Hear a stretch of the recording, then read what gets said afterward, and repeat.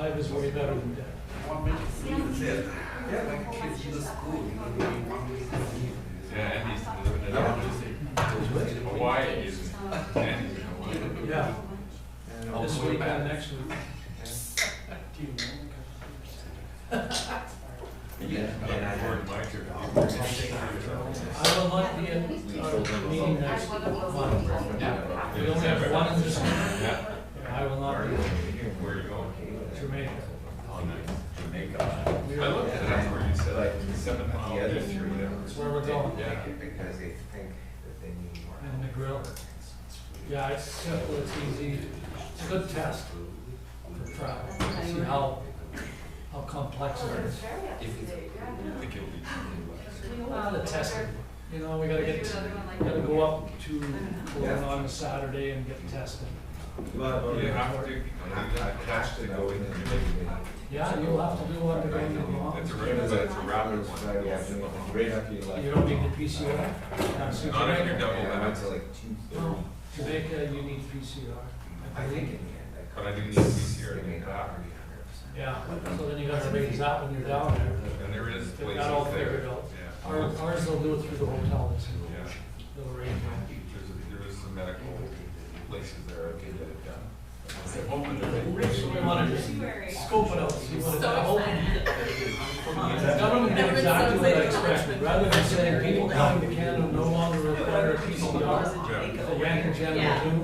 Bahamas, Jamaica. No, it's just a few other states, but only for a short period of time. Stress off is like, too, they may I'm not hopeful forward. that, I don't think That's it's literally the only route. rather than just yeah, back and double back. Like in Yeah, Marty is Bahamas, double back, rather than going not because. Yeah, Everything they're I hate to say it, but if we're 90% vaccinated, still get that in place, and our hospitals are capable of handling everything, then I think we should be able to go, because this is the real world. Yeah. No, I have. It wasn't just Or listen, coverage. scope it out. Well, I look at it as just a cost, at least. Yeah, it is.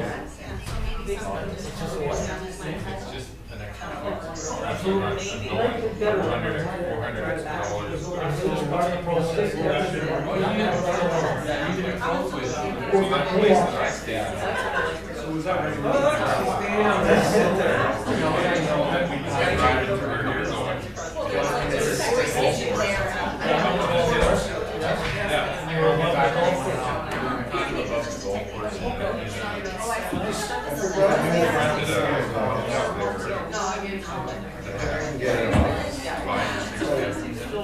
That's what you're saying. Yeah, we're just saying breakfast is that's perfect. The super great, you know how Zipper's full butter? That's not how my get in this place from Jack. I didn't want him to feel that.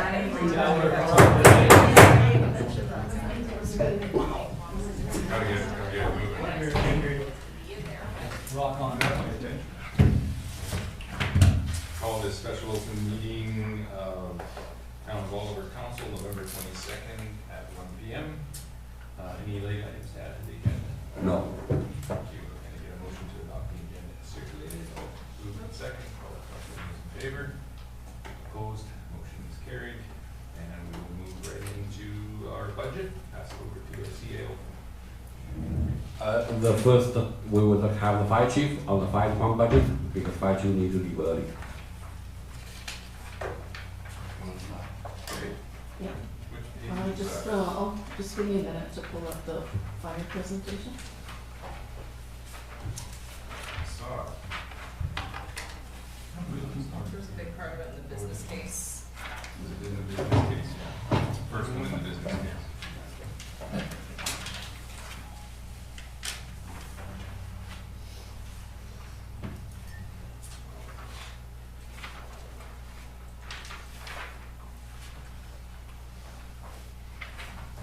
It's just us.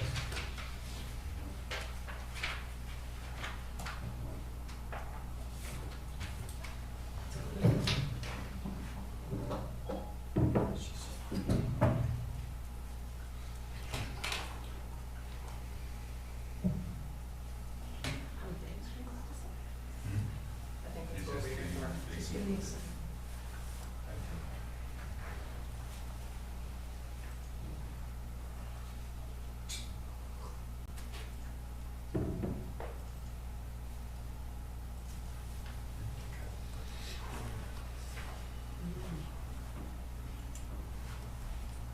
Go for it.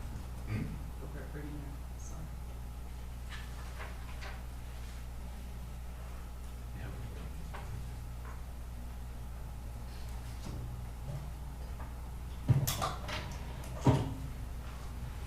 Okay, so I just separated out the slides that had to do with fire. The package that you have has everything, general water, sewer, fire, everything, but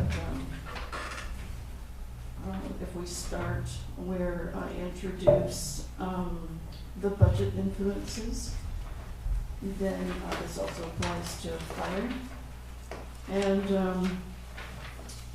to keep the budget at a high level, staff have identified changes from 21 to 22 and identified them with one of these 5 influencers, either inflation, regulatory or safety, service level, one-time things that may happen just this year or required intermittently, or miscellaneous other, which is changes in amortizations or transfers or allocations. They're not really anything that you have influence over, but they're separated so that things balance. And then by showing a cross-section of cost by object and cost by influence, you'll have a better understanding of why and where the change occurred. So these are the expenditures by object for the fire department.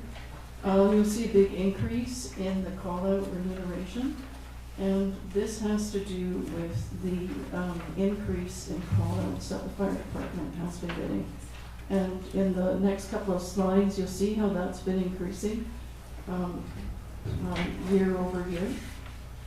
There's also been, well, the first line there, office remuneration, that increase was approved in the 2021 budget. And we also added an additional $1,800 for the fire chief to match the other chief remuneration increases for this year. That hasn't been approved yet, but we wanted to put that forward so that we're not in a catch-up situation like we were in the past. And then if I just look at the next slide. Oh, I'm still not impressed.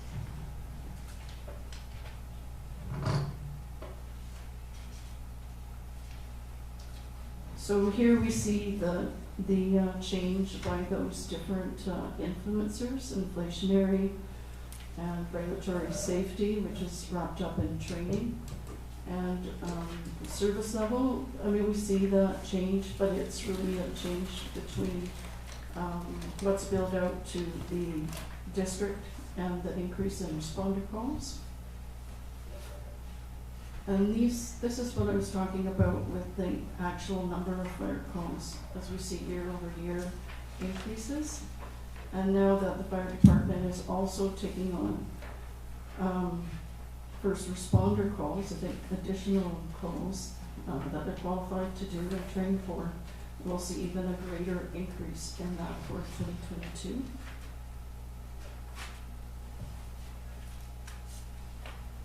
And that's that. Okay, so are there any questions on the fire operating side?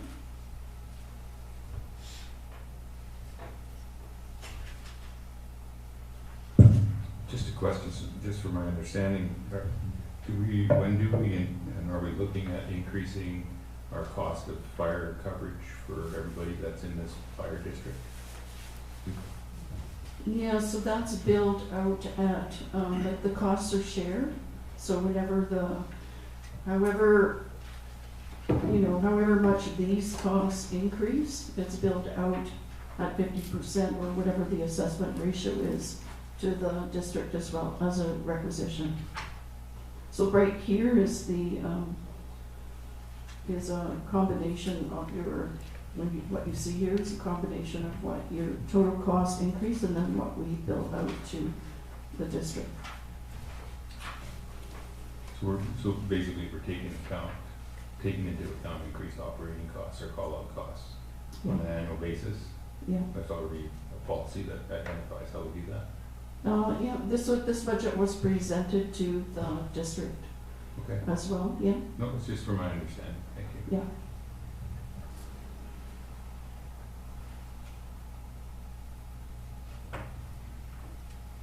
Councilor Mattis?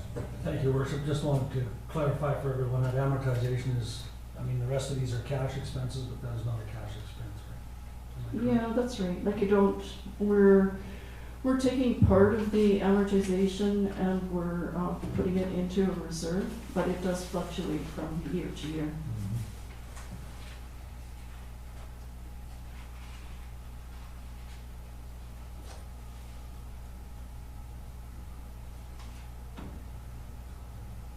That's good, No question. okay. So then just moving on to the business case. So in 2021, the fire department was involved in the wildfire rescue or operations, and that resulted in an additional $179,000 in gross revenues, which was collected from wildfire in the province. We figured that we separated out the actual wages for that event, and it came to about $51,480. And we estimated that truck repairs expense is about $4,000. And so with the net revenues, fire department is looking at several items to purchase with that money that would maybe never not be available with regular tax revenue. And so these are a list of items that they've prioritized. They're just estimates, and I do have a couple of edits. It's not basket structure, it's basket stretcher. And they're not buying a spin board, they're buying a spine board. Okay? Just in case you. Wade Runner or something. So so those are just estimated costs, and they would like to spend more of that money. They just haven't, itemized things for that yet. Councilor Mattis? Thank you. This is probably through to the chief. Is this a duplication of equipment that we have at Search and Rescue? I have no knowledge of what equipment Search and Rescue has. This would be separate from Search and Rescue. No, I understand it's separate from, but is it duplicating what we already have as a service? This looks like Swiftwater Rescue, which I believe they do as well. We do Swiftwater Rescue. So does Within Search the and town- Rescue. Within the town area, we're responsible for Swiftwater Rescue. Right, but Search and Rescue also does it, so it's a kind of Yes. a duplication of the equipment. Yes, okay. Councilor Grace? Thank you, Worship. I overall support the rationale for putting this extra revenue back into wildfire. I just had a question about what your purpose for the side-by-side will be, just seeing as it's the most significant purchase in this Okay, budget. in 2021, we had 4 fire calls to Oliver Mountain. So usually when those fire calls come in, the temperature is between 25 to 30 degrees. And I would request anyone here that would like to volunteer to put on the firefighting gear, put on a 10-gallon water pack on your back, carry a shovel and a hoe, and go up to the cell tower. When you get there, spend the next hour digging a trench of whatever distance to protect the fire. It's just a matter of efficient firefighting use. So in 2021, we had to do that 4 times. And to have a side-by-side that you could carry people and equipment up into the hillside to fight the fire, rather than having them pack all of their stuff and go up there and then they're just not ready to fight the fire after having climbed up there. Besides that, we had 4 fires on the hike and bike path. We actually had a fire there on Saturday. When the call came in, it was for a structure on fire up the hike and bike pathways. The people said they would meet us at the tourist information office. I went there directly in the command car, and when I got there, discovered that there was no access from that area for a fire truck because of the construction that's going on. I radioed the duty truck that was on its way in to go to the bridge, the hike and bike access to at the bridge, which they did. Unfortunately, the lock was jammed and we had to cut it open. The truck then proceeded up the hike and bike path. I'm sure everybody's been on the hike and bike path. Fire trucks are very wide, and it's very difficult for us to get up there with a fire truck. We put the fire out and then had to proceed another several kilometers up the hike and bike path to be able to find a place where we could turn around. The duty truck that also attended that call had to back up 1 kilometer down the hike and bike path. If we had a four-wheel quad type ATV, we would be able to access areas like that much more efficiently. Also in the past year, we had 2 brush fires on OIB land where we could have used an ATV, as well as the Inconneek fire where it would have been invaluable. On the river dike and the hike and bike trail, we had 3 rescues where we could have used a vehicle of some sort to access people. We had 2 fires on the east side of the hike and bike trail beyond the Forbes property. So there was no vehicle access there. We could have accessed it if we had had a quad or an ATV of some sort. In the winter of 2021, we had 3 rescues on the hike and bike path where trees were down over the path and we could not access it. We had to walk in with basket stretcher and carry people out. Does search and rescue do it? Yes, but if you're falling down on the side of the hike and bike path, you can call the fire department. We all have pagers. We respond very quickly. The search and rescue, no fault of theirs. So the way the provincial system is set up, they operate on a phone tree. You get 1 phone call, that person phones 2 or 3 people, they each phone 2 or 3 people, they each phone 2 or 3 people. Their response time, because of that, is much, much slower. If you're on the side of the road, I think you want somebody as soon as possible. It's not a luxury item. It's something that we feel is very beneficial, very useful to us. It would be set up with water on it. It would be set up with basket stretcher so that we could go up here and rescue people. Thank you. Councilor Mattis? Thank you, Your Worship. How are we carrying the side-by-side, or will it just leave right from the It fire would hall? leave right from the fire hall. Okay. And I'm looking at the other items on the list. There's actually more than one project going on here. I see the training grounds being expanded. Yes. And all the battery equipment, that's to replace gas-powered equipment that we're currently That's have? right. Okay. So as technology advances, batteries are more reliable. Rechargeable batteries for large pieces of equipment are more reliable, and technology is moving to that. We're not going to get rid of what we have that's useful, Yeah. but Yeah, no, I'm just So- looking, so these- breaking it out. It's more Yeah. than one project here that we're dealing with. It's not a when single request. when we approached the finance department, Elma asked us, well, what would you spend the money on? So these are items that we would like to spend money on, and we would like to spend it on money that the province as a whole is contributing to us, rather than the local Oliver taxpayers. We're looking for a spine board.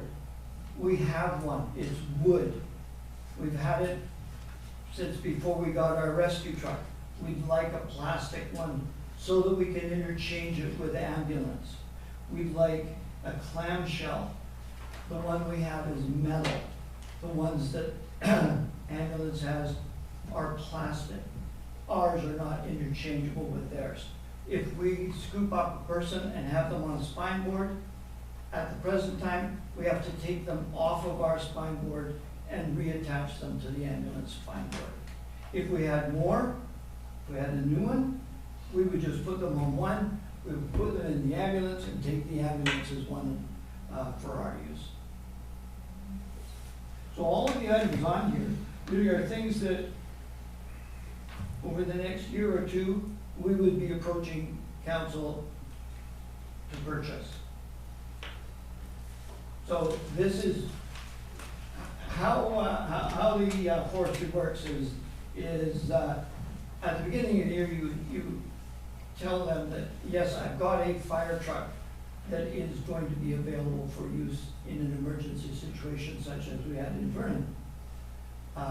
They called us out on 2-week call-outs. So members of the department volunteered to go up there. Well, they volunteered to go, but they got paid. They slept in tents, and they got a banana, a granola bar, an orange or apple, and a coffee for breakfast. They got a peanut butter sandwich and a granola bar and a juice box for lunch. They got cold spaghetti or lasagna for supper. Even the guy that had celiac and the other guy that had peanut allergy got peanut butter sandwiches. They phoned back and we had to deliver food for them from here, their wives prepared food. So the guys are sacrificing to raise money. They're not going because they want to have a job for the summer. They already have jobs. They're going up there primarily to raise extra funds. It's like a fundraising project for us so that we can provide for the community extra things or things that the community itself as a small entity doesn't have to pay for directly. So guys are excited about doing it, but they would like to be able to purchase the things that they feel are essential things for the benefit of the community. Councilor Grace. Thank you, Worship. Well, I'll just say that I support the business case. I think, especially considering the money's coming from the province rather than being taxpayer funded, I think that's great. Obviously, your call-outs are increasing year after year. The wildfire situation is getting worse and worse, so the better equipped our fire department will be, the safer our community will be overall. Thank you. Any other comments? Any concerns with this budget item? I think we're good. Chief, thank you. Okay. Any other? No, you're good to go. Thank you for all you do for our community. Thank you. We appreciate your support. And the volunteers as well.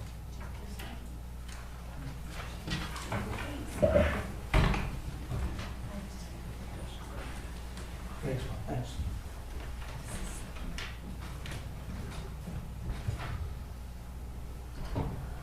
Okay. So, just to recap, we've tackled the capital budget November 8th and got that put away, more or less.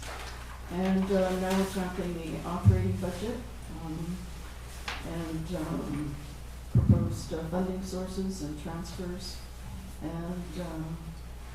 And then next, hopefully we'll get some consensus on what the water and sewer rates should be so that we can present the bylaw on December 13th.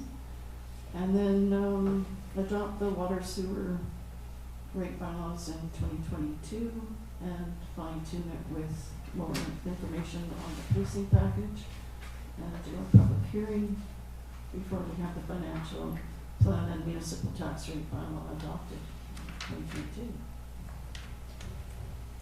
So we ticked off those things on the November 8th meeting, and now we see that we've got these things left to do for the operating budget. And then after this meeting is done, I'll put everything together in a draft report that meets the GFOA Distinguished Budget Presentation Award criteria.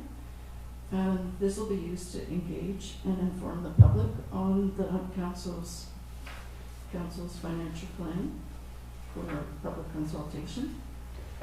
I had submitted this type of report to GFOA for Rossland, and I just heard last week that they won the award. So I think this will be a great template to try and use for Oliver, and get Oliver an award as well.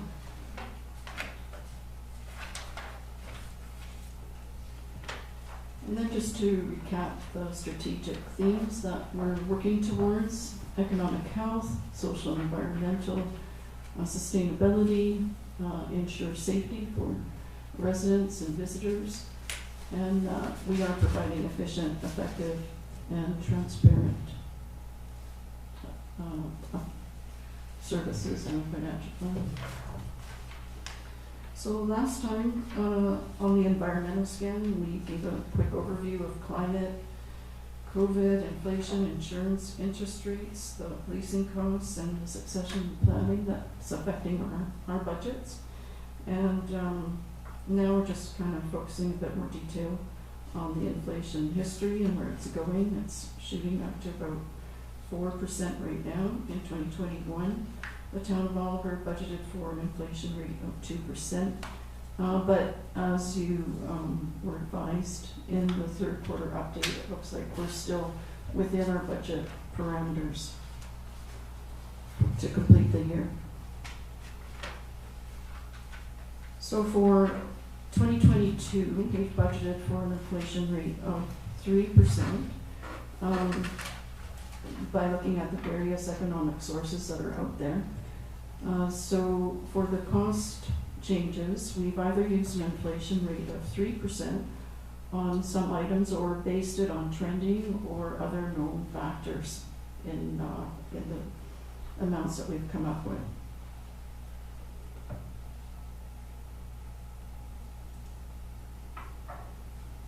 And then because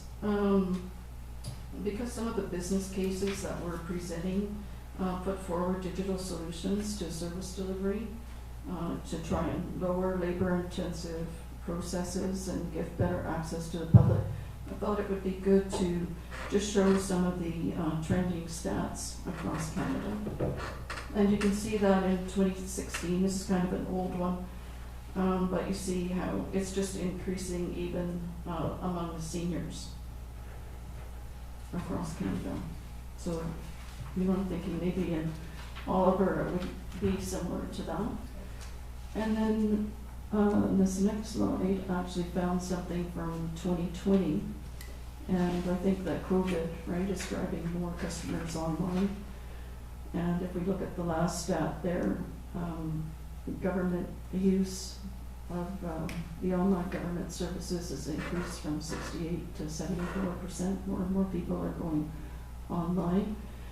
And you know, even the province is pushing the digital agenda. We saw that with the homeowner grants being offered online only, or you could call in as well.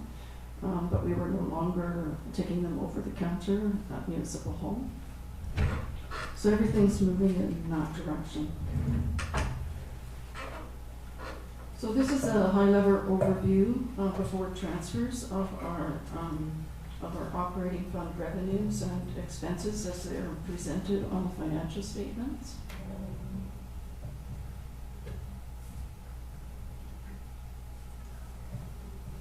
And then we've broken down those expenses into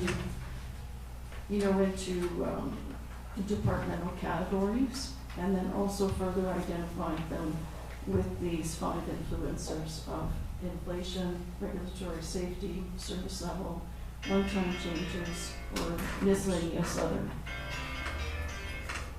Sorry. Didn't know, Jenna, forgot all about it.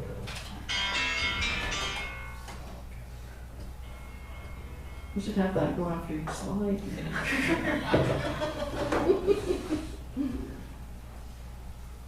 And then, as I was explaining before the fire presentation, you're getting a cross-section of object and cost by influence so that you're better able to understand why and where the change occurred. If there was something that seemed a bit unusual, I tried to have a little bit more information on the slide. So we'll start with administration. And are there any questions here?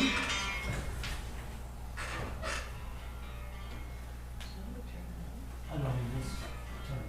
I did push that once. You get a new phone, Dave. I did. It's a millennial. I did. My apologies. It's good to have something to laugh at to relieve the tension. Are you feeling tense? Yeah. You're doing great. Okay, so are there any questions here? Okay. Elections, so as you know, we didn't have any elections this year. So that extra amount just flow through to surplus, and we'll be able to use that money for 2022's election. This is the allocations for inside staff. I think the biggest jump there is regulatory safety because of the extra dollars that are going towards WCB requirements. Any questions there? So granted aid, through in here, how we came up with that number for 18,964. It's based on that granted aid funding policy. And I wanted to get council's feedback on amending the policy to accept grant aid applications at one time during the year. I think you could probably still have an amount allocated for things that come up during the year, but administratively it's easier to handle all the applications at one time together, but of course it's up to council. And then the second thing was, I don't know if you have this rate set at 0.6%, $18,900. You still have money in the COVID reserve funds. If you wanted to, you could do a one-time increase for 2022 and allocate more money towards grant aid. I know that with COVID, a lot of organizations haven't been able to have the fundraising programs that they have in the past. So I just wanted to put that out there as a consideration as well. Councilor Grace. Thank you, Worship. I will comment on one piece of this with having an application deadline. I think for planning purposes that does make sense. However, I think we've seen examples of organizations that have expenses that are a surprise, and sort of, I think, for example, the hospital auxiliary thrift store and their DCCs, and if they didn't realize they were going to have to pay those, then once they did, they make the application. So I think there would need to at least be a little bit of wiggle room in there for surprise costs or expenses or whatever for whoever might be applying. Thank you.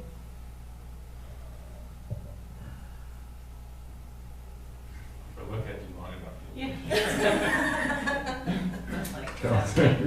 Councilor Bentamina. I don't really have strong feelings one way or the other on this one. I think that I think I agree with Councillor Grice and with what you said. As long as there's some money available for those sort of last minute hockey team gets to go to provincials and asks for $1,000 or the things that you can't anticipate, I think there are definitely groups that can anticipate ahead of time what they're going to need, such as the art walk and the fireworks, things that are put in there, that we already do regularly and ahead of time. Yeah, I like the grant aids the way that we do them now. I know that I see how they do them in other communities or the regional district where they get them all ahead of time and they're kind of debating the minutia of $500 and when they're all valuable. So I personally, I like the way we do it right now, but I don't really have overly strong feelings if it were to be administratively easier to do away, as long as there's some sort of a fund that for those really truly, you don't know this is happening until November 12th kind of thing.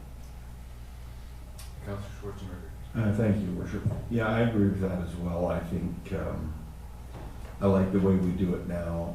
And I think when you have a deadline and the same organizations put it through every year in advance, and they get it every year, it becomes part of their funding mindset that we're always gonna get $1,000 from the town, or we're always gonna get something from the town.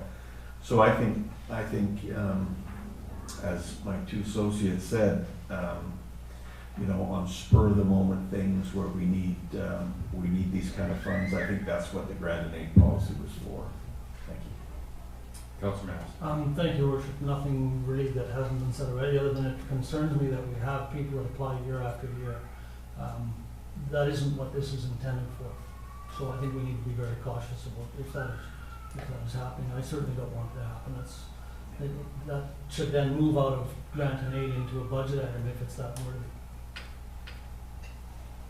Right, I'll just comment on that. That was my thought as well. I think the RDOS is two years in a row is the maximum you're allowed to get a grant and aid.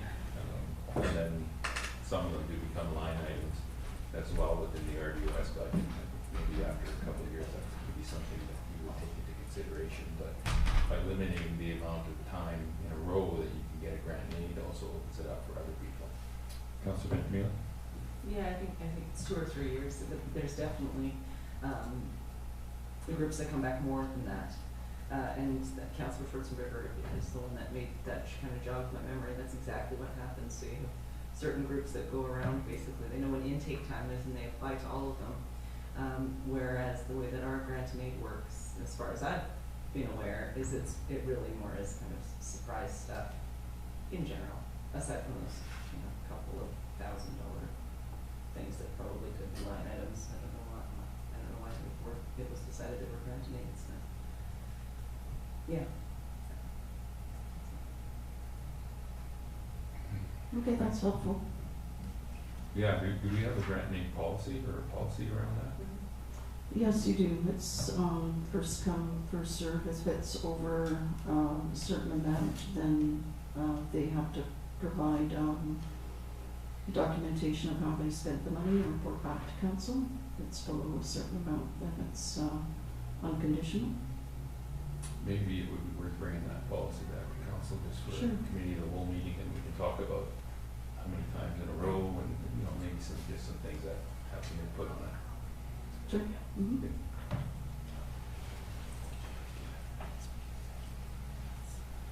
Actually, can I say something? Yeah. Can I say something just before I forget to my council and to staff? Just about the grant and aids and the fireworks in particular. So there is a line item in the grant and aid that we managed to get in there, I don't know, 8 years ago or something, maybe 6 years ago, where the town contributes $1,000 every year towards Christmas light up fireworks, which didn't happen last year for obvious reasons and aren't planned again this year because the bulk of the remainder, $4,000+ comes from fundraising from local businesses in the community.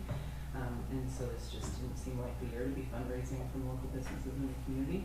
I wonder, because that line item is there, wasn't spent last year, it's not going to be spent this year. Is that something that the business association or the Christmas planning committee can have so that from next year there's $2,000 there? Like we're not spending it this year, but pile it up so that next year then we get the extra 1,000 and then there's a little bit less to go looking for fundraising. It's not something that, has nothing to do with this budget. We don't have to decide right now, but I didn't want to forget that.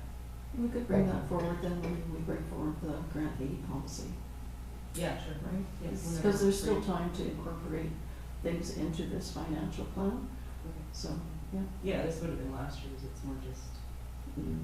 money's there, don't let it disappear. Well, if it was Because we last like year, it. if it Like, was is it- 2020, It's it's this, gone. this year that we are currently in, Yeah, okay. there's $1,000 sitting there that's It's not still gonna be sitting there, spent. it's Yeah. got earmarked for, Yeah. yeah, fireworks.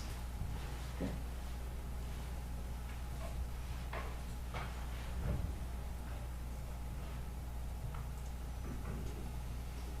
Okay, so now we're on the airport, and, first of all, these, COVID-19 grant funds, they came to us in 2021, but they haven't been touched and they won't be touched for 2021, so it'll just be deferred revenue and we can bring it forward into 2022.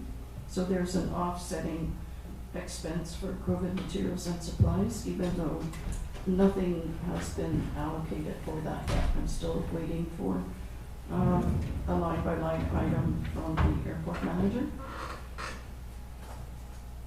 And then the insurance line, I have that overstated for 2022. When I first did this, I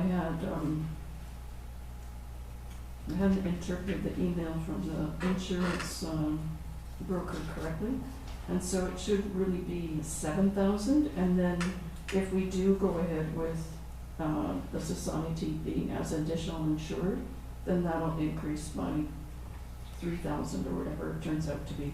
We did hear back from the broker that we could indeed just leave the policy as it is for now. And then if we decide to have the society as additional insured, they will prorate the amount of the premium over what's left of the policy. So there's that option there. So this amount won't be 16,000, it'll be more like 7 right now. Although I still don't have the quote from our property insurance for liability. Okay, and are there any questions here in this line? Councilor Mattis? Thank you, Worship. I noticed that the COVID is an in and out, 48 on revenue and 48 on expense. What exactly was that? Or What so is we that? received a grant, a COVID-19 grant, specifically for the airport, for airport operations, remember? Okay. But it hasn't, none of it's been spent for 2021, so it'll just move over to 2022. Gotcha. Yeah. And we have no plans for how we're going to spend it? I haven't heard yet, no, lots of ideas, but nothing's been formalized. And then this is just a breakdown into the various influencers. And then that really high one for regulatory safety, that's just so large because of the COVID funds moving. And then on also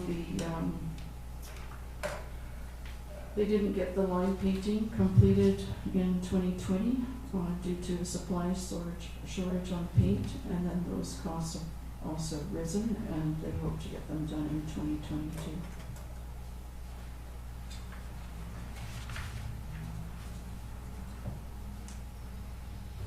And then we have police. We anticipate that we'll get some traffic fine revenue sharing. It's not significant compared to how much more we have to pay, but there will be something there.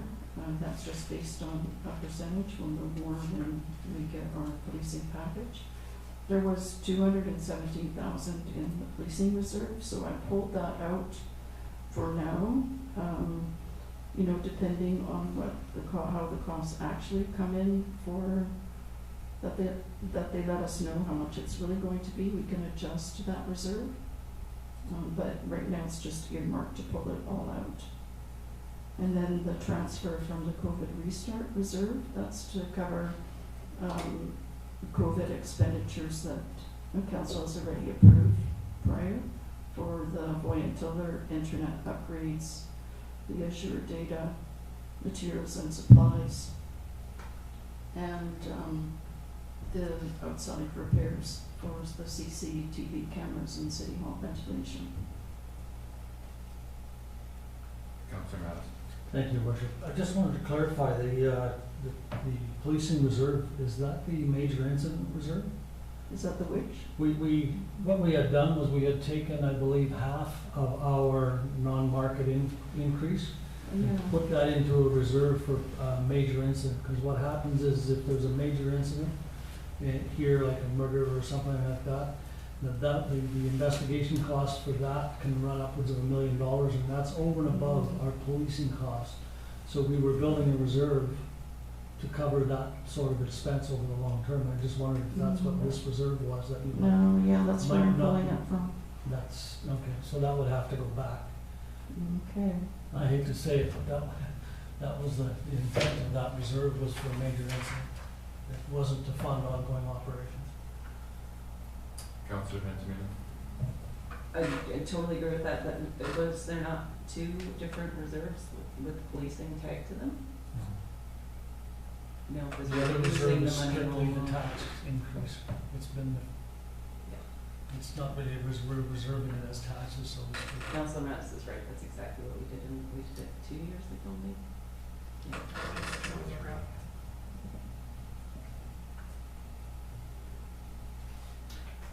Okay, so perhaps, yeah, it's a lot, so, but yeah, I can move that out. And then, yeah, you're all in agreement to do it that way?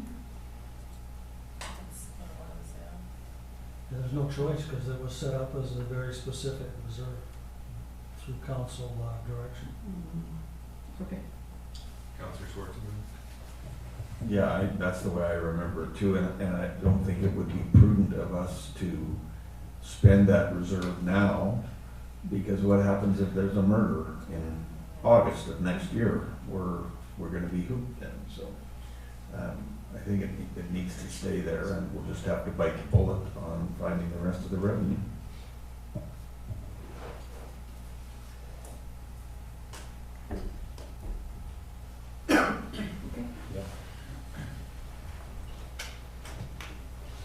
And then this is just a snapshot of the regulatory and safety and one-time expenditures. Increasing and operations.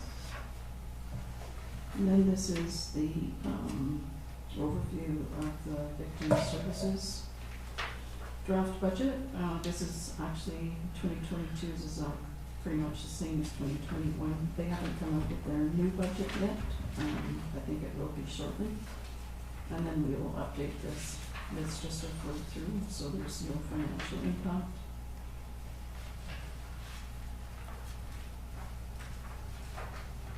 And we've already gone through the fire operating.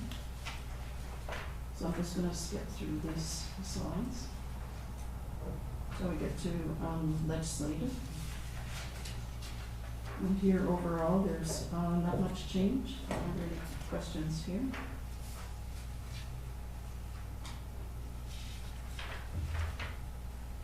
Okay.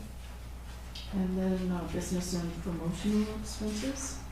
The big thing here is just the allocation for the facade improvements, which may or may not proceed. I think we're still debating that, but it's earmarked here just in case.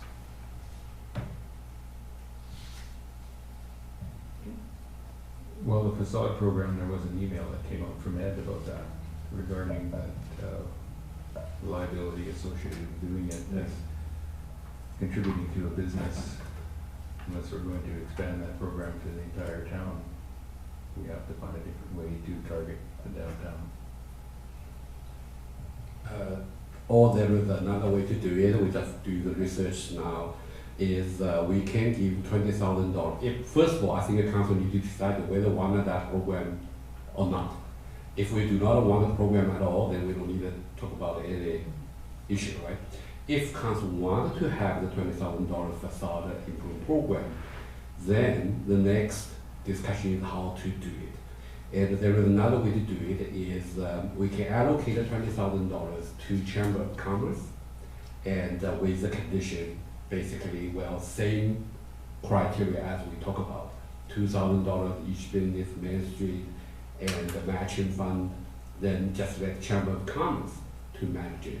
It's basically, we just give a grant to Chamber of Commerce on that condition. They administer, report back to us.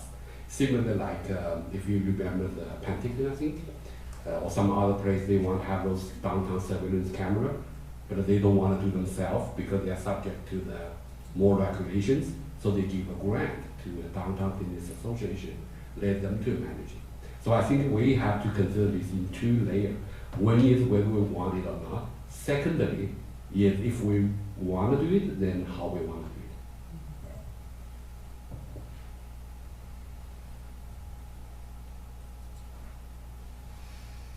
it. Councilor Matthews? Thank you, Your Worship. I'll jump in. I've never supported the program. I think government has made it clear that, and if we're doing an end run around the government, I don't think we should be doing that as well. It's basically, it's still a subsidy to a specific group that the government says in our charter isn't allowed. And if we're doing an end run by getting someone else to manage it, I don't think that's right either. Councilor Schwarzenberg. Thank you, Your Worship. I have been in favor of this, and maybe we could do it next year, but since we just blew a $217,000 hole in our operating budget because we're not transferring funds over, maybe this is a one-time expenditure that we could move out a year and take this $20,000 and try to, fill that gap a little bit.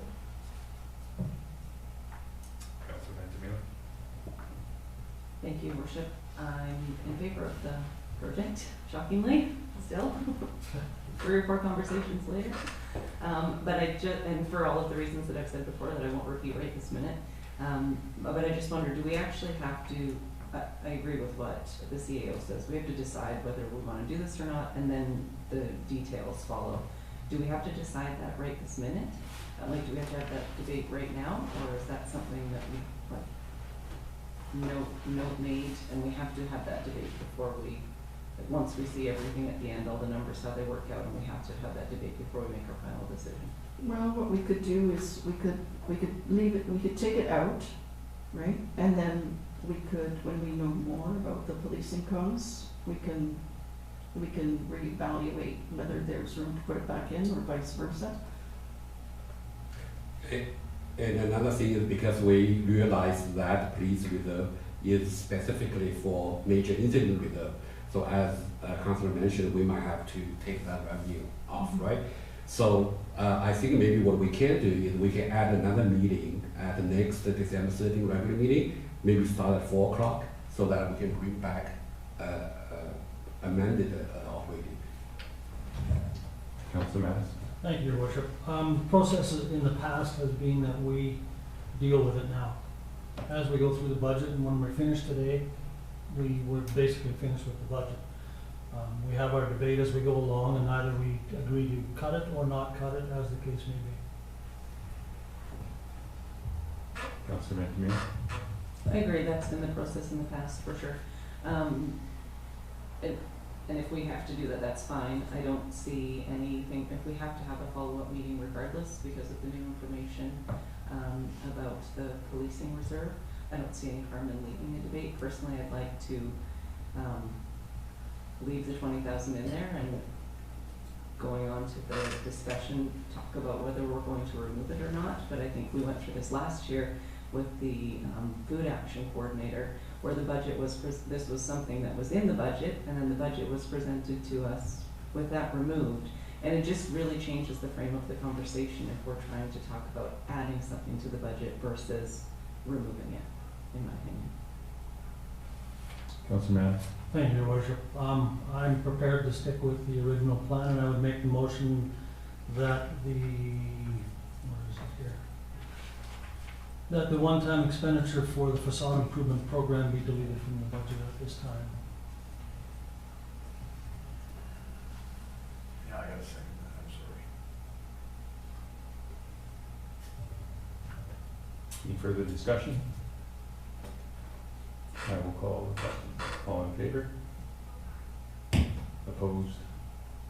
Councillor Antonina, Councillor Rice. Motion carries.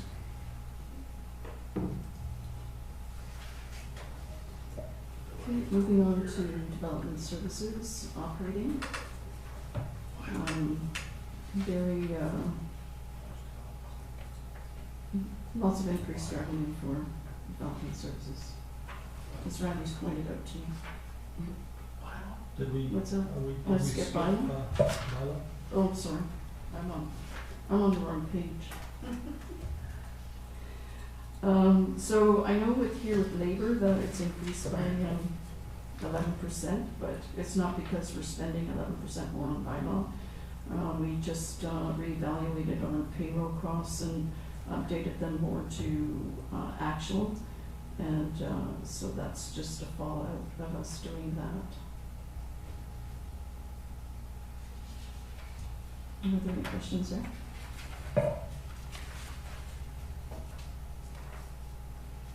Just, is there anything in the business case that's related to this?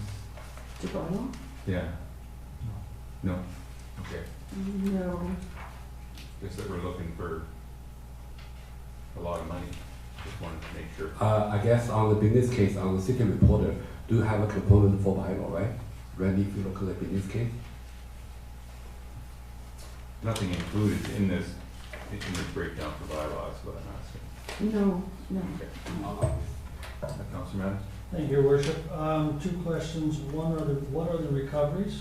Is that tickets that are written that we intend to collect?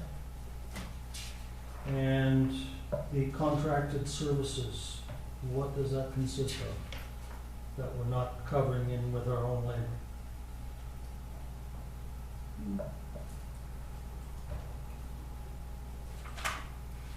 Just give me 1 second.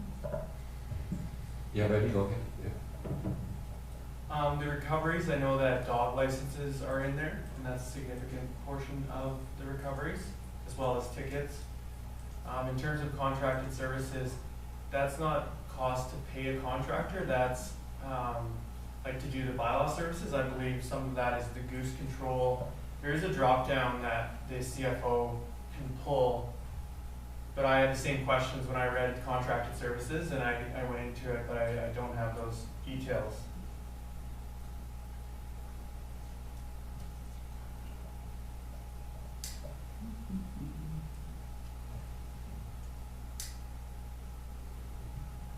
Okay. So first of all, revenue. Restorative justice.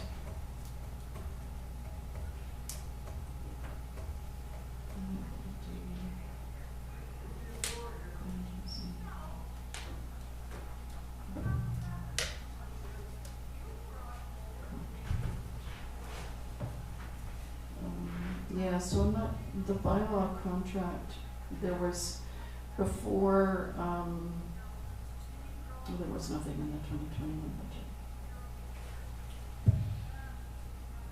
Already, what is that, including the contract we signed with the income bylaw relief officer? No, that's included in the wages, but the Yeah. contracted services, if you go up, 96. yeah, so you have to see which cells are contributing to that 96. Yeah, here, it's the formula, we have to look at the formula. 109 and 65. So 109 is Crime Watch, So contracted services, crime watch, and 65 is animal control. animal control, so the goose control, and then some of the dog pound operating costs is what falls under the contracted services.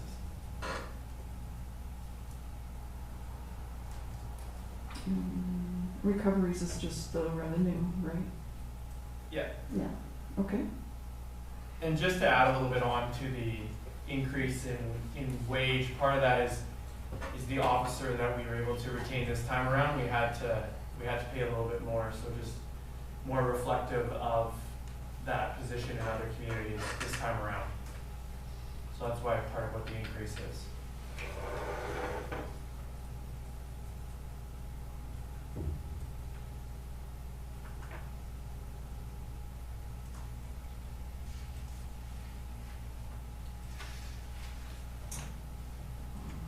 sorry.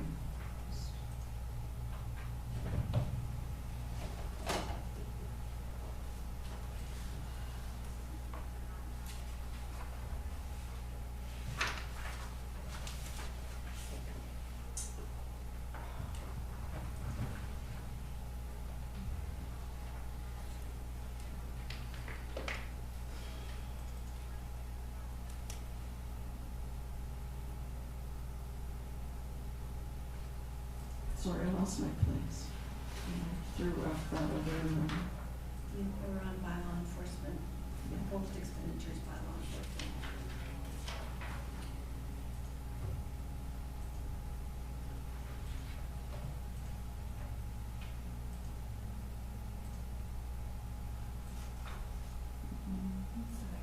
there we go. Yeah, that's where you were. I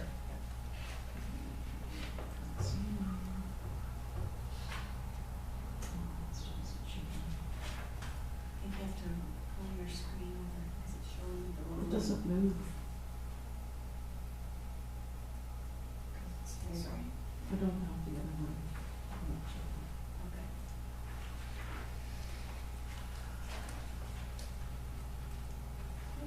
Oh, there we go. Yeah. Okay, sorry about that. No problem. Okay. Development services operating. So again, just more anticipated revenue and development services.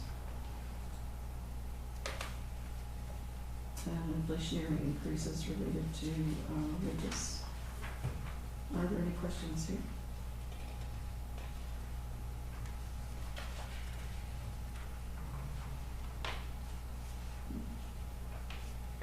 Councilor Grace. Thank you, Your Worship. I'm just wondering why we are anticipating such an increase in recoveries in 2022. The previous year's estimates are very conservative, and Randy was saying that development isn't slowing down at all. So it just kind of made sense to increase those revenues a little bit. Thank you.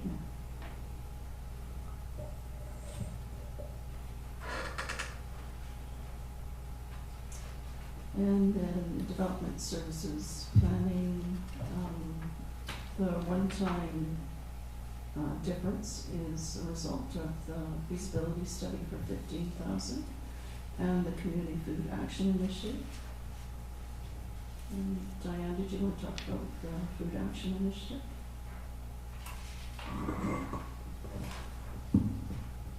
Thank you, Alma. So, as Councilor Bentamila said a little bit earlier, the $15,000 that council had applied to the budget for 3 years, it would have been going into the second year in 2020. You know, due to COVID, we didn't have a food secure coordinator. The recommendation was to put it on pause for a year, but we did leave $2,000 in for the Harvest Hut, and they utilized some of the money, and we put the remainder of that $2,000 towards some tools that they can use next year, and the food action coordinator has agreed to be that volunteer for the Harvest Hut. So that's good. We have that program seems to be well established. So following council's direction, we brought that $15,000 back for 2021 for your consideration, and it would include supporting the Harvest Hut. I don't anticipate that they would require funds because we've been beefing up all their supplies. But then it comes with the puzzle, you know, what do we do with the money? There hasn't been a lot of support for the edible trail on Main Street. What the food secure coordinator was finding was that she was picking the food and just bringing it down to the Harvest Hut. So, and you know, there was some feedback from businesses that they would rather have the flower displayed. So I had a meeting with the food secure coordinator just to hash out, you know, what could be a possibility for 2021 or 2022 in for that $15,000. And she expressed a real need for, you know, community cooking type of programs. Often those are provided through Boys and Girls Club or our Parks and Recreation, where they create programs for people to come and learn about healthy eating and cooking and canning and, you know, those types of learning how to prepare for your own food security. So I had a discussion with the Parks and Rec manager, Carol Sheridan, and she would be totally supportive of doing programming at Parks and Rec for that type of training, and you know that we could highlight maybe some things to the Boys and Girls Club as well. We thought maybe with that we could then seek out grants, you know, to improve the facilities at the community rec center, because their kitchen facilities are sorely lacking. So, you know, if we're showing that, you know, it's a supported program and we have somebody to teach the programs, then maybe we could get some grants to get that kitchen improved. So that was just our thought for that. Other than that, I don't know what we would do with the 15,000. Throughout the year I've looked, there's limited grants opportunities in that line to provide programs. So it's back in the budget for your consideration, and that's a thought that we had to use the resources. Thank you.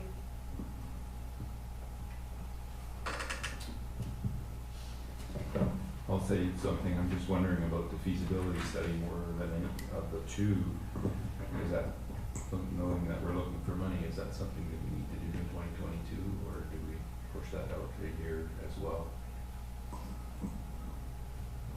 It's $15,000. What's the matter? Having read through both of them, I wouldn't have any issue pushing both of them out till next year for further consideration. Our primary business here is roads, sewer, water, and now policing.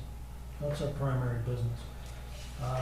Desert Sun runs food secure programs as well in terms of teaching people how to can and that sort of thing. I'm not sure that that is our fundamental business. And at this point, that's all we can afford is the fundamental business. It's nice to have all the extras, you know, but I'm not sure that we can afford it. And so for myself, I would say move both items out.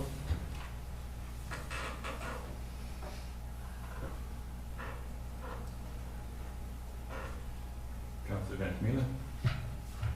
Thank you, Worship.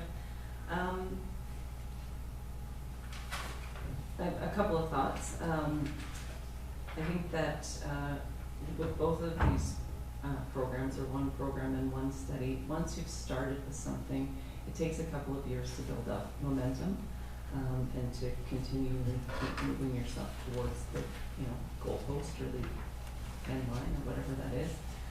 So I think it's unfortunate, although I understand why we lost the food action coordinator position last year. I also think it's unfortunate that the food action coordinator doesn't see, you know, things that could be potentially done in the community in this year and the coming years, because there was a really great study done and there is a really great plan for promoting food security in our community. And I think this week, this last year and a half, however long it's been, we keep being shown over and over how important food security is. And we have a really good opportunity, I think, with the plan that was created to do our little bit to move the needle in the right direction. And I feel like it's a bit of a loss to just let that go. I'm disappointed to hear that the edible pathways weren't thought of as something beneficial. I thought they were great. I think that's another one of those programs that takes a couple of years to build momentum for people to realize what's going on and realize, yeah, no, that really is truly there just for you to pick it and take it home. Whether or not that's happening or if the food is just going to the harvest hut, both of those are valuable. And so I really would like to see the edible pathways come back this year. We won awards for edible pathways, and then, you know, discontinued it a year or two later. So that's my thought there. And then on the sorry, I just lost the wording. the feasibility study. I feel like that is continuing with a plan that we've already put money, time, and effort into, and there are going to be little pieces that we continually need to invest in. Again, moving the needle a little bit every time. And if we just push it off until next year, and then next year's a new council that doesn't know, potentially a lot about the plan that got us to where we're at, it's gonna get pushed off another year, and then it becomes a plan that just sits and collects dust on somebody's desk, like all of the plans that we complain about. So, if we had to pick or choose, I would pick that we leave in the feasibility study and take out the food action initiative, as much as that is very disappointing. But my preference would be to leave both in. That's all I have to say for now. Thank you. Councillor Mattis. I'll defer to Councillor Schwarzenberger. Councillor Schwarzenberger. Thank you, Worship. I agree with everything Councillor Ventimiglia said. However, I'm sorry. We went into this budget with a 9% tax increase proposed, and we lost $200,000 in revenue. So unless we're prepared to go with a 19% increase in taxes, we have to find some money somewhere. And I think the food action initiative, I would like to see pushed off a year. I can live with the feasibility study staying in this year. Thank you. Councillor Mattis. Well, on that basis, then I will start the ball rolling, and unless you had. I did have Well, then go ahead, sorry, yeah. Great. Thank you, Worship. Yeah, I think that rather than cutting all of these little bits and pieces and trying to make up 5 or 10% of this $200,000 at a time, I mean, we have quite a lot of business cases to go through here as well, that, some of these are much larger items. I think it makes sense perhaps if we're looking at things to have to earmark them until the end of this meeting and then make a decision after we've looked at all of these proposed increases. I mean, things like the food action initiative and, our feasibility study that we're looking at, yes, our responsibilities are roads, water, sewer, police. I mean, if that's all we want to do as a council, I think that's a little bit bland. I think we can do more and do things that improve the health and vitality of our community. And so if we're cutting away all of these projects that as a community, we've had all of these different working groups come together that say this is what Oliver needs to be a better community. And we say, well, $15,000, that's too much. And we, we put so much work into these things already, and we're just gonna, take all these plans and throw them away now. I don't think that's right. We need to carry on with this momentum that we've built and this good work that we're trying to do to improve our community. So I would certainly not be in favor of cutting either of these, at least until we look at this plan as a whole and then make that decision. Thank you. I guess I'll just add my 2 cents. I agree with Councillor Schwarzenberger. I'm not willing to go past 9%, so both of these I could do without. $30,000 is a pretty good chunk of money towards our $217,000, in my opinion anyway. Tough year. Policing is going to cost us a lot. Councillor Ventimiglia. Thank you, Worship. Like I said in the last round, we're about to cut $20,000 potentially or not. I agree with Councillor Grice. I would prefer, it might take us a little bit longer, but we have a lot of things in here that may or may not stay. We do need to cut back. I think everybody recognizes that, but I would be more comfortable and happier with the process if we earmarked these things and, chopped at the end. Councillor Schwarzenberger. Thank you, Worship. I can live with that if we can earmark things as we go along, and then when we get to the end and see what we need to make back up, and we do our priorities at that time. I certainly think that's a prudent way to go forward. Thank you. Councillor Mattis. Thanks, Your Worship. Yeah, I don't disagree with Councillor Grice that, It's wonderful to do these things over and above, but it's like your household budget, you have to be able to afford it. Right now, we can't afford to do those extra things. Maybe next year we can. Maybe in the future, the next council, things will change. But at this time, there's just no funds available. So we have to look at cutting funds. For myself, I'm prepared, I would prefer to stick to our process that we've used for the last 5 years where we cut items. And if we go beyond the $270,000 that we require, I would be more than happy to support either one of these initiatives to come back onto the table at the end. Councilor Grace? You have your hand up? I disagree. Thank you.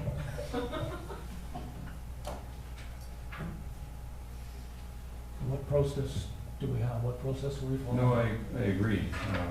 You go through the items as a budget, and if you find room at the end to add stuff back in, I think that's the process that you do. Some of these are, we need to cut. Some people on council may feel that they're a program that we don't need. So I don't see any problem with having a motion to remove anything at this time. Councilor Benjamin? If we don't actually have a policy or written process on how we do it, can we have a vote? Because I really would, in my mind, in my brain, it makes more sense to save them to the end and to prioritize sort. Maybe they all have to go, maybe there's just no choice, but that's how it makes more sense to me. And it might make more sense in a different way to other people, but if we don't actually have a written policy or a way that we do it, I'd have to have a vote.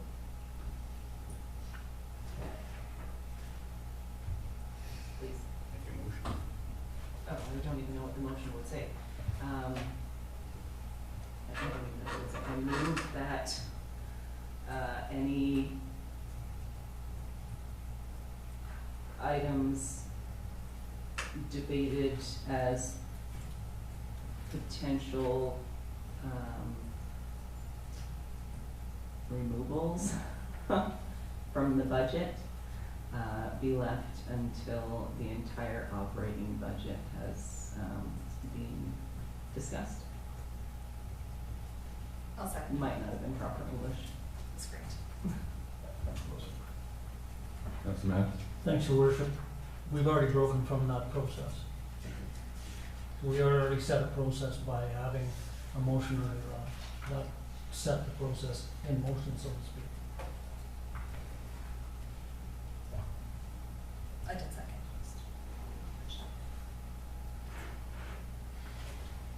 Okay. Not seeing any further discussion, I'll call the question. Those in favor? Opposed?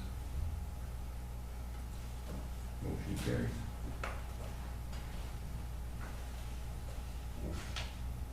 So we should flag items? Is that Yeah, what we're I've gonna got do? them written down. I have Yeah. them written down. Then we bring it back. Okay. Yeah.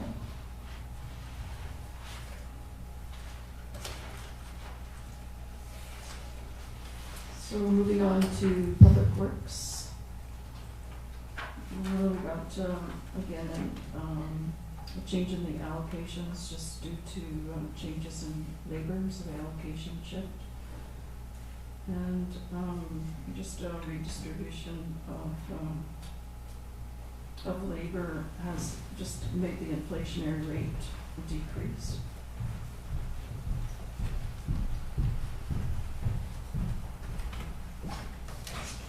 And the service level changes are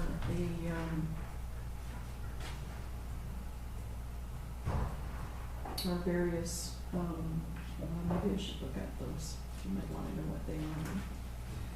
Yeah, I don't know that. Yeah. List in front of me. Let's just look at them. I should have made a note of that.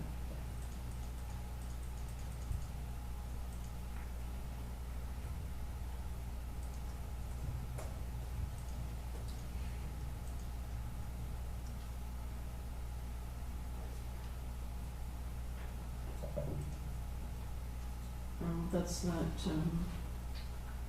labor to make topsoil. So previously what was done, and there's a couple of instances like this, I think it's going to hit parks as well and cemetery. The previous way of handling some of the material that Public Works makes, like topsoil, and that's used in various departments, it it wouldn't be incorporated into the budget as a line item. It was put away someplace else where you couldn't see it. And I've changed that process so that it actually becomes a budget line in the process. So we've got an increase, it's a one-time increase. You're gonna see it from now on, so that that material is included as an ongoing basis in that department, rather than it just showing up as a year-end adjustment that affects surplus. That's probably the easiest way to explain that difference. Are there any questions on that?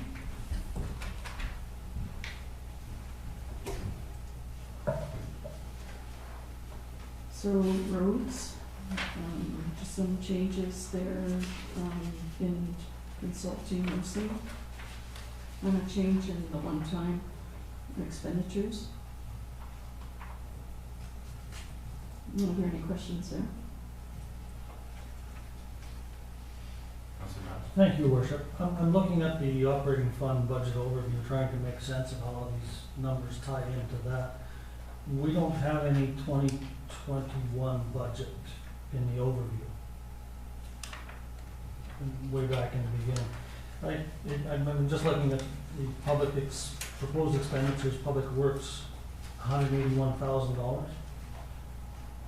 Without any breakdown. I mean, it's great, and I appreciate that Public Works is carrying the load once again, and doing a great job of controlling their budget. But it's hard to relate one year to another when I don't have a whole. Do we have a total budget for Public Works in 2021? Yeah, of course we do.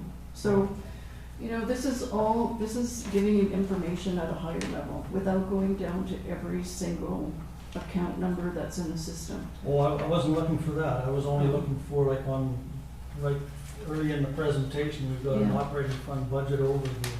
Yeah, so then what happens, so. Onward, but nothing in the past. Because one is a presentation based on how your financial statements are. And meanwhile, you want to go more in depth with your analysis. You want to know it by department. So then these costs are separated by department and then by object. Then those costs again roll up into all those different categories. And that's how it's always been presented.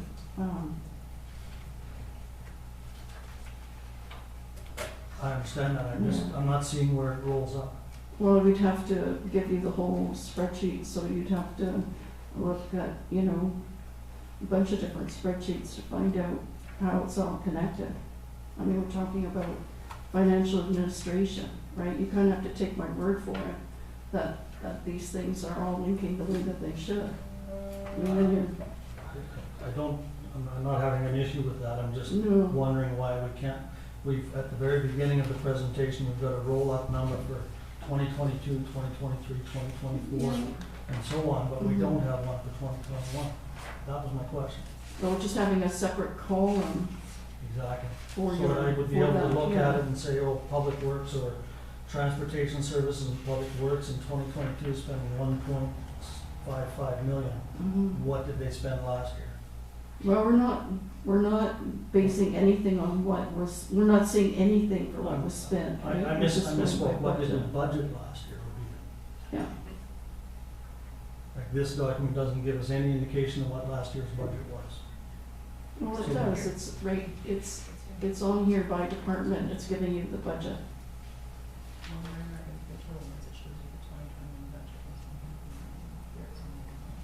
Like if I look at the Public Works one, the 2021 budget was $190,000. Like that's what it adds up to when you take all those accounts together. But you want a 2021 column on here as well. So I can compare. Do you understand what I'm saying? Yeah. I'm looking back to your operating fund budget overview. Yeah. High level. Yeah, and you just want to see what it was for 2021. Yeah. Yeah, because we were working on zero-based budgeting, and without seeing what last year's zero base was, how do we know what this year's zero base is? That was the goal, if I remember correctly, was to have zero-based budgeting. And then anything beyond the zero base that wasn't utilities or labor was a special request, basically.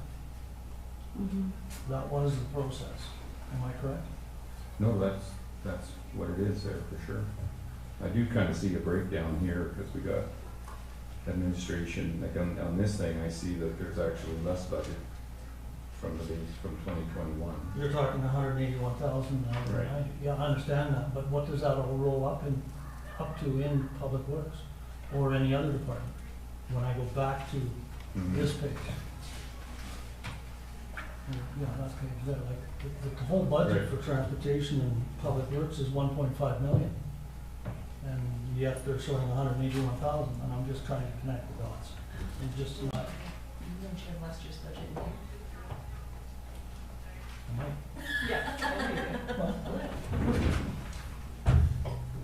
Well, I know it's distributed across a number of, across the whole organization, right?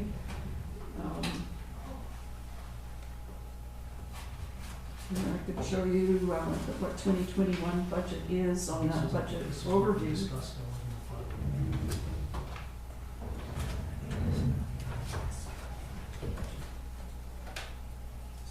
I mean, zero-based budget to me means that you take everything back,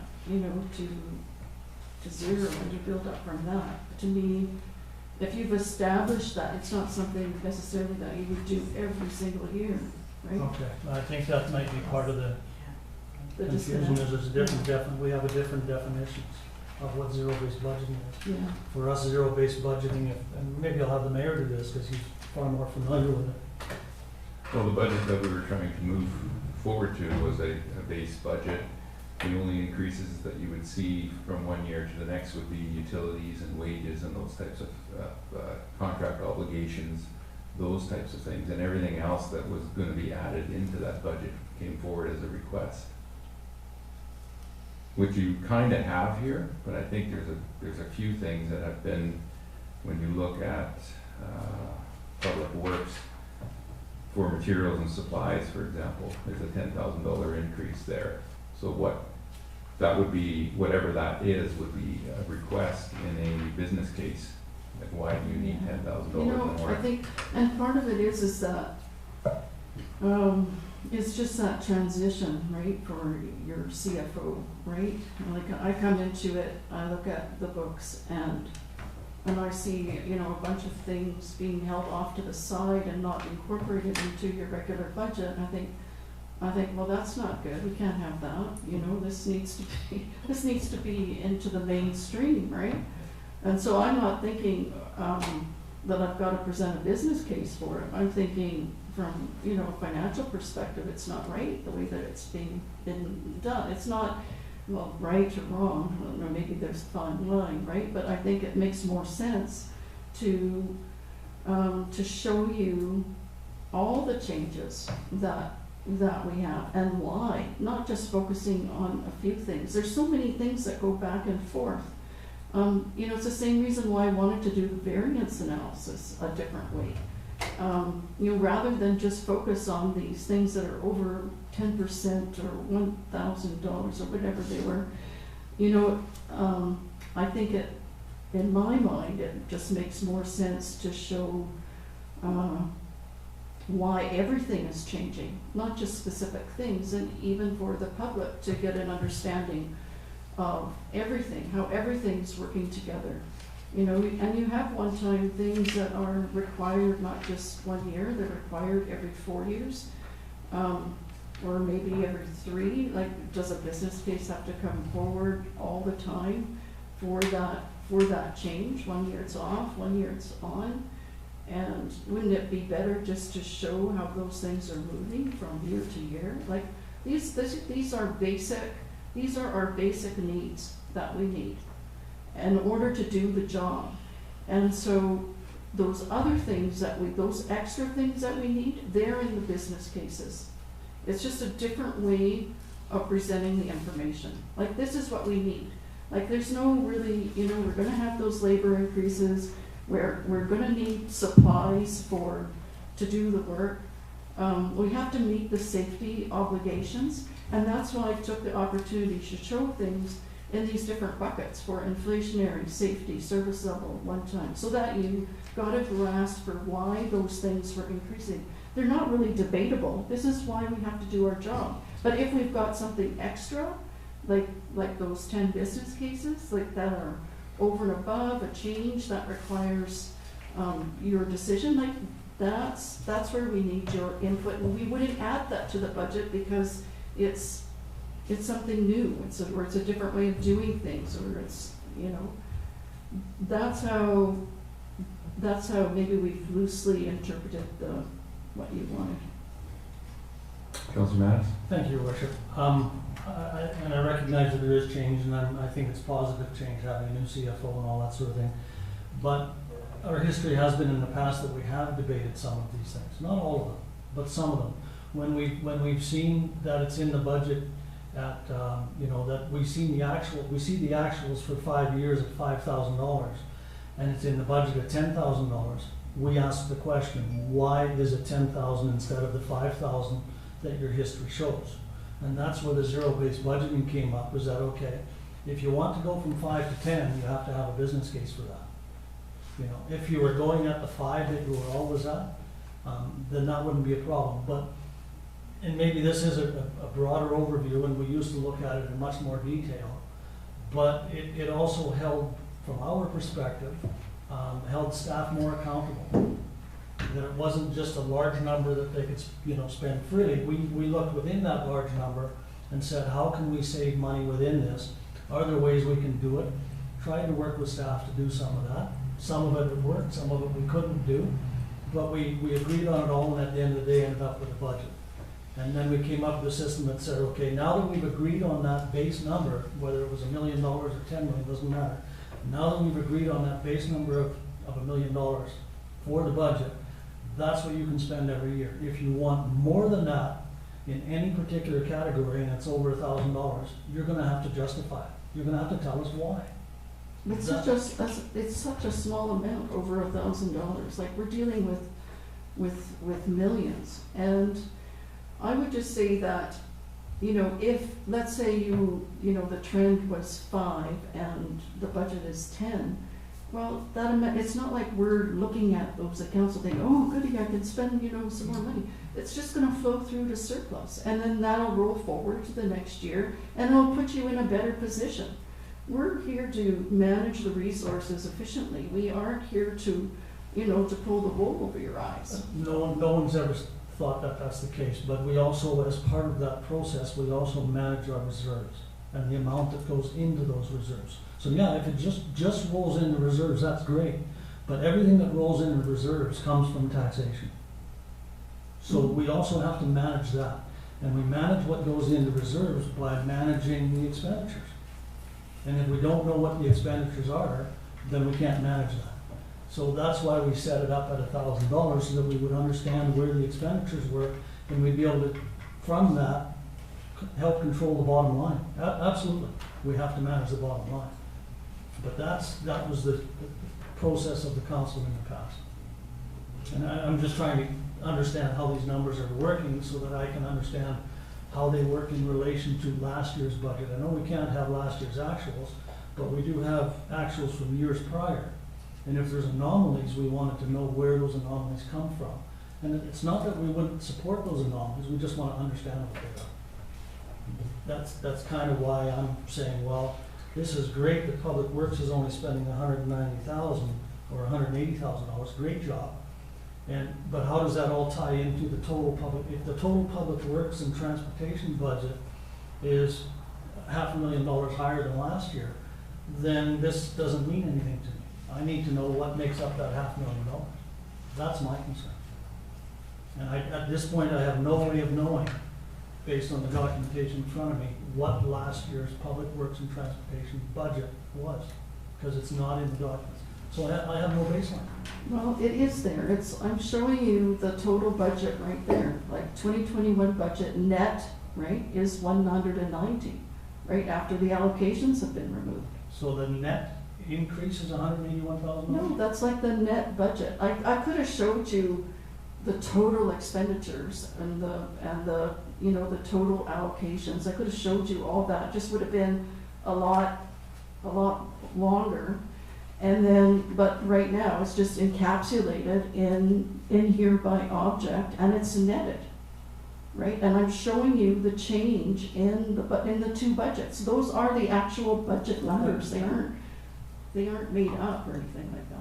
No one has ever said that they're made up. Okay. I'm just trying to drill down into Yeah. where does it come from. Again, when I go back, if you go back in your, if you go back in your presentation to the very beginning, how does that $181,000 tie into the 1.558 million? I just have to show you a lot more information, that's all. I mean, Like, it's all I can't there, run it's that just, it would just be a lot longer, process. Well, is there any way that we could get the operating fund budget overview numbers, it's one page, one column for 2021? Yeah, at that high level, for sure, yeah. I guess that's, in a long roundabout way, it would be really helpful for me. Yeah, I can provide that. Yeah, if Councilor Mattis means just need a one page of 2021's overview, maybe we can take a quick break, then Alma can get that one page maybe print out for everyone, so that we can continue the discussion. Is it Okay, helpful just for a couple us? other councillors have questions too. Councillor Benjamin? I don't really have a question, I was just going to I can show explain, it I was right gonna. here. Sorry. I was gonna explain what Councillor Mattis was, I believe, trying to say. I like this way of doing it, this makes sense to me. I don't particularly, find a whole lot of, how do I say this? I don't know if it's very efficient for us to be going through $1,000 at a time. And so I appreciate seeing the swings way or one way or the other, but I think that is exactly what's missing, which was we finally just drilled down to it. A column for 2021 in that overview, so that we can see if things are swinging one way or up the other. All the information is here, but then it's left up to us to do the math, 3% higher, 4% lower, 2% higher, and then you've got to combine them all to get to the totals that we have on the overview page. So I think that's all that's missing, is just to compare, not just last year, but I think we usually have a couple of years out. Super high level stuff. Councillor Grace? I think what I was gonna say is basically been covered now. So one question I did have is, we're showing a 9% tax increase. What percentage of that 9% is in the proposed expenditures or that budget and the business case snapshot, or is everything included in that 9%? So if we, looking at the business case, anything we approve in the business case, does that add to the 9%, or is it just part of the 9%? No, so there's a couple of things in the business case that we already had a budget for, let's say like the GIS. When we had come to council earlier to use COVID funds for that, after going through the budget, we saw that there were already budget lines to pay RDOS and to pay for the lightship. So that didn't need to come out of any fund already, so that's already incorporated into the budget. But let's say the public works or the utility manager, that is not in the budget, and I'm showing that that would be funded by water and sewer reserves. So those reserves would actually end up being lower because they've got to come out of the surplus for those funds. So nothing really is, aside from. So I guess what I'm seeing then is, for us to reduce our budget by 200,000, that really isn't the spot we're going to find it.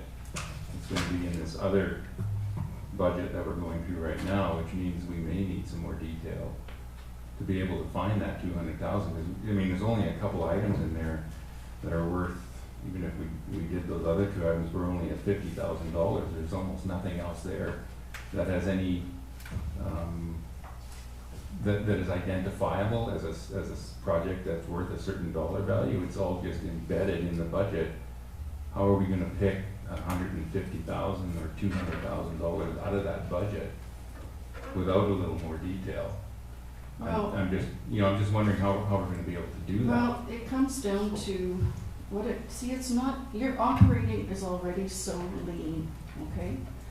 It's very lean, and so,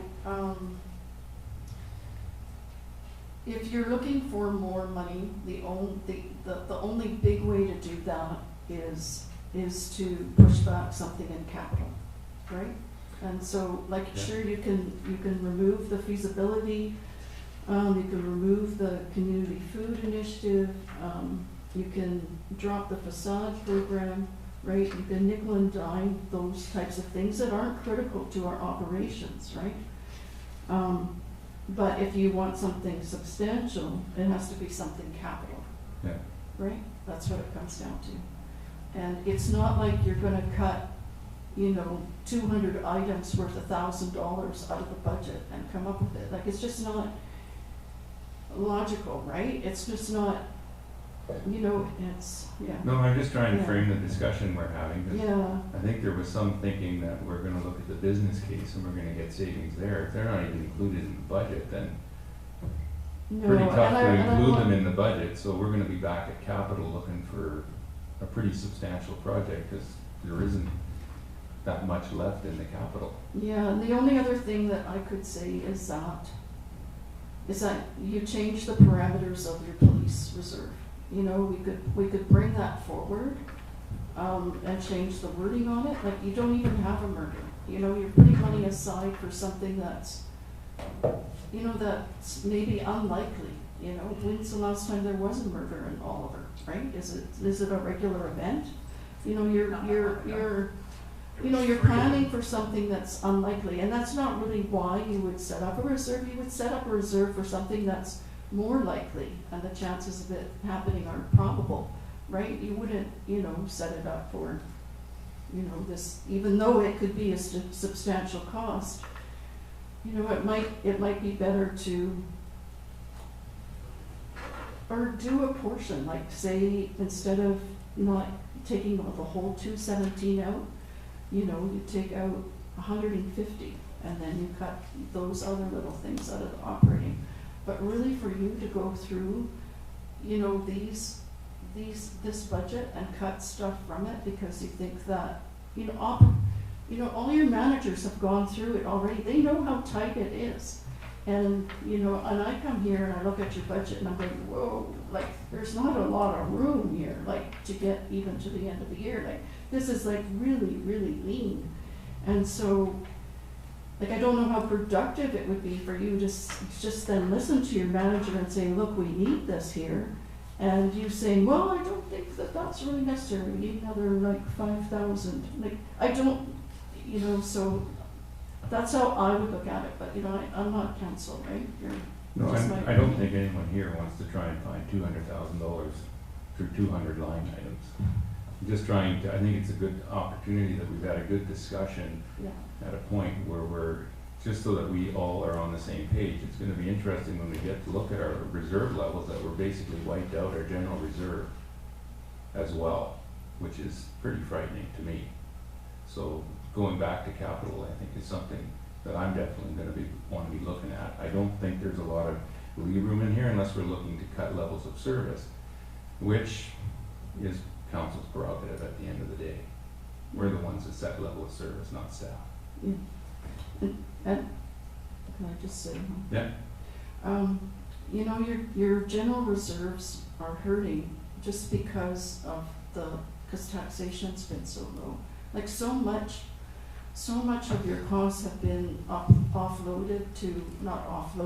allocated to water and sewer, and those fees are substantial, and those reserves are quite healthy.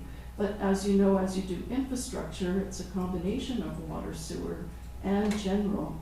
And so while your water and sewer fund can support those projects, your general reserve's having a really hard time into the future because that taxation base was never built up to the level to support that level of investment, right, that you really want to do.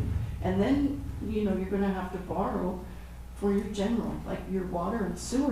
Water's not going to have to borrow, but general is going to, and that would have to go to the public, right? So, you know, I think, you know, over time, you know, you just, like I said before, like you just have a few tight years, like you're retiring a lot of debt in the next couple of years, and that's gonna free up, you know, your cash flow that'll flow through to your general reserve, and, you know, it'll turn around, and you had these big 9% increases that, you know, that makes a huge difference when you look at it cumulatively over time.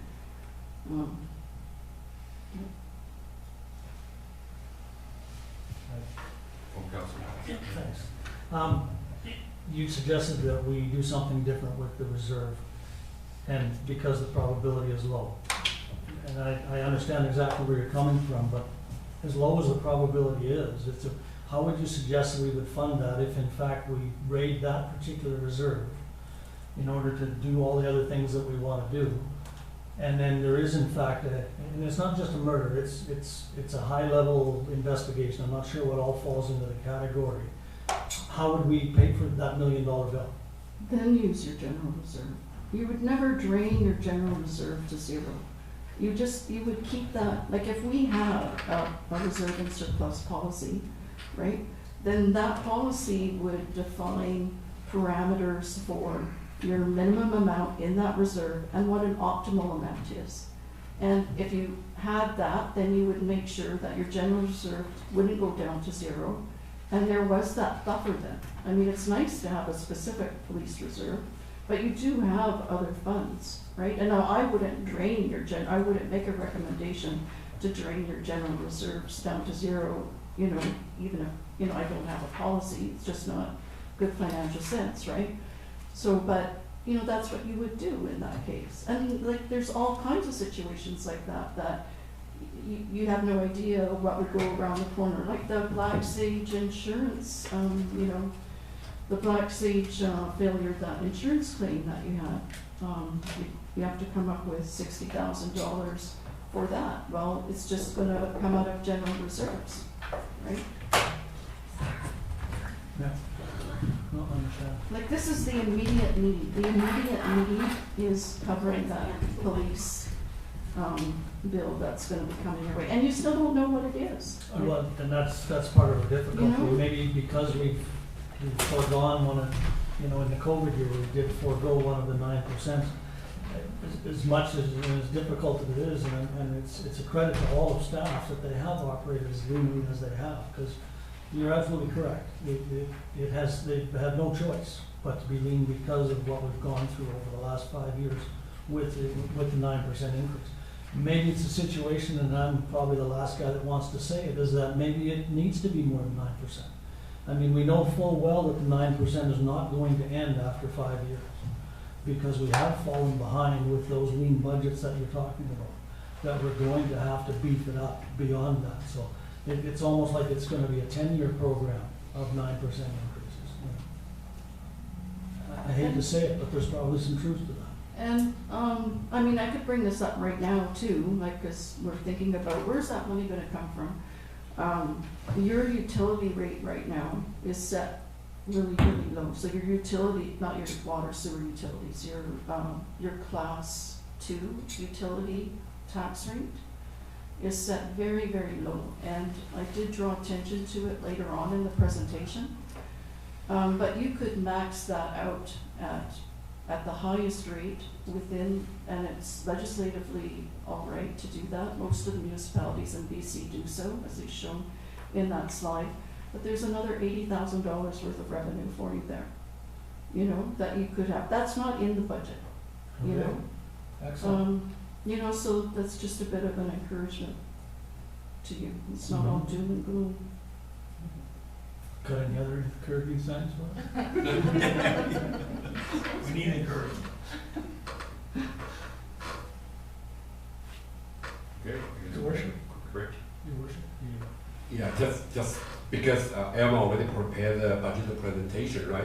I think either we can just go through the budget presentation and we can ask all the questions, then we take a break, and we can go back on those numbers on those questions, then we can discuss those questions.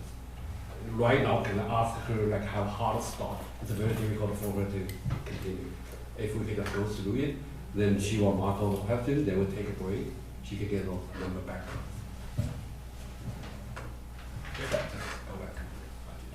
Okay. Okay, so, on to roads. We're gonna take a quick break. Are we gonna take a break now? I thought you were gonna get that line item. Okay, let's get that on the page as well. Okay, let's take a break. And we got some food. I was suggesting to finish it and then take a break. Sorry. That's what you just. Okay. Yeah. I'm not sure what else is supposed to be in there, what the numbers are. I'm not sure what else is supposed to be in there, but the numbers are. When I go here, I take 100 bucks. Yeah, it is. When I go here, I take 99. It's different. Go up and down.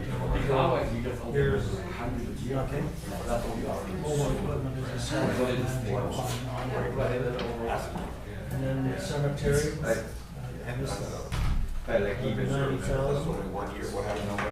Well, I know that this won't really help you. Like, that's why everything's broken down by department so that you can see the net, the where it's really changing. No, it will really help, but which is the correct number? Is what I'm saying. If your report here says that the number is 1.558, and this sheet says it's 1.397.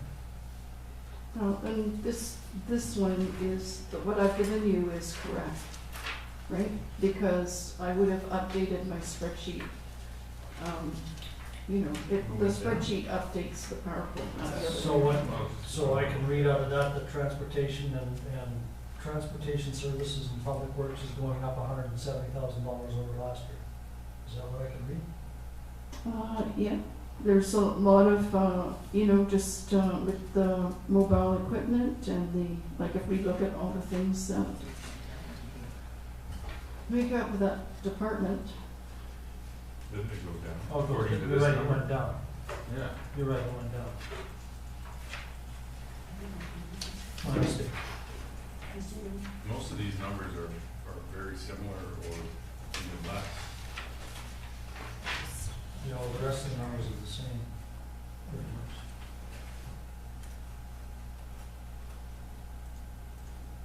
You know, and it's because we didn't apply that, you know, we didn't apply that inflationary across the board, right? Didn't take that 3%, increase everything by 3%. You know, some things, let's say insurance, we increased by 7.5%. I think it's gonna go up by about that much, right? But, and other things we didn't increase at all because we don't see them increasing over time. And some other things we think they're gonna go up, but, you know, like line painting, like we think, you know, the cost on that's really gonna increase.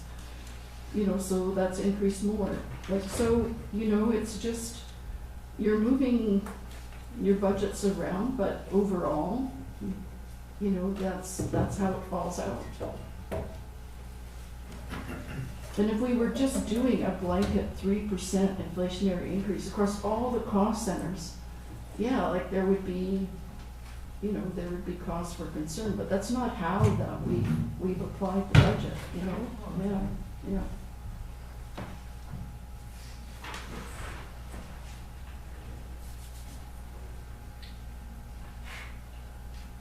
And your big hits are just, you know, are the policing.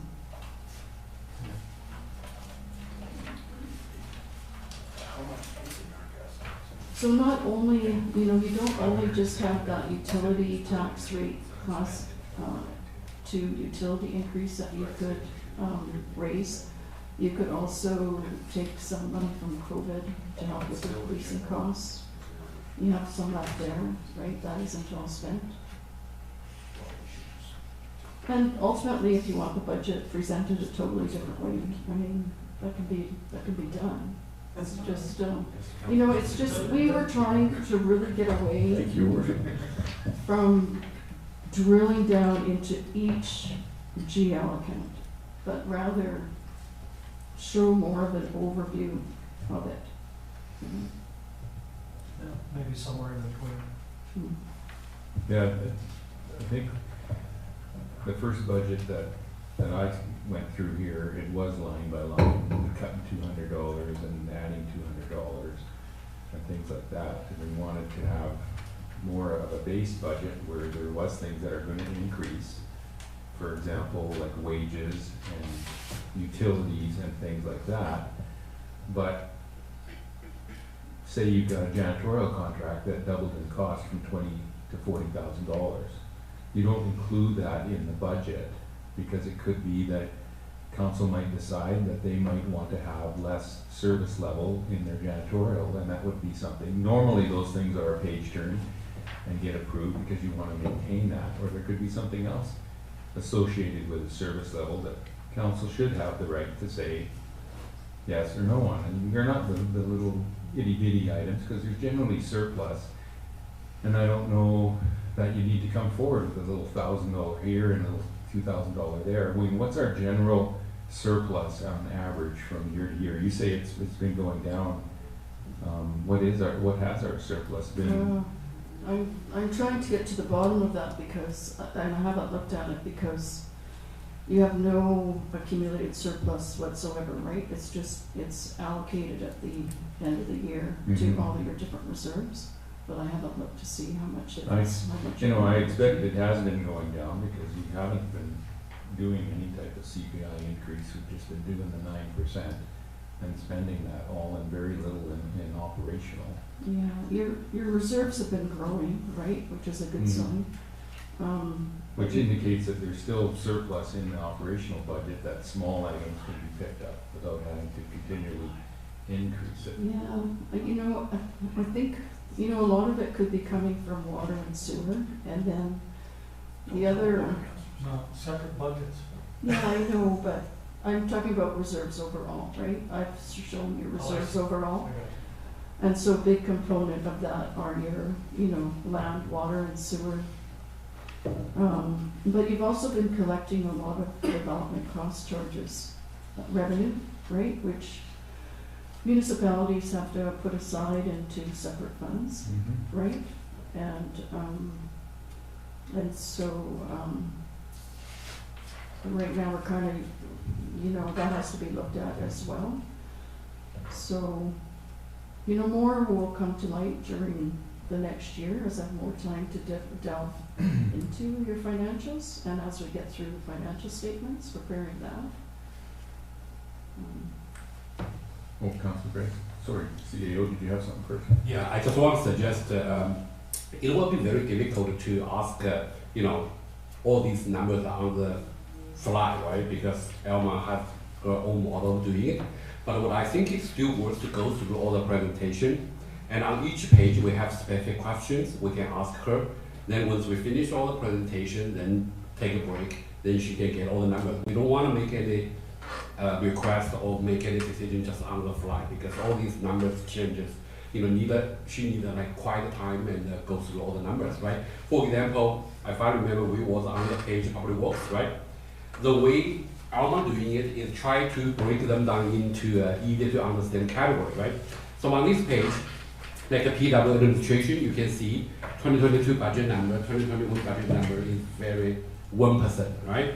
And all the similar thing on staff training, allocation, contract service, utilities. So the only one really Elma needed to make a note and come back with more breakdown number is that the materials and the supplies, because that one have $9,000 difference, right? Yeah. So if we can just go through each page, then we say, oh, this number we need more information, then she can get back to us. Thanks, CEO. Councilor Grice, you set your hand up for a second. Thank you, Your Worship. Yeah, that was more or less what I was going to suggest. I don't think we can start over with a different process. Like, I like this sort of high-level overview personally, and that's what I was going to say. If we need to pop open the spreadsheet for an item here or an item there, I think that's okay. If we have questions, we're always going to have questions. But overall, we just need to carry on with what we're doing, and and understand that we have a new CFO, and she's looking at things in a different way, and just try to make some accommodations for that and carry on. So what else? Thank you. Okay. Yeah. Okay, moving on from public works to roads. Again, just changes in the require consulting fees for 2022 over 2021, which is a net decrease. Are there any questions here? Okay, moving on to mobile equipment. The biggest increase here is for fuel.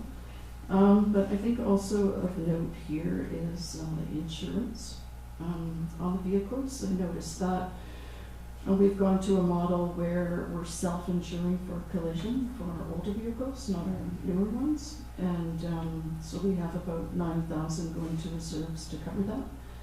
And I just wanted confirmation from council that they wanted to continue in that direction.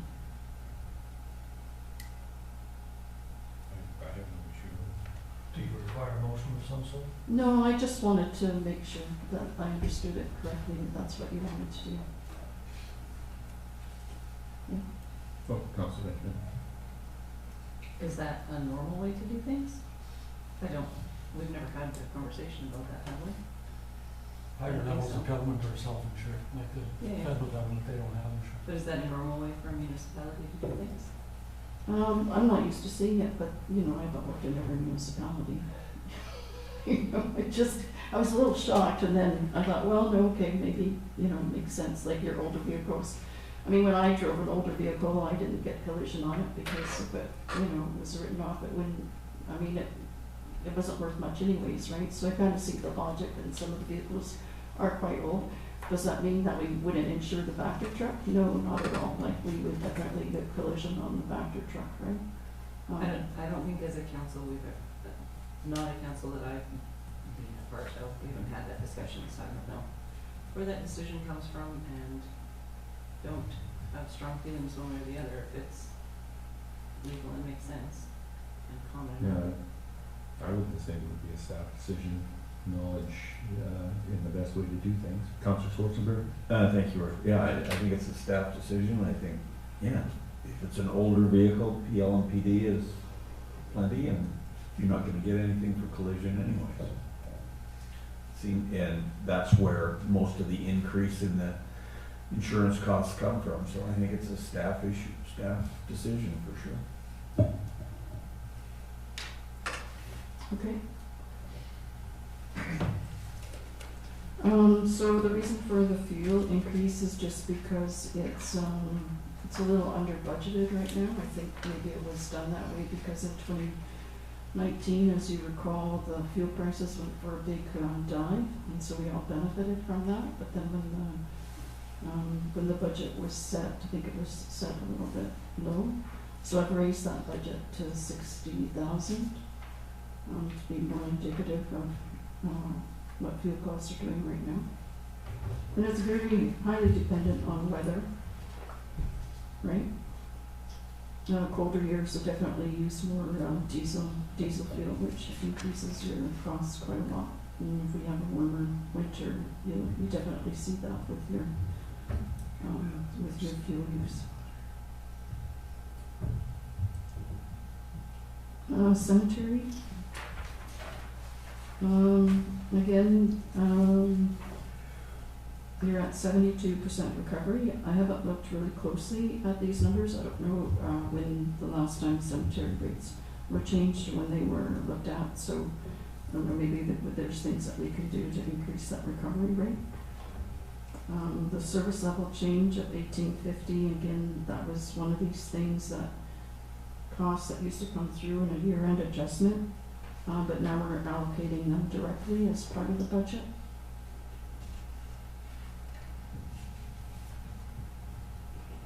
Are there any questions yet?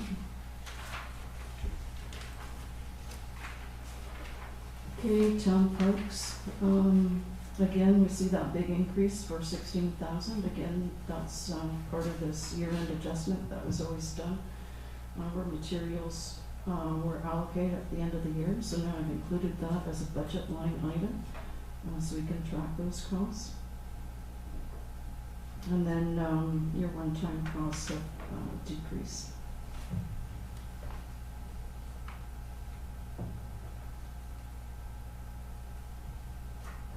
I guess I would just ask what the increase for what materials and supplies has caused the biggest Where's the Well, increase do you coming want to from? explain, Sean, what you guys do there at the works yard to make soil? That's Oh, what that's all the about. soil, is it for the park runs? The and stuff? topsoil and, yeah, the park.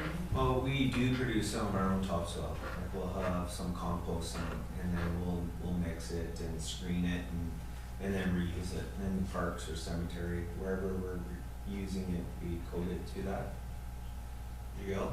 So that was just like a work order on the side, I believe, in the past, and then we coat it when we need it. But I think we also did a park run that went to many GLs. Yeah, there was a bunch of the GLs that were affected, like there's about 5 or 6 of them. And so all the costs would go into this one work order.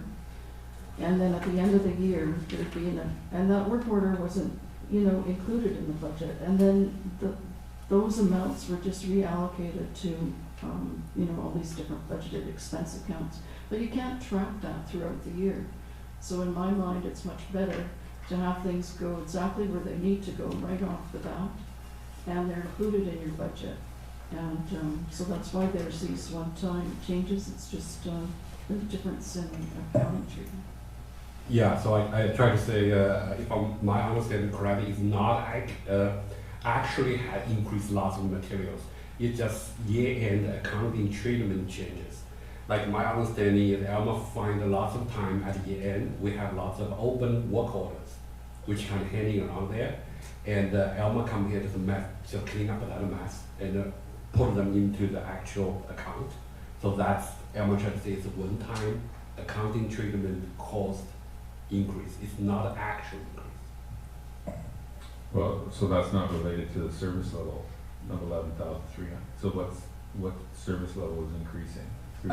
No, the service level is the same. But what Alma trying to say is in the past, that account had the number X, also have another called a clearing account. Like in accounting, you have this clearing account called a work order. So you have lots of work orders kind of standing there. Some of the work order have been there for more than a year or a couple months, right? And Alma just clean up those work orders and put them into the actual GL accounts, which reflect to a big increase in materials. But she tried to say that's accounting treatment changes, just move from different accounts. It's not actually cost us more. Well, it would catch up with you at the end of the year. So like at the end of 2020, your surplus would have been that much less. Meanwhile, now I'm showing you up front that those materials, the cost of those materials, and now your surplus is what it is, right? If there's, and in a way, it's a service level because you just hadn't seen it before in your budget. If I understand correctly, it's basically we spent $2,000 a month, but we didn't account for it till the end of the year. So now that we're accounting for it up front, the service level hasn't changed. We're still spending that $2,000 a month, so to speak. So the service level never changed, but the accounting for it has changed. Yeah, the timing of recognize that account expense changed. And it's being more transparent in the budget process. Okay, thank you.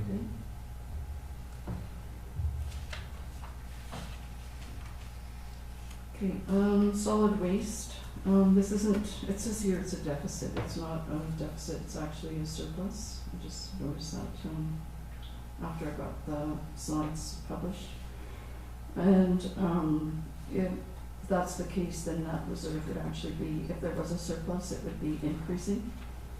I did notice that we show the same revenue for 2021 as 2022, but there are increases built into the bylaw for each year going forward. I'm not quite sure yet how that affects your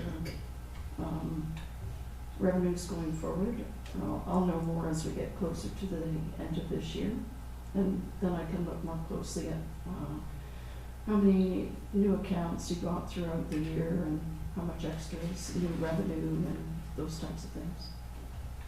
Councilman. Thank you, Your Worship. Is this the type of utility, so to speak, that we could increase fees there in order to generate in order to generate a greater reserve and then raid that reserve for general, because we don't actually need it. It's not that type of. It's not that, no.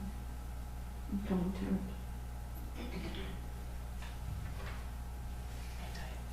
Hang tight, it's coming. Okay, moving on. Town hall, just an overall decrease there. Because there was, work being done in the town hall, that's not complete.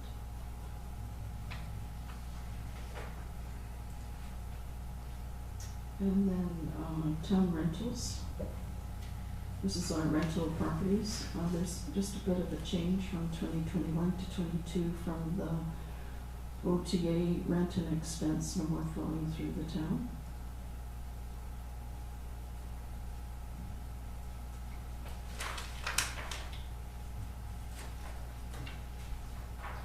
Sewer fund overall, we're looking at a 3% increase, both in revenues and operating. The difference just flows to reserves. And your total revenues and your total expenditures don't balance out there just because of the non-cash amortization expenditure.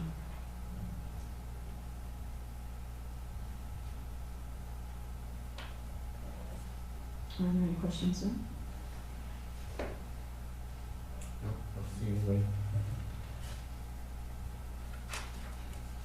And then this is just a summary for the sewer fund into those 5 buckets.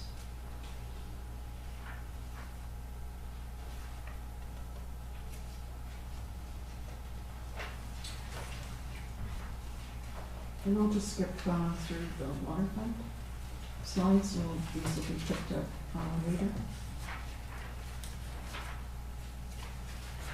And then these are the transfers from funds. And then later on, I've shown you the balances in all the reserve funds with these transfers. These are the proposed transfers too, and you know, I show them both, right? You know, there's obviously a net change between the two. I find that it's more transparent when you show what you're taking out and what you're putting in, and easier to follow what you're grabbing out for capital and these types of things, than just netting the two. It becomes very clear.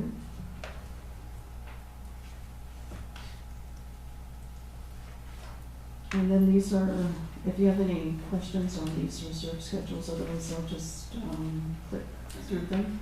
On the 2021 activity report, I've included the amendment that's coming through at the regular council meeting tonight.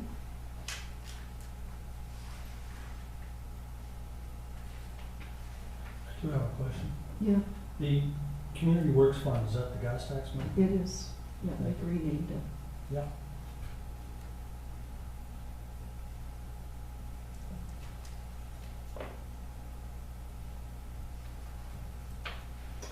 And then I had showed you this type of graph when I did the capital budget, but I didn't show you the asset investment that Oliver has made. And so there were some items, some capital that I pushed out to 2027, just so that you aren't draining your reserves completely, and it also eases up on the debt that may be required. Again, this will be analyzed year after year. It doesn't mean that this is what's actually going to happen. You know, could be grant funding comes up, could be priorities change. This is just based on the current financial plan that we have in place right now. And it's always good, I think, to show what we've invested in infrastructure. Obviously, 2021 is the large, is the Gallagher Lake project.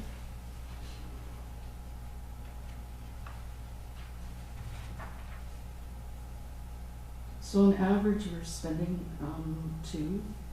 maybe just a bit over 2 million. And that really reflects the amount that non-cash amount that we're collecting for amortization. That's always getting reinvested back into capital. And it's not being used for operations, which is a good sign.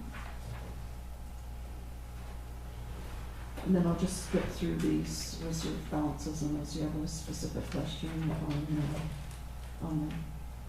But I know that you wanted to see those in the financial plan that's presented again.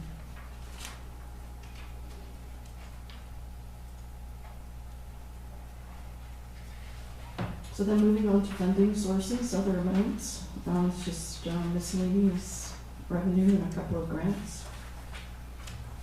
Here we're calling the last line federal fuel tax distribution, that's the community works line, it just has a bit reading.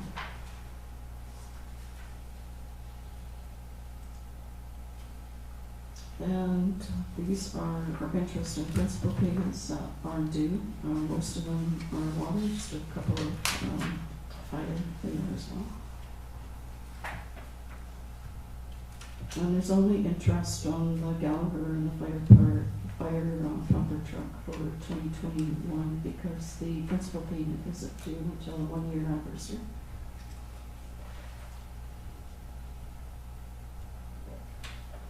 And then this is just a summary of our amount for capital for general sewer and water.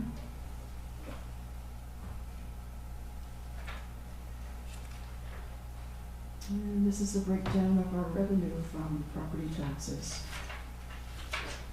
And we have the tax increase in there, and then we've got, we've built in some revenue from non-market change. That's just an estimate, it could change. And then if we want to delve more into what non-market change is, this is the BC assessment definition of what it includes. And it's basically, you have some of these other things, but the biggest part is inventory change. So it's new inventory that's not related to market shifts, otherwise known as new construction. So this, according to 2022, is, and the report that they gave us, it's just a preview, it's not written in stone, it could change, but this is the extra revenue by class that we could expect if it would stay the same. However, right now, the current policy directs that non-market change only be calculated on the residential class. So if that is the case, it should, 34,000 was an estimate. It would probably be dropping down to 31,000 if we leave it the same.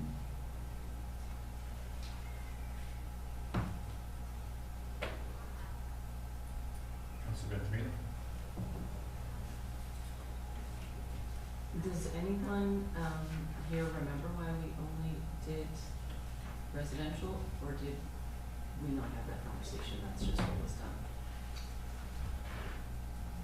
Because I was under the assumption that we did non-market change for all the categories. I don't see why we wouldn't. I thought we did it for residential just because of what it was being set aside for. Not that the likelihood of a major crime could happen anywhere. Yeah. But it was more a case of that those that are in the residences are, it's really not some, how do I explain this? It was more so related to people as it was to business. So we went to the residential because that's where the people are. It's a people incident, generally speaking. Did we have that conversation? I think that was the logic behind it at the time. You were here. Yeah. Just saying. When did you have that conversation? No? I remember reading about non-market change and some decisions that the council made in 2017. I believe it was done at the beginning of the process. In order for it at 30,000 or whatever it is a year, and we're only taking 50% of it, I believe. Yeah. for us to get a $217,000 reserve would mean 4, 5, 6 years. Time flies when you're having fun. I feel like we made this change 2 or 3 years ago, and I thought that was We all of us discussed it. sitting here I think doing we may that. have discussed Uh, it but years again- years but ago. I think you made it when you went Right with at the 5 to beginning. 9%, and you had that whole discussion, Yeah, we did. I'm pretty which sure. was 2017, yeah. Well, whenever we made it, I do not recall there being a discussion specifically about above-ground residential. I did not realize they were divided into the 3 categories, and to me, it makes complete and perfect sense that we would just treat them all the same. It may have also had to do with, when you look at the multiplier, the provincial multiplier that we use, that we said we'll just do residential because then this non-market change will contribute to that whole taxation from commercial, which should help keep their taxes down over the longer term, I believe. There might have been some of that thinking involved as well. You know, if you're looking to gather $60,000 to $100,000 from business and industrial, then if your non-market change increases by $5,000, then that means you would need 5,000 less from everybody else, so taxes would tend to push down. But I don't think we were thinking of it that way, but that's just to keep your taxes down. Yeah, I just, it's a non-market change, so if the money doesn't go into the police reserve, it goes into regular reserves, right, because it's just there. So whether we levy, we consider it on just residential or on all categories, the non-market change is the same, it's just how we divide it up, so I think we're fine the way it is. If we add those other categories in, then it means that we'll have to come up with more. More. We need more. Because we'll be taking more money from these and moving it into that reserve. So then we would need more taxation. So we'd be going the opposite direction of what we really want to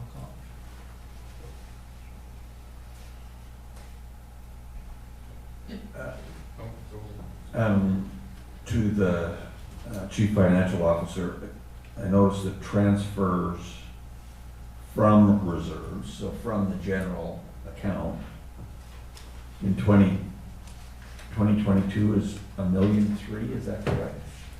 So that there's $1.3 million coming out of, Yeah, from is coming out, two is going in, so it's really the net of those two things that are actually influence the balance on the reserves. right. So the general surplus in 2023, we're putting 209,000 in, No, that's going out. that's going out. Transfer to, But the transfer to is all. says proposed from- transfers from funds, general surplus, 1,356,000. So that's coming out of general reserves. Which slide are you on? Yeah, which page are you on? I don't know, they're not numbered. 2021? What does it say, funding sources other than what? Financial Financial plan. plan, proposed transfers from funds. It also shows it here. This one here? Yeah. So the general surplus, we're transferring out $1.3 million, Yes.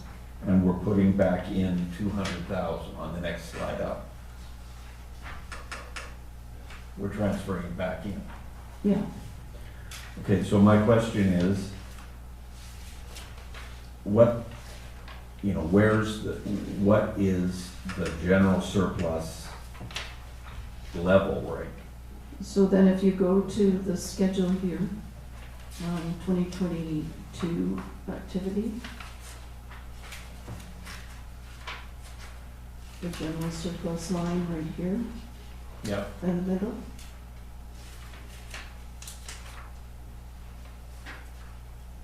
So so you're taking the whole reserve? Sorry? So there's only 20,000 left at the end of this year if this goes the way it goes in the general reserve. Mhm. Yeah, and then we're waiting, and then we're cutting way back. You'll notice that our capital investment in the next couple of years is a lot lower. Yeah, Yeah, because we're taking that, Because that we're- money's going over to policing. yeah, and so it's gotta be built up again, Right. right? And then it can be used again, so it's just like, and that's what you want your reserves to do that. You want your reserves to go up and down. You don't expect your reserves to keep going up, up, up, up, up. What you wanna do is you wanna keep your tax rate stable, your property tax rate stable, and you want your reserves to go up and down. And that's how you build stability. I understand Yeah. that, but I guess what I'm getting around to in a long-winded way, and I apologize for That's that, is it prudent to get your general reserve down to $20,000? Look at it in line with your community works fund. Cause that's the gas tax Yeah, I know. reserve. And So there's, that same year, you've got 542,000 in that fund, as a balance. right, So between the two of them, it's 600,000. so, but the gas tax is not something that we have any control over. It's a gift from above that may be taken away at any minute. So I guess my point is, shouldn't we be spending that community reserve fund more to keep some of the general surplus? If you look at the In place. if you look at the 2023 activity Yeah. sheet, you'll find we've done exactly that. Okay. We've spent them both We spend both. Well, there you in go. 2023. Take a look at it. That's the one that's scary. Yeah, don't look at that general reserve line. In conjunction with the community fund, that's the bad year. It's like, there's nothing. It's like, Yeah. So I don't think you can buy staff coffee. I think one thing, that's embedded in that 1.356 is 300,000 for the plaza if we were able to get that funding. If we don't get that funding, then that 300,000 would show back up in the general reserve.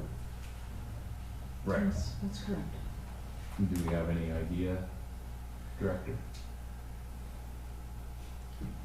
Thank you, Worship. No, I haven't heard anything yet.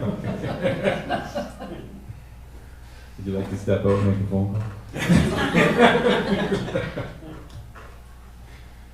Okay, thank you.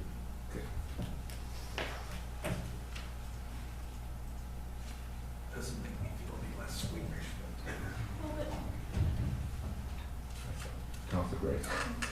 I was gonna say too, like, I mean, I know some of the reserves are statutory and some aren't, but if you look at the reserve balance as a whole overall, it's not quite as bleak as, you know, the $4,000 in 2023 looks for the general reserve as well. I mean, there are other reserves there, albeit some are earmarked for specific things. Well, they all are, but.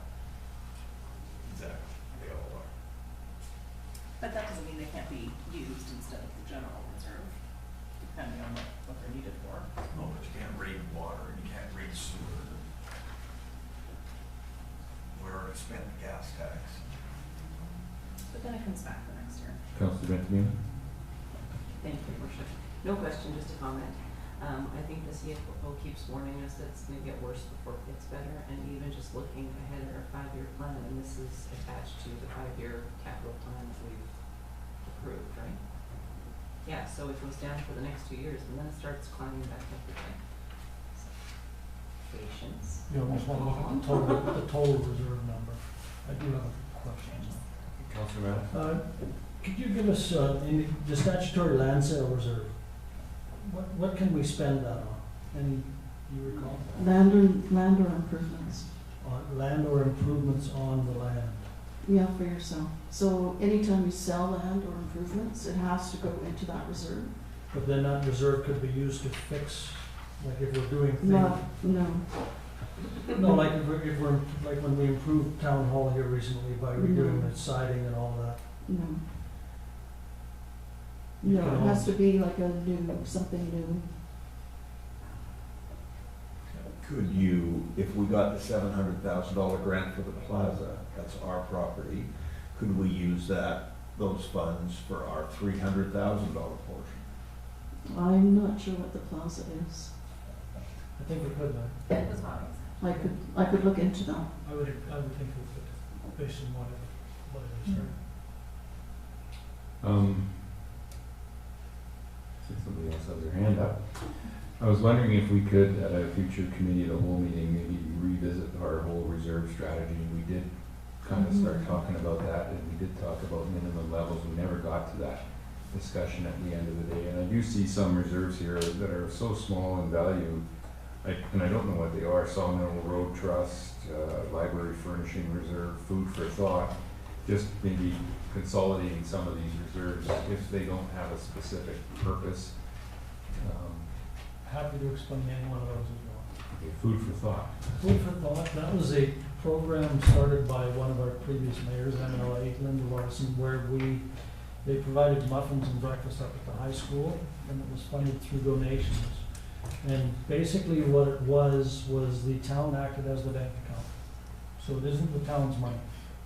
It shows up on our books, but all we were was money in and money out. I'm not sure whether that program still runs, and if it doesn't run, It then does run. it still runs. So that's all it is. It isn't even our money, it shows up on our books. No, that's great, and I would appreciate kind of an overview of all the reserves. And Yeah. if they need to stay, that's fantastic, and if some of them can be consolidated, great. And if we also look at, like I said, the discussion we had, but we never finished, was just around certain levels for certain reserves. Library furnishings reserve, just the background there is when the library system either builds or refurbishes or requires furnishings for a new building, it has been, I don't know whether it's policy of the library or just been tradition or what the case is, but the furnishings are supplied by the municipality. So what happened was when the library, I believe at some point, needed furnishings for their previous location, they came to the town and we were caught by surprise. So we said at that point, well, we should set money aside each year. And we did that and built up the reserve to this point, and looking at the in and out of that one, I think we also decided to stop putting more in because the library wasn't asking for funds. Yeah, there's a few, like the local improvement fund, capital reserve. I mean, I'm sure they all have valid reasons, but it'd be great to have an overview of all of them. Yeah, for sure. I agree. Sounds so great.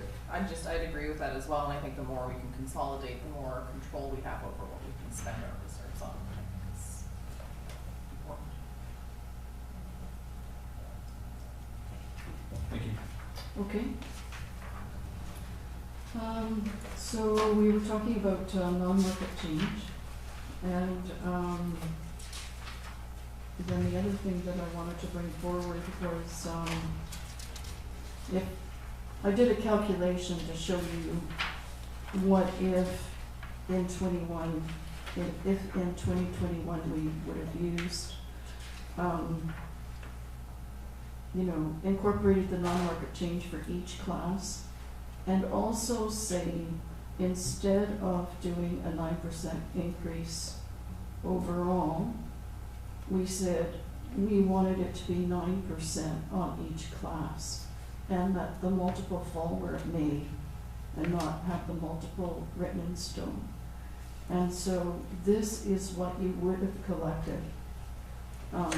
And then I also, just when I was doing that, I saw that what you were collecting on your utility class, because you have that rate written in stone. And you can actually increase that rate substantially, and you could have collected an extra $66,000 in 2021 if the rate would have been maxed out. And so that column there in the middle with the residential line is negative 9,000. That's the difference in each of the classes. That would have, what would have occurred.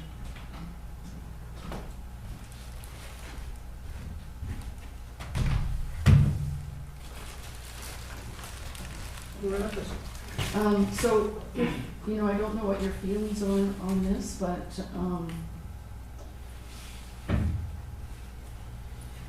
I guess it's that policy, I think I have it here.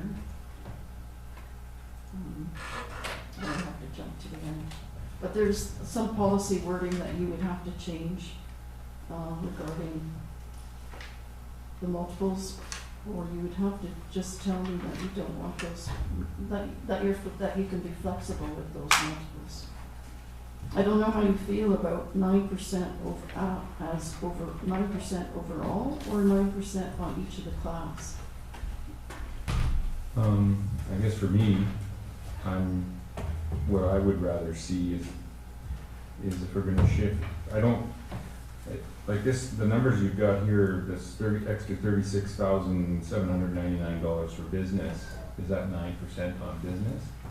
Yes, So, that's right, 9% on the business. Right, class. so my preference would be, I think as far as residential tax rates, we're actually pretty low in comparison to other municipalities. I would rather see, I don't wanna shift more tax burden onto our businesses. I would rather see that shifted onto residential or spread out between all the other classes. Personally, that would just be my thinking, because I think business taxes isn't crazy here, but I don't think we need to go any higher either. Those would be my thoughts. I'm not sure how we do that, but how we tweak the numbers to make that happen. Are you open to increasing the utility rate?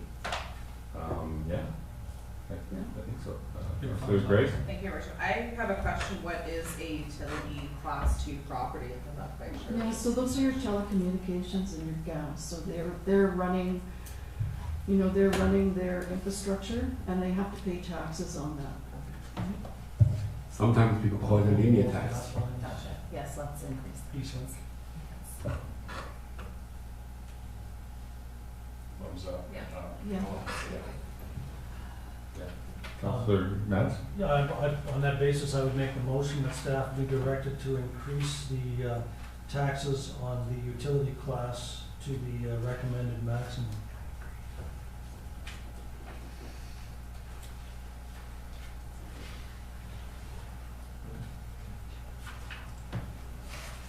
I'll Yeah. second that. Councilor Grace? Thank you, Your Worship. Is the recommended maximum what's reflected in this report here?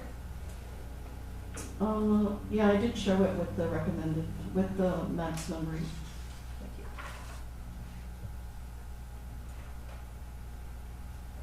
This is based on 2021, though, right? 2022 would be different. But if you say the maximum rate, then I'll just apply that. The maximum available. Yeah, so we'll do like, you know, take out the utility amount, increase everybody else by 9%, or, sorry, increase it by the total revenue by 9%, and then work out backwards what the residential is, and then all the other classes will fall out of that. And those multiples will stay the same, but not the utility one. Does that make sense? Sorry? I'm assuming that the maximum is the $40 per thousand. Mm-hmm. And that's what the majority of municipalities are charging, right?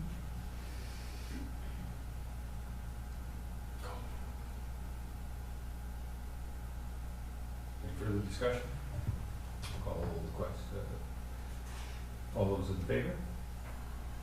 Opposed? Motion carried. Okay, this is just an overview of the fees from general. And the parcel tax and fees for the sewer fund that are being collected with the recommended increases. And we'll skip through the water fund. And that was the end of the presentation. I just had a little bit, a few slides at the end that got into a bit more detail, but we don't need to review those. Unless you want to. And otherwise, we're going to go to water. Councillor Mann? Thank you, Worship. I just wanted to get clarification. What was the consensus on the multiple? What approach are we taking? So, The business multiple. so it would remain the same? So we're not floating the multiple? No, but what I would do is the utility one would just, it would be capped to the max, right? We put Right. that one at the max, Okay. and then those other multiples would stay the same. Okay, and will that, based on what we've seen happen in the past, by leaving the multiple and not changing the tax increase, so to speak, or the revenue increase, will that have will the taxes go up 9% or will they actually go up more for the business? They won't go up more because what's happening is your residential assessment is increasing at a faster rate than your business class. And so when the assessment goes up for residential, it actually means that the ratio, the ratio shrinks, and the business actually ends up paying less. Like I actually have a slide here, That's what we're after. right? No, that makes sense, and that's, I think, Right. the direction we want to go in. So like 2021, you saw business didn't increase at all overall. It was like 0%, right? Residential had a big increase. And then here on the red line for 2021, I show if you would have let those multiples float, then and collected 9% on every class, then all of them would have paid 9% more. I think the consensus was to let it remain static so that it actually is beneficial to the business and industrial. Yeah, that's my understanding of it, right? Yeah, I just wanted to confirm the consensus of that. Okay, yeah. Okay. That's our current policy anyway. It is the only, yeah. That's the utility. Okay, so that concludes the general presentation, and then we'll go on to water here.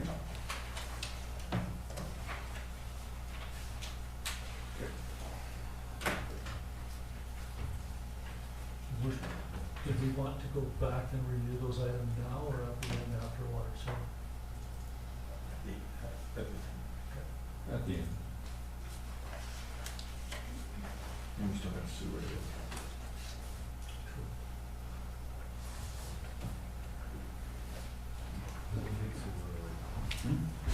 I haven't really looked at it closely. We skimmed it. That we skimmed it. Oh, we skimmed it, sorry. Yeah, go ahead. No comment. You can- Okay, so just to repeat again, what I've done with the, to show the budget changes is to show the reason for the increases into these different buckets, inflationary, regulatory and safety, service level, one-time costs that may only be required this year or would be required intermittently, and miscellaneous other, which picks up variances due to changes in amortization, transfers, or allocations.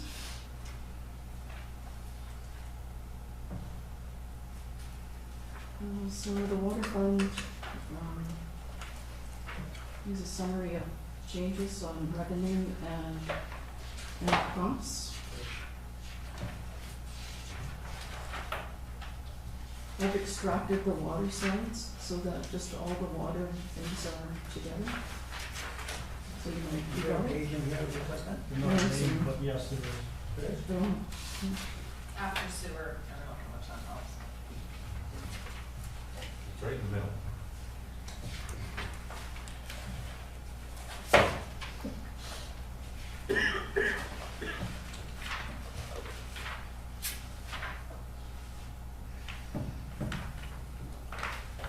Trying to find it. Keep going further. We should have page mark. It'd be nice if we had page numbers on. You can go about 10 further pages. pages. Keep going. Yeah, I was figuring out how to do that. Did you find it, Mark? Ran out of time. That's sewer, now your next is water. All of a sudden, it wasn't a priority anymore. That's the one. And all. Handwritten one. I have to get used to the one.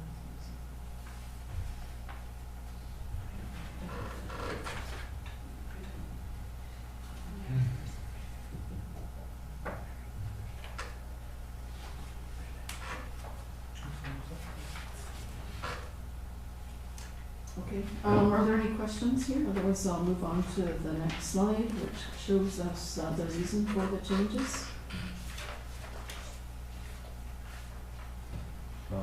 I have a question. Yeah. Maybe silly question, I don't know, but our revenues are 3.2 and our expenditures are 3.7. Transferring 517,000 into reserves, how did we do that? Where's that extra revenue? Well, it's the amortization. Oh, it's the is- amortization I'm yeah. getting confused with, which is Yeah, 'cause it's non-cash, Non-cash. right? non-cash. Yeah. That kind of confuses. Yeah, well, it shows it as a cash there, so, okay. Okay, thank you. Exactly.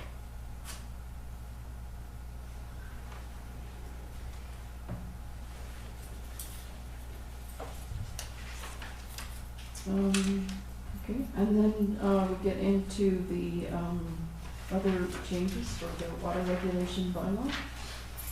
So we have a few changes here that we wanted to suggest, that we start charging for a call out during normal working hours. We don't charge for that right now. We'd like to track it and charge. We'd also like to charge for turning it off. And then, just lower the call out fee for, when it's outside of normal working hours. A lot of times this is an emergency for the homeowner and they're under the gun, to get us there. And I know that, you know, it comes at a cost with, working double time. But we're thinking that if we charge for normal working hours, we can kind of offset that difference. And during normal working hours, there's a cost as well. These utility operators are on the job. They're being called off the job to do this emergency work, or regular work. And so that's why that's being changed. Well, maybe we can review this slide before going on to the next one. Councilor Matt? Thank you, Your Worship. It just, I understand it's, so you're basically doubling, well, not doubling, but like it's the turn off and turn on. So you're basically looking at it as a $100 fee. Because they're not gonna just turn it on, well, they would if it was turned off for whatever reason, but if you're gonna turn it off, they're gonna come back and turn it back on again, so your fees are actually double. The only way you would avoid the doubling is if you had it turned off outside of normal working hours and turned on within normal working hours. Then it would only be $250.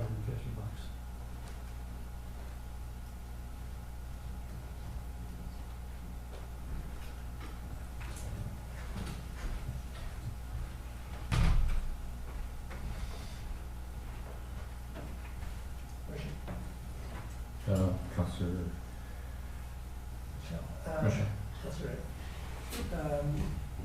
Just curious how often this would happen during working hours. I mean, it's kind of a courtesy to all of our users.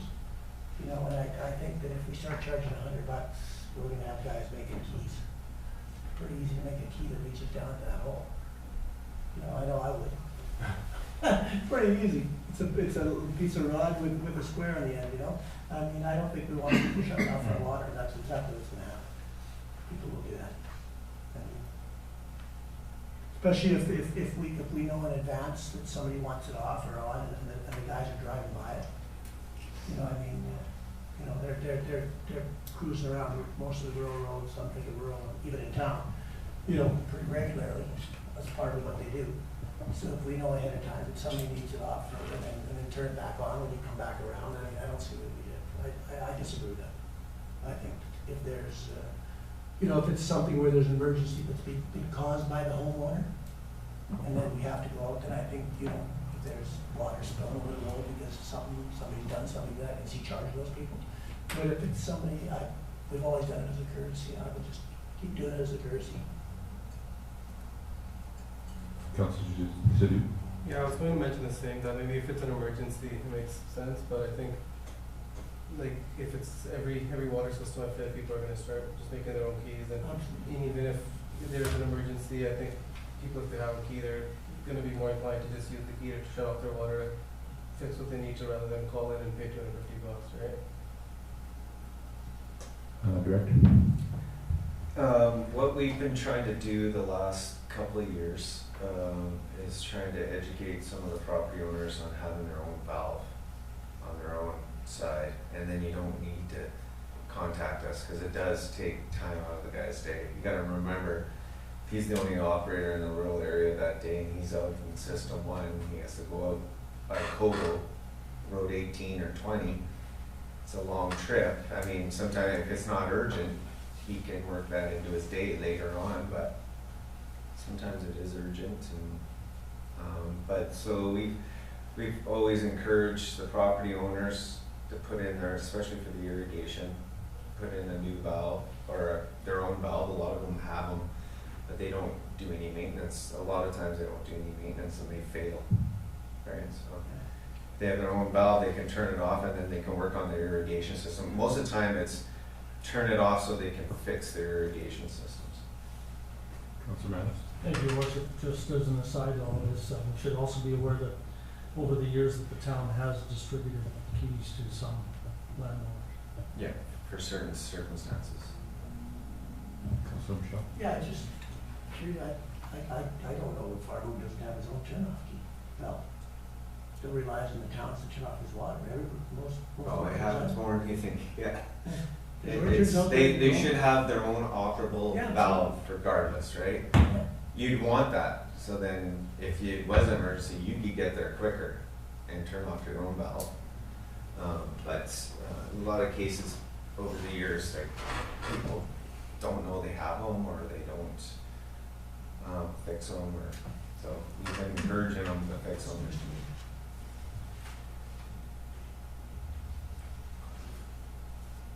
Oh, Councilor McNeil? I realized I just put it there. We're talking about irrigation and that sort of thing. Does the same thing happen in town, like just residential homes? No. This is just strictly irrigation stuff? Well, no, we do, if someone's working on their own plumbing in their house and stuff, they may need their water shut off at the curb, especially if you're replacing valves inside, your own water shut off inside the house. That happened in me before, so. Councilor Mattis? How would these fees relate to new construction? They would get charged with new development, right? You need the water turned on to test it, it would be a fee.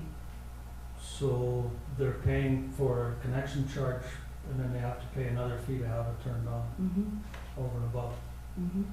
I'm not sure that that's a fair situation as well. It's about control, right? As soon as you introduce a fee for something, you have more control. You know when the water was turned on, because they're filling out a form, and we know that water's going to the development. It might be a little different with with rural. Like a lot of times, I'm thinking about how things work in town, not how things work out of town, right? But a water turn on and off fee is pretty standard for within municipal boundaries. I'm just thinking of the first time it's turned on, when you paid the $1,300 or $1,500 fee to hook onto the system, and then you have to pay again to have it turned on.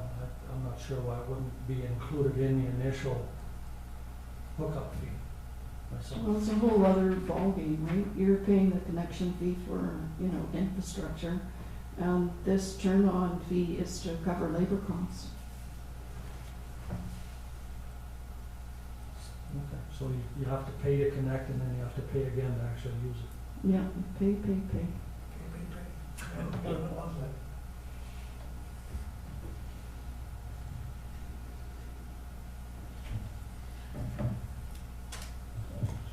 We're gonna leave it this way, or do you wanna make a motion to Michelle? Or do you just leave it the way it's being proposed? Well, I guess I'm not gonna vote against the budget because that's there, but I mean, No, you can vote against these proposed increases only. Mm-hmm. The status quo is the current rate, so we should go through them all, and if there's two or I would three. move that we keep the current rates in force. Across the board? For everything? Page 2 as well? On page 2. Yeah, let's highlight the ones that, and then you can make your motion at the end, Councillor Michelle. So the current, you want to do page 1? Yeah, I was looking at page 1, sorry. The first, the $250 fees, would you like to have Yeah, those? if it's outside normal working hours, that one costs us a lot of money if we have to call somebody out. So I don't have a problem with that one. So the number 2 and 3, the 250s at this point. $250 call-outs, I don't have a problem with either one of those, because like I said, we've got to get somebody out there who's got to be called out, that's going to cost us a lot of money. But during normal working hours, I don't see it as an issue. So you're saying the second and third line? Yep. Should stay at 250, that's the $50 fee. I'm looking at the current rate is $250, I don't have a problem with that. So I would suggest, I don't know if you want to make it a separate motion, your worship, with page 1 and page 2, I don't know if there's fees on page 2. Okay, let's do page 1. So that's was the intent of that motion, so I'll just repeat that motion, that is, that on page 1, the current rates that we see there remain in place, I don't want them changed, or not, that's not a motion, but Yeah, move that they okay. stay. No, it's clear. It's Yeah, clear. move that they stay. Councillor Councillor Manis, Councillor Bentamina. May I make a comment while that's not been seconded? Mm-hmm. Okay. I guess I'm just thinking further about the wording here and that sort of thing. It does seem to me like a nice courtesy to offer people, as has been described, if they need their water turned off for some reason during normal working hours, and it's not a hardship on the staff. But as the director described, I mean, maybe somebody's calling from road 2 and they need it done now, even though it's normal working hours and the guys are on the other side of town. So could there not be something in the wording, about a normal working hours call being Non-emergency or something? With no, notice? with With 24-hour notice, thank you, that's the Yeah. word that I'm looking for, like, Yeah. scheduled minimum of 24 hours in advance, or with 24 hours notice, or something like that, so that they can work it into their day, then that's fine. I mean, you next day going out in the morning, if you have to go do this shut off or that shut off, you're not, because when you are being called last minute, even though it's working hours, it's still kind of an emergency thing, I mean, you're still gonna drop what you're doing to go. But treat those ones differently than the people that are calling ahead and saying, this Friday, I need my water turned off. I feel like those are different things. And I don't know if that makes it too cumbersome and too wordy and too many things, but I feel like they are different things. That can be Instead of treated separately. instead of saying, the parameter being normal working hours, be with 24-hour notice on a regular workday. Yeah, with 24 hours notice during normal working hours, or something like that. Logistically? I mean, yeah, it is nice to know ahead of time. I wish more people would give us more time sometimes, because then we can schedule it and do it. It does help with the operations, but I guess I'm almost suggesting another category then. Because if It you're would calling be- you'd within have to 24 separate it hours, out. it's free. If you're calling during normal working hours, it's $50, and if you're calling after working hours, it's $200. Like going with what you've got here, but adding the within various, Yeah, the the scheduled BT. category.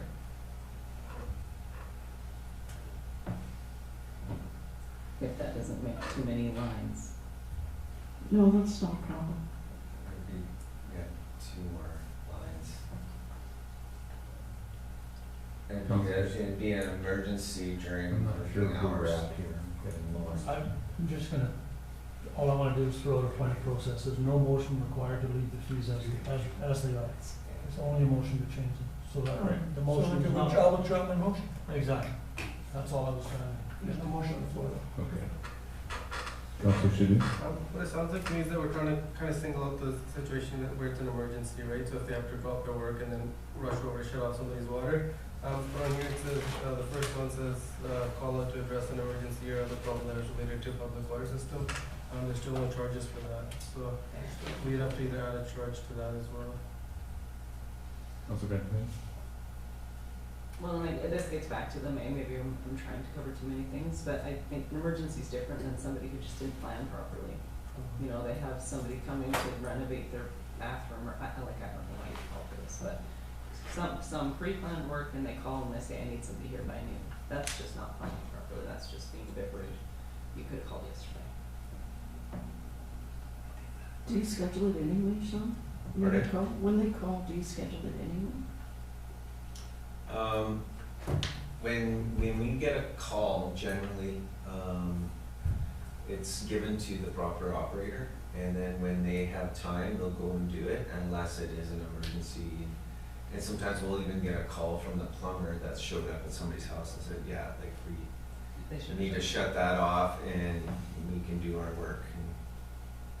And so there's a lot of different variances, different scenarios. I don't know if we want to overcomplicate. How do you differentiate an emergency? Yeah, then our staff is gonna have to try to figure that out too. Okay, Well, is this as a long as you have call-out? that first line in there. People are gonna get angry. What isn't an emergency?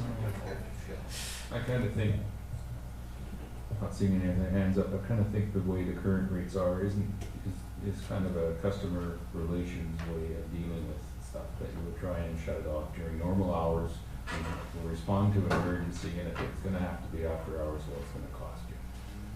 And you need to make an effort to have it done during hours, there's an incentive there.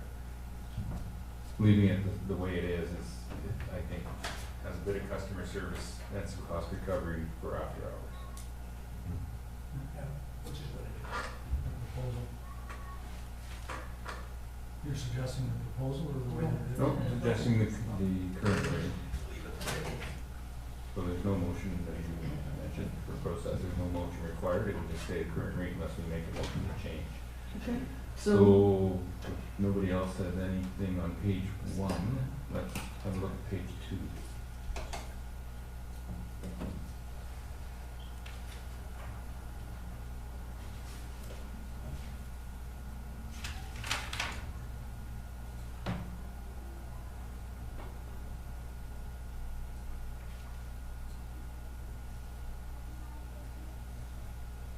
Councilor Grace? Thank you, Worship. I mean, to me, it looks mostly just like inflationary changes, so I don't see any issues here. I think that's fine.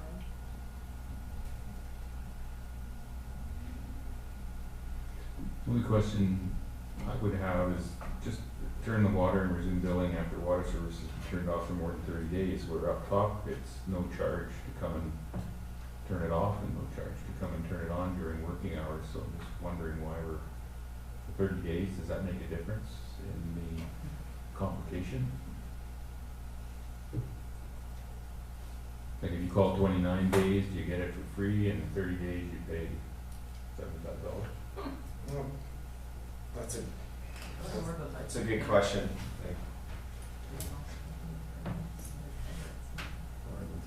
I'm not sure if anybody's tracking that right. I don't think anybody. I was gonna say the same thing. But now that we've read it. Well, that's the thing, you have to track something like that. Either you put it in a calendar and it gives you a pop-up and reminds you, oh, this person's got to, but yeah, it's just extra tracking. And this is why we have council oversight. Well, if I may. Yes, Councilor Schwartzberg. I mean, if the water's been turned off for 15 days or 30 days or whatever, wouldn't that be just like a reconnection fee? I mean, we're charging a connection fee when you first get the service, so you turn it off and billing's over, then when billing resumes, it's a new connection. And you charge them a connection fee and we're done. Sorry. Can I? Director? I know what these ones are for. When we do have a lot of snowbirds, that's when we start using these fees.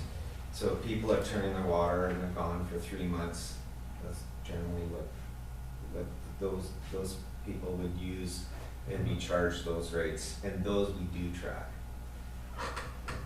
Is that Okay. situations where they don't have a secondary shut off? You wouldn't just turn it off in your house? Well, that's, I mean, I would turn it off my house, some people want it Yeah. fully Right. turned off to the property. I think if they turn it off at the property, then what happens is the billing stops, right? So they do it just because there's Oh, no charge then. Well, we cleared that. I don't know if there's an insurance. It's better for insurance. Counselor Michelle. Yeah, just curious, how long have these flat rate fees been in place for quite a while? So I would tend to see, like Councillor Grice, it looks like, because there's fees there now, it's basically inflation. I don't have a problem with that. You know, if they've been in place for 10 years, well, it's time to jack them up a little bit. The other page was new fees, so It's just the last one that would be new. We don't it's, charge a fees transfer right over now. to utility fees. Do And we there know, isn't, do we know when they were updated last? Like on the basis of what Councilor Michelle was saying, if it's been 10 years? no, I'd have to check and see when It's they been were quite a while, I haven't last. seen this before. I think not in this format, but we'll see.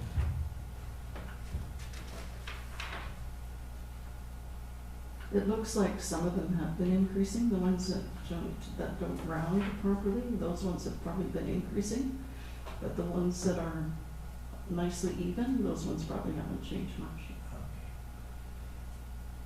Otherwise they'd be an odd amount as well.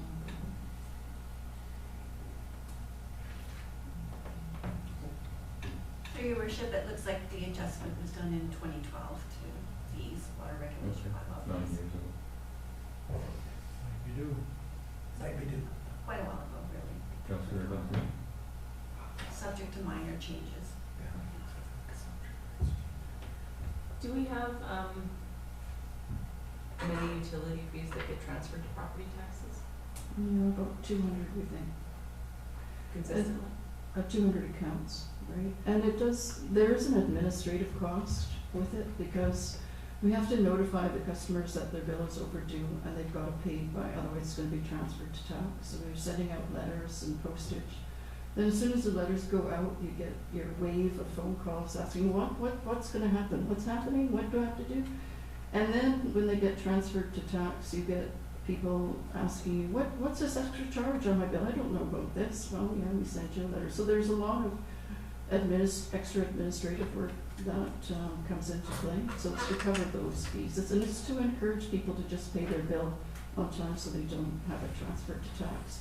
We also have to make sure that before they can claim their homeowner grant, utility taxes have to be paid. So it's constantly monitoring those accounts before we approve the, homeowner grant or send the amount to the provincial government that requires their payment for deferment. So there's just all these other moving parts. That makes sense, and I don't have anything, against the proposed $25 fee. I just, I guess, hope that it's mostly people that are just forgetting to pay their utility bills and not people that are struggling to pay their utility bills and then being further penalized because we're adding another $25 on top. But there's no way to know that. Counselor Schwarzenberg. Thank you, Worship. That being said, I would move that the proposed changes on page 2 be written into the 2022 budget. Counselor Madison. I'm not gonna second that because I would actually like to see the first one, to turn on water and resume billing after water service has been turned off for more than 30 days at the request of the customer, on and on. I would like to see that at $200. Similarly, the transfer overdue utility fees to property tax account, the new one that's proposed, I don't think that covers our administration that's required. I think it should be $50 at least. That's just my view on it.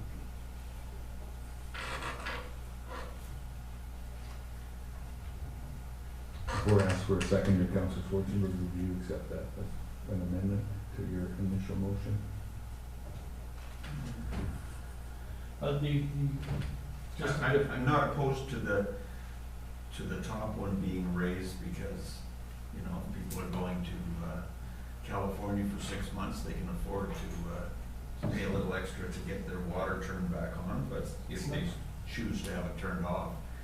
But on the bottom one, I kinda, you know, I don't wanna get people hooked who are living month to month that forgot to pay their utility and all of a sudden they have to, And I would withdraw the second portion. yeah, If you're willing to live. all except the first The portion first of this change to friendly $200. amendment. Yeah. So the reason I say that is because I believe they do it strictly to avoid paying for water. It's lower, you know, it's cheaper somehow, so that's why they do it. So let's make it so it's not cheaper and save our guys from having to go out and turn them on and off. Okay, well, we have a motion on the table that anybody going to I'll second? second. Second is Councillor Brace, Councillor Michelle. Just exactly how is it cheaper? Isn't it the consumption that they're saving if the water's off? Is that what we're Base rate. No billing. No bill? When they have it turned off, we don't charge you for the base rate for those months? Well, you're turning the services off, right? So I'm pretty sure the billing stops, right? Then it resumes when they turn it back on again. I mean, we could change. So, yeah, I thought the base rate was an annual fee and then the consumption fee is what we pay for. And that bill. That's news to me. Yeah, I don't know why somebody would do that to try and save, because if the water's off, unless they got a leaky toilet, they're not gonna use any water. Yeah, some municipalities actually do have a policy, like as snowbird, you leave for 3 months, 6 months, they do not waive your flat fee and continue to charge you. Just this encourage people to just simply shut it off to avoid paying flat fee. That's something we should be instituting. That I, the flat rate should stay on, absolutely, because you've got access to water from the town system. The flat rate should not be, I don't know, I guess can finance answer that? They get it reimbursed, they don't have to pay that kind of rate? Not reimbursed. Not reimbursed, but they don't get charged a flat rate, that's confirmed? No, I wouldn't look at it for this. I think that, I like what the CEO just said there, that, consumption, you're not using water. Yeah, there's more to it. They're turning it off for a reason, not just for insurance. They're turning it off for savings, more than likely. So did we find out if there's? Yeah, for sure. Okay, Councillor Becky. I was just gonna ask if we could find out. I think we should know that before deciding whether we're, charging $100 or $200. If we're using $200 to offset losses, but really we're not losing any more than consumption, then I don't know. Yeah, I agree. It's just nice to have all the information before we Yeah, make a decision. I think that if we find out that these people are actually trying to save the flat rate for those 3 months, then $200 is great. Right, but if you're paying the flat rate, which I kind of assumed everyone was, then $100 is reasonable, So, most likely.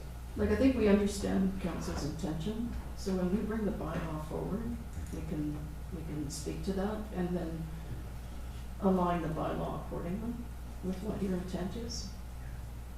So we don't require a motion at this time? No, I think we know what you want to do, right? But for the last, The new fee. no. Just for the top, just for the first item, Yeah. that there's a Clarification. Yeah, clarification for the first item. All the other changes in the proposal would stay the same. What's everything else? is Yeah. in the proposal? Yeah. And then what about the fee on the last fee? It was fine at 25. 25.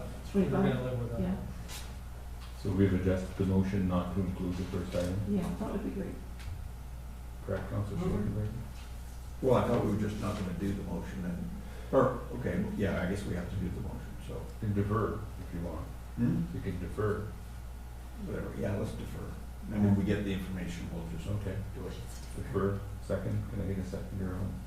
Seconded. I'll call the question, those in favor? Opposed? Motion carries. We'll. Procedurally, I don't think that's what was supposed to happen, but okay. Actually, well, what's wrong with I it? don't know if it's fine, that's right. We're just talking about it.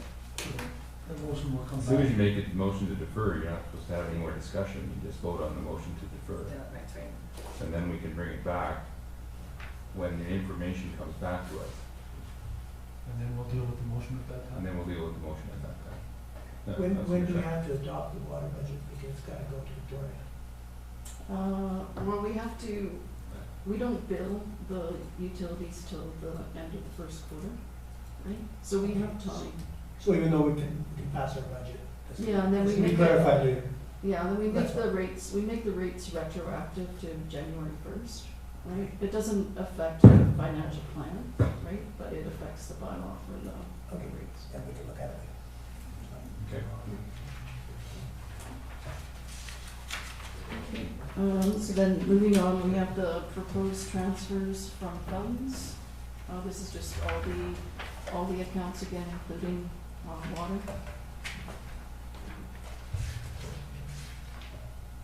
Councilor Shaw. What's the $1.7 million in 2024? Sorry? What is the $1.7 million in 2024? What is that? Well, probably a capital project. I can't remember what we did, when we did a couple of weeks ago, we gave us $1.7 million. Maybe I'm really getting old. We can bring it forward. I did, Get it on I did make for those capital items that were in the long-term horizon, I did move some of them off to 2027 and then shift the year because they're, they're not coming up right away, and the way that the financial plan was, your debt would have gone like up high, your reserves would have gone low, so just to mitigate that, I just pushed those ones in 2024, 2025, 2026, they've just been shifted by year. 2024, Black Sage Pump House Site Building Electrical Upgrade, $400,000. Okanagan River Crossing at Sawmill Road, $361. Tutlanwood Backup Power, $191. I think we canceled that. Water meter replacements, $20,000. Kootenai Street service upgrades, $265,000. Park Drive looping, $203,000. Modified turnouts, whatever that means, $117,000. On the canal. On the canal, okay. Repairing. Canal upgrades for trash racks, $53,000. Pine Avenue and Spruce Avenue water upgrade, $62,000. Sawmill Road extension and Station Street upgrade, $222,000. And 7D drainage reroute section, $95,000 for a total of $1.989 million in capital projects. And the 7D was taken out as well. 7D drainage was taken out. Yeah, as well. that's right. Which was the big one? The drainage. No, there was 3 or 4 items.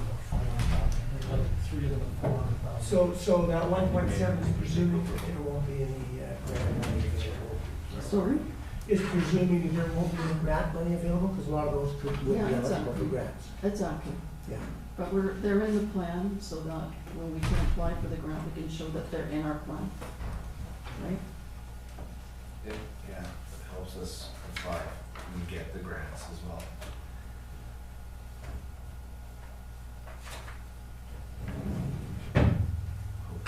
Okay. And these are the transfers to reserves, including water.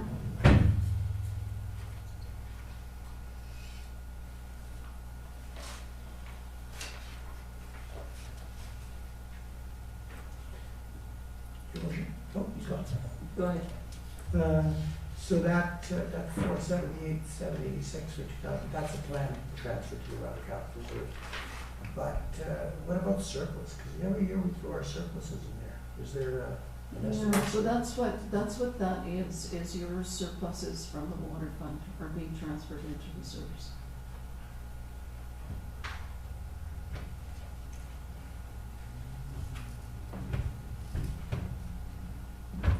Does that answer your question? It doesn't, because I thought that we had an amount that we had to transfer annually to that. And then if there was money at the end of the year, we would transfer the rest. So how do we? Yeah. That's so- how we've operated here for the last 20 years. I mean, there's a scheduled transfer. Of 20,000? No, it's way more than that, because I can't remember what it was, Oh, but okay. But then we had, you know, at the end of the year, if we had a surplus, it would just roll in there. Okay, okay, so. We never actually had a number that we could. No, okay, so what you're getting right now is the budgeted surplus, right? So if there's a, you know, you've planned the expenditures, you know what revenue's gonna come in, this is what's planned to go into your water capital. But at the end of the year, when I do the financial statements, then I'll know what the actual surplus is on the water. And then that amount also can be transferred into reserves, That's right? it. That's how we've done it in the past. Yeah, it's just that I can't show that on here because I don't know what 2021 is going to be yet, right? Yeah. But, sorry, Councilor Schwarzenberg. So the water capital fund, 478,000 is going into it. But then on the page before, you're drawing out 270,000. Yeah. So there's really a net of only 200,000 going into the fund. Correct? Yeah. See, because what's going into the reserve is from your operating, right? And what's coming out is for your capital. Is funding capital. Yeah, Right. yeah, and that's why I show them separately. Yeah, I got it. Yeah. And then these are the reserve balances for the next few years, and for 2021, I've also showed the amendment that's coming through at the regular meeting tonight. And that's, might as well tell you, like that 66,000 is for the Black Sage insurance claim that we had. That was the only part of the insurance claim that they wouldn't pay for, out of 460,000.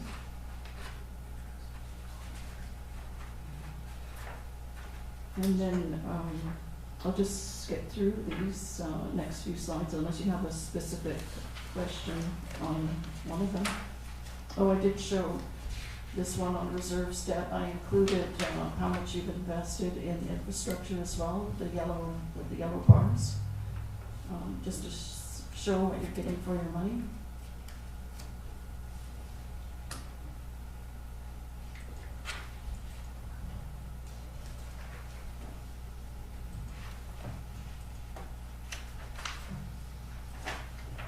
And then here are the interest and principal payments that are due for 2021 or 2022. And for 2022, there's only interest showing on the Gallagher Lake because the principal payment isn't due until the anniversary date of the loan. But we will be responsible for interest.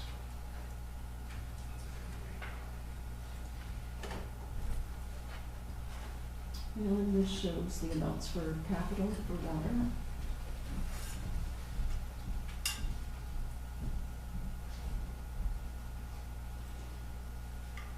And this one shows the parcel tax and fees from the water fund.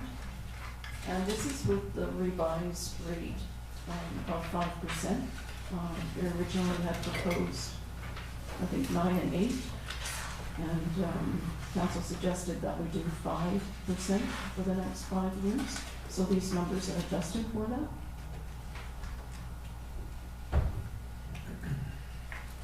And then this is the impact from changing that rate down to 5s, or no, sorry, 10 and 9 is what it was before. So that shows you the annual difference for each year and also the cumulative effect over 5 years from smoothing out those rates.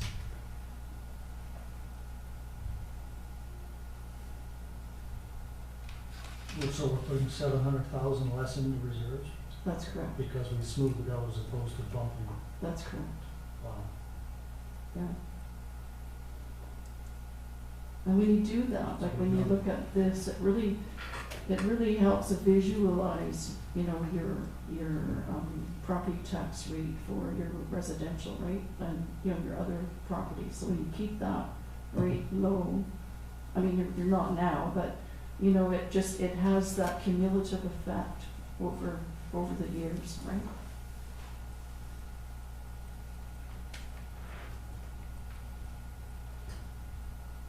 Yeah, it looks way different in a dollar figure than in in a percentage. No, that's not the one we do that for. Okay, so that's it. Any other questions?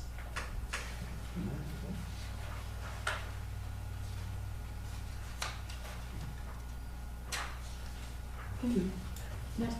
Just want to point out that council's changed, those numbers change. I've been here for a long time. Oh, yeah. You can plan for 5 years, or you can plan for 10%, but next council comes along, they don't like that idea. So Amen. you can have it, and it really means nothing. Yeah.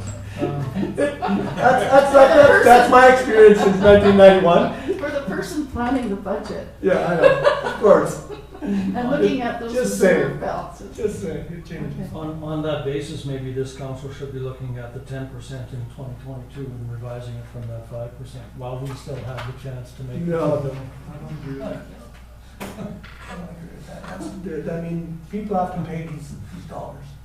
We sometimes forget that. You know, pretty hard. Pretty hard on a year like this. I understand what you're saying, but at the end of the day, we have to fund the system and they're going to pay the dollars anyways. Well, Just a question of pay me now or pay me later, yeah. what you're going to pay.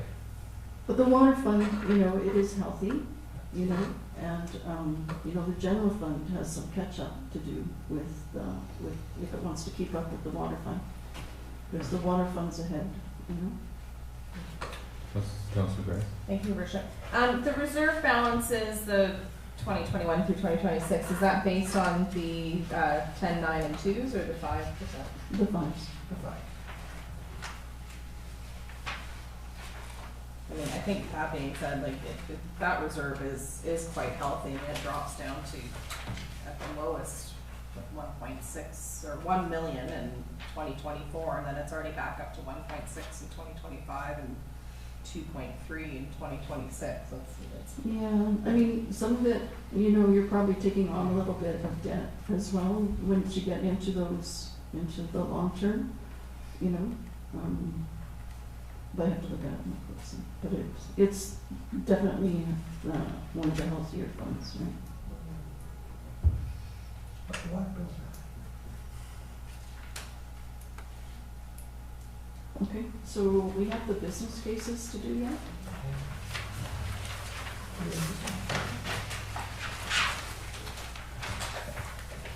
And Mary, you want to talk about Councilor Jack? Oh, yeah, maybe. Well, I'll go through it. So we already did the wildfire.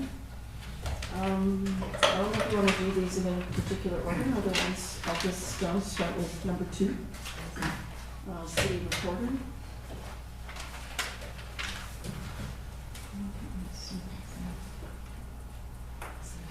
So, do you want to speak to this, Randy? Randy? I'll just ask a question, CFO. As we start to go through this, can you just highlight what part of the business case is included in the budget and what part, if it's... For sure.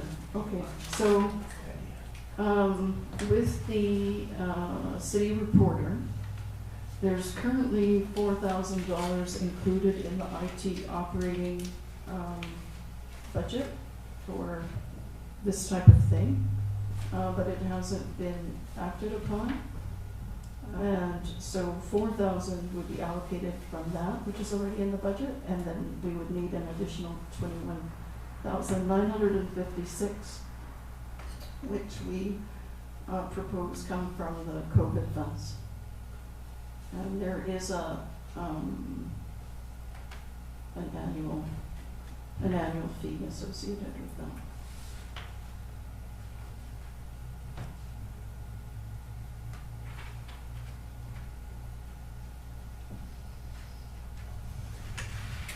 I would ask what the difference is with option 1, option 2. Oh, I see, okay. No. Yeah, I just crossed that out because it obviously wasn't the best choice. Councilor Madison? So if I'm reading it right, the annual fee is the 2,000? Or is it the No, 800 you know, later on? shoot. Wow. This one is I'm sorry, but the dates got messed up as a number there. So, Those are dates. I'm sorry. I thought I had them all corrected. So what is the annual fee on this then? $8,800. But it's a fully automated system where people where develop, well, Randy, you just speak to it. Sure, thank you. So currently, bylaw and land use trackers are in iCompass, and those are becoming extinct. So ideally, this system, people will be able to go on our website and submit a complaint that'll then get forwarded to our bylaw department, and it'll also have a mobile component as well, so the inspectors can, when they're out in the field, they can enter the COM, we call them, which is the complaint file, and then they can attach pictures to it, and that'll save a lot of office time, so they won't be in the office coming in to input files. They can do it all out with the mobile app. And with the land use tracker, same thing, it'll all be automated, so people will be able to go on the website and check the status of their planning application. And then the biggest changes with building inspection, so it'll all be digital, so we can move towards e-permitting, so people can submit their building permit application online, and they can track the status of it. And then also it gives our building inspector the chance to do mobile inspections, so they can, when they're out in the field, they can do inspections that way, complete the inspection, and then a copy would get mailed right away to the contractor.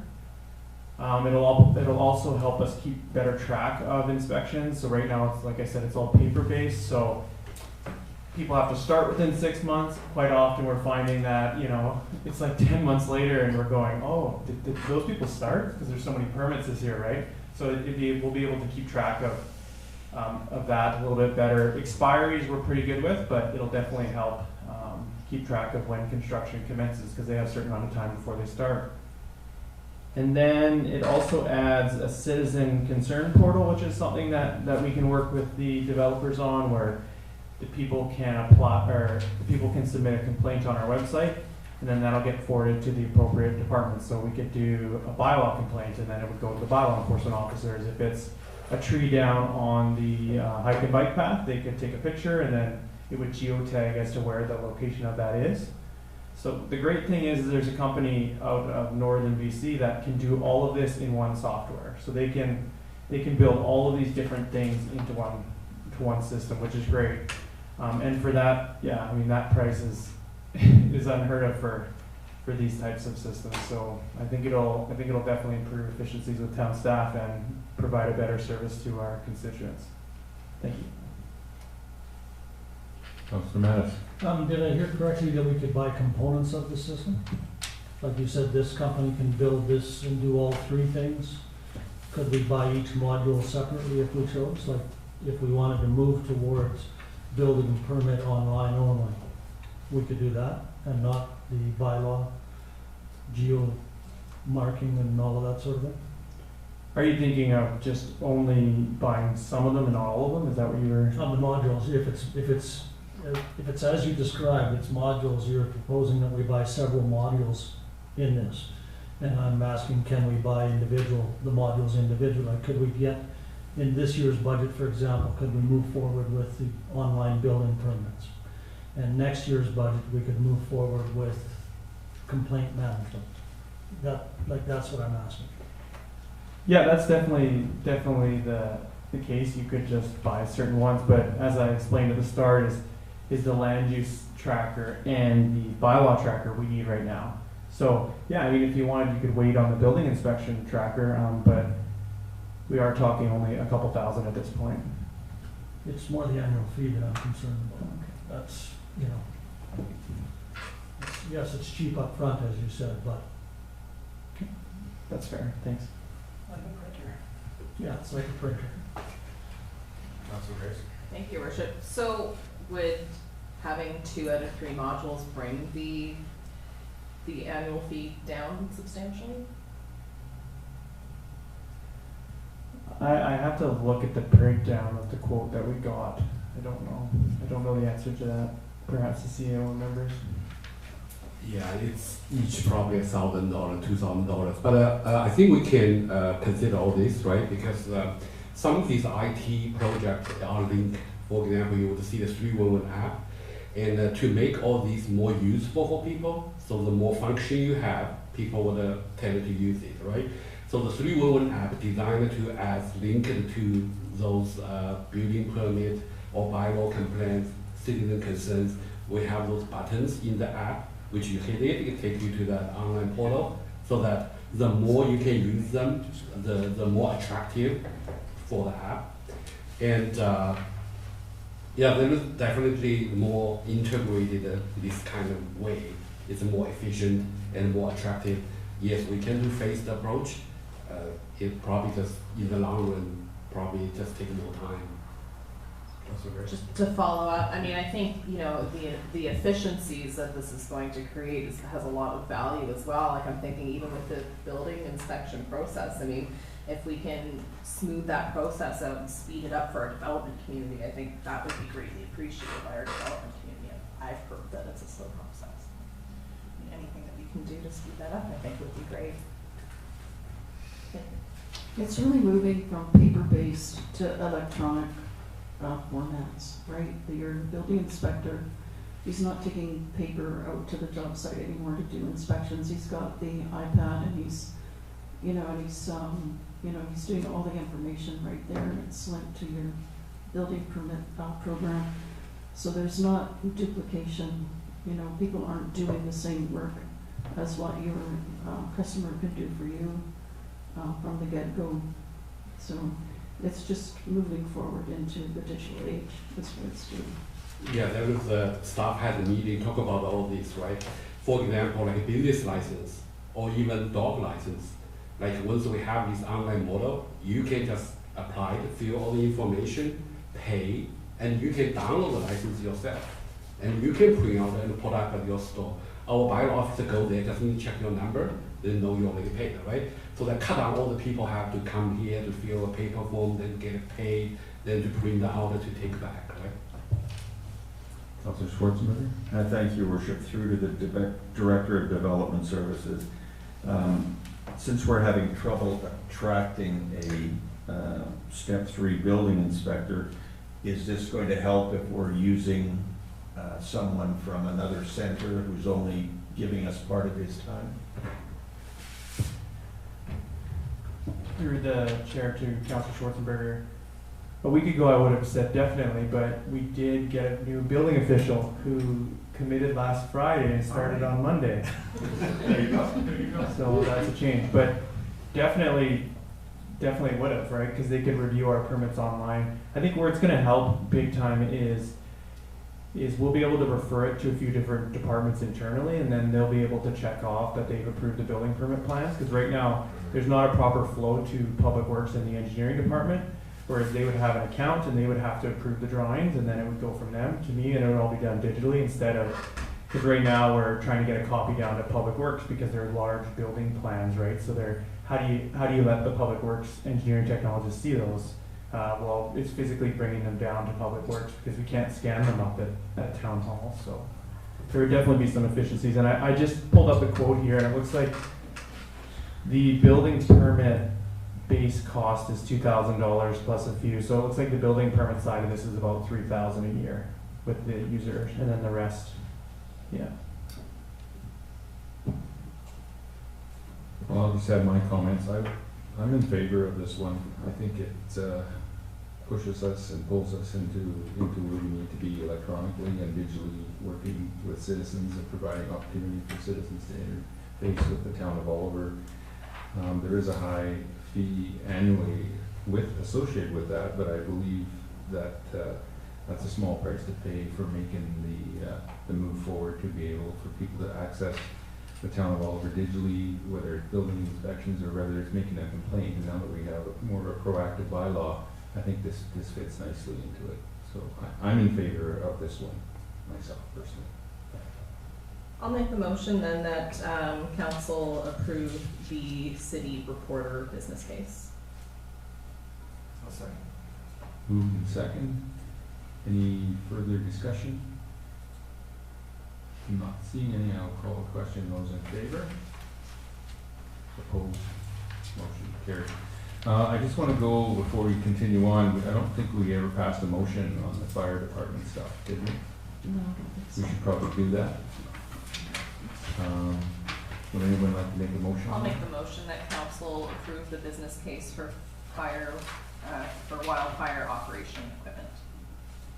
Okay, moved, seconded. Any further discussion? Seeing none, I'll call the question. Those in favor? Opposed? Motion is carried. Okay. Okay, so, number 3, the asset management GIS estimate. Originally, we thought that we would need COVID funds in order to proceed with this program. But after reviewing all the budgets, we see that we have some money tucked away in planning, public works, water, sewer, amounting to $30,000, which would be, we think, is ample to launch this GIS program and get it up to date.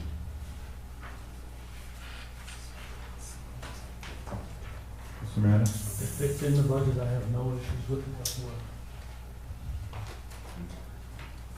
Councilor Michelle? The only question is the math on the automatic, something adds up, you take the $350,500 on one line there, that's all. Sorry? There's a line here that they all add across, and then the last one, under 1/3 custom mapping, under middle of water, there it comes to $350,500. Yeah, I'm sorry. Well, that's fine. I was really short on time, and somehow the dates and the Formula. you're right, it shouldn't be there. That's a, You know, it doesn't look very good for me, does it? all the Oh, formulas are the she's same done all one, this. it's copy and paste the formulas, and that one's got the bottom line. Oh. So just one question on the available budget, because this is an ongoing cost. Is it, is there sufficient money in the budget to pay for this ongoing? Yeah, I think there is. Okay. You know, I don't think that the fees, if anything, will probably save money. Like, I don't think the cost will be as high. But just to get it off the ground and get us up to date, I think it's in a good place. Councilor Schwarzenberger? So I will move that we approve business case asset for asset management, GSI ESRI. Second. Moving second. Any further discussion? Call the question. Those in favor? Opposed? Motion is carried. Okay, number 4, the Public Works FOV camera. This is a security enhancement. And we do have $5,500 in the capital budget for 2021, so we could use that, carry it forward to 2021. And then because costs actually came in higher than what we were anticipating, and I believe that includes the camera as well, which wasn't originally anticipated, and we propose that the remaining come from COVID funds.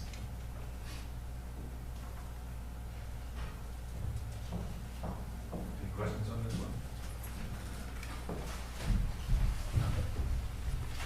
Anybody like to make a motion? I would be happy to move approval of the business case request form, Public Works fog and camera. Second. Moved in second. We're on the public works file. Thank you. I'm gonna stop drinking water now. Any further discussion? Call the question. Those in favor? Opposed? Motion is carried. Okay, number 5, the stairwell enclosure at Town Hall. This is just to enhance security by closing off the stairwell so it's more secure and not so inviting to people to spend the night. And we propose that it be funded by the COVID funds. And that's just a little picture of what someone else has done for their stairwell.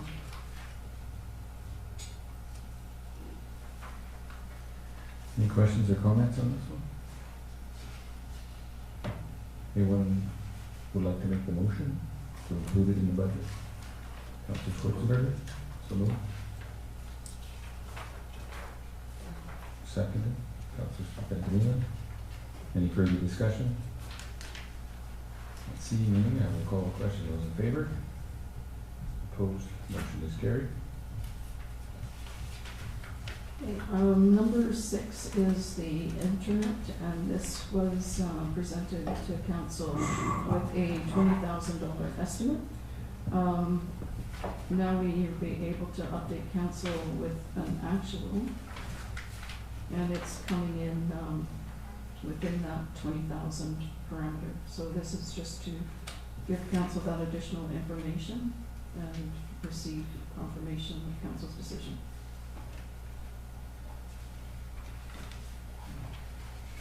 Councillor Morales?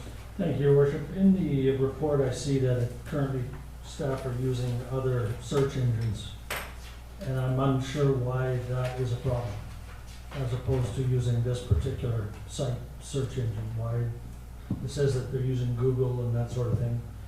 I'm wondering why that's an issue. Through the chair, you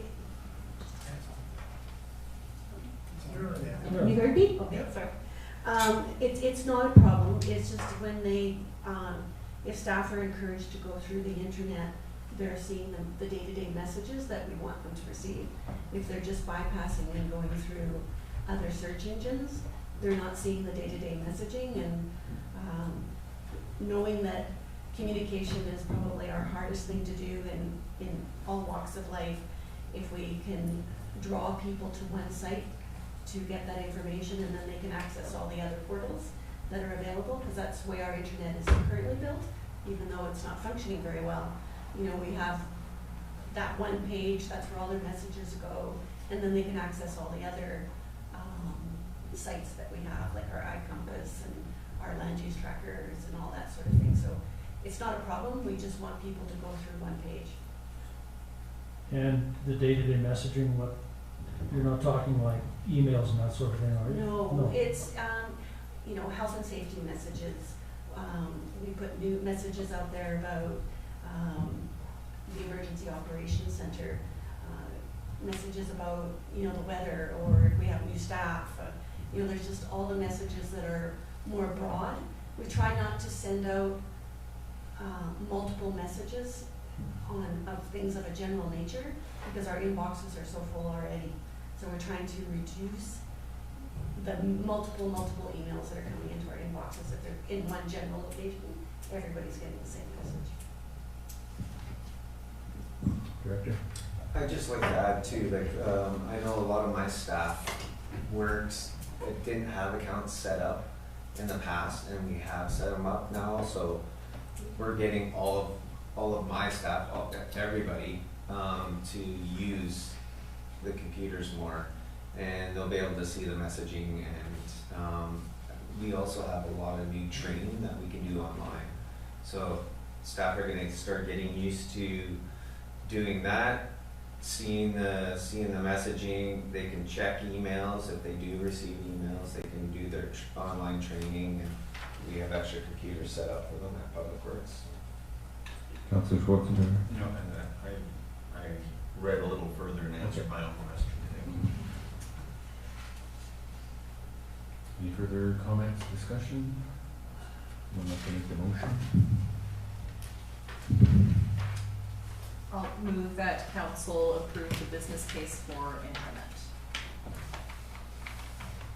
Moved. Second, Councillor Benjamin. Any further discussion? Call the question, those in favor? Opposed? Motion carried. Okay, so number 7 is the 311 app online. Yeah, I did about that. So we're looking at the city of Penticton. Actually, we recently had a 311 app, city of Vernon, Cranbrook, Prince George. These are the 4 municipalities 311 app. We did take a look.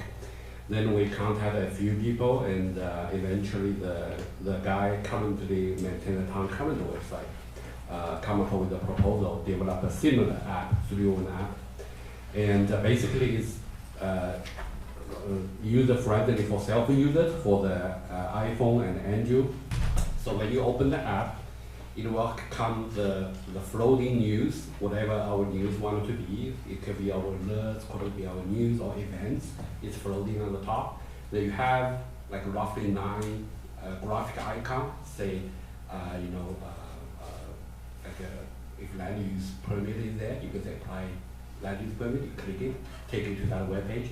My account, you click, take it to the my account, so you can register account to see your utility balance, to see your tax balance. Also, Emma is looking at put an online payment, so you can just pay it as well. And also link to the key function we want people to use as we develop over the time. So that's one of the things we are looking at, just encourage people to use the mobile app to access of the online service. You can do at your own pace, 24/7. Councilor Benjamin. Just want to make sure I haven't missed something. How does this app relate, or does it relate to the one that we were talking about previously with development services? The app basically just the interface, right? It's basically have those buttons built into a mobile phone app, but without the portal at the back, then you cannot really have those service, right? Because like you say my account, currently on town website, you can register your account, right? But it's buried somewhere, right? But if it's a mobile app, there will be just right in the front, once you download the app, it'll say that register my account. Then you click it, then it automatically take you to that page. Then you can, if you already log in, you can use the user password. If you're not, you can register that. So this is just the actual app part. What we talked about before is the linkages to all the information in behind. And Yeah, app is we basically, need them both. yeah, we need both. App basically is just the user front face, right? User face. But those things are the back end. I just want to make sure we're not having like 5 different apps, because I can promise you I will not download a single one of them. If there's one, it's okay. Those like for the city report, we actually was asking them, do they have a mobile app? They come back and say no, they only develop a web base. They don't develop app. Councilor Michelle. Citizens can access the interface if approved earlier on without this app, correct? Yes, that's true. It's just like any app, like you download the 4 city I mentioned. All the services already exist on their website. The app is make it more user friendly, so you can click to it. Councilor Grace. Thank you, Your Worship.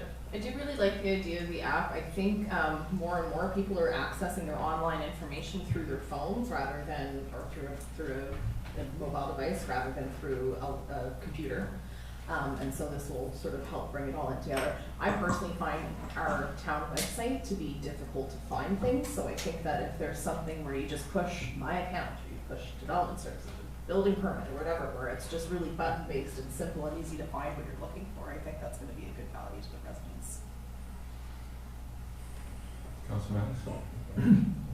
Excuse me, thank you, Your Worship. I don't disagree with any of that, but I also think we have to consider our demographic. The people that will be accessing the site aren't phone necessarily savvy. They're computer savvy, but they're not phone savvy. We might be premature with this, is all I'm saying. I'm not saying it isn't gonna be useful down the road, but I don't know that we need it today. Councilor Benjamin. Thank you, Your Worship. I think there's enough savvy people to make it worthwhile, but I do wonder how secure is something like this? You know, when people log, have their account information on through this 311 app. Yeah. Again, the app itself is only the user face. How secure it is at the server side. So whatever our server right now, like my account, when you go to the server, we have all firewalls, we have all these software built into it, right? The backbone is the same as our web-based solutions. The 311 basically just give you convenient access to those server-based actions. So putting your information through on the app is just as secure as going onto our webpage and doing it now? Yes, they eventually go through the same app based on the website currently has. Okay, I'm glad somebody knows more about this than me. Councilor Mattis. Thank you, Worship. Again, I'll go back. I feel this is a nice to have thing. It's not a must have for the town. And when I look at I know that the initial cost is up to 15 from COVID funds, which is great. The ongoing cost is $2,400 a year. It's not that it's huge, and it's not that it will stay at $2,400 either. But I just think that this is a nice, really nice thing to have, but is it necessary? No, because we're offering the same service through another portal. It won't be any easier to operate than it is to point and click with a mouse on your computer. And I'm just not sure that, for myself, that the expense is worth it. Mr. Grace. Thank you, Your Worship. I would disagree that it won't be more, or it won't be easier to operate. I think that's the purpose of this, is that it does make access to services and information easier to find through an app. I don't know if you've used the town website, but I do personally find it difficult to find the things that we're looking for. So if we have an interface that's easy to understand, that is just, button-based, I think that's gonna make things a lot simpler for residents to find the information that they're looking for. So on that note, I will move that council approve the 311 app business case. Moved. Second. Paying some of it. I'll just make a couple comments, and I was more on the fence about this, but I'm glad to find out that it is an access to the portal that we're creating through the reporter, the city reporter. And I kind of think we're in for a penny, we're in for a pound. If we're going to provide digital access, I think providing digital access on all devices is something important, and I think there is an ongoing fee for this. But I'm okay with this. I think if we're going to do it, I think we need to provide access. And a lot of people, myself, use a tablet, maybe not my phone, but there's a lot of people that use different interface devices, and I think it's worth providing that service if we're going to do it. And not seeing any more hands up, I will call the question. Those in favor? Opposed? Motion carries. Okay, number 8, the IT device upgrade. These are to help us out with the eScribe implementation. The Apple products that we have aren't 100% compatible. So if we don't upgrade, could result in additional downtime. We propose that this come out of the COVID reserve. Alternatively, we do have currently allocated $22,000 in the IT capital for the iCity battle server, which we do not yet have to upgrade. So we could potentially use 22 of that and only take 18 out of the COVID reserve. Councilor Grace. Thank you, Worship. I think these are upgrades that are done every 4 years anyways, if I'm not mistaken. And if we've got the COVID funds available, we don't have to charge the taxpayers for it, then I'm all for that. Just a question on the 22,000 in IT capital allocation. Is that what would be happening to that money? Would just be going into general reserve? I would push it into the next year, and yeah, it would flow through reserves. Okay. Or surplus, yeah. I'm kind of thinking that might be the best thing to do, is to spend that money now and then keep our COVID as high as we can. We don't know what we might need that money for.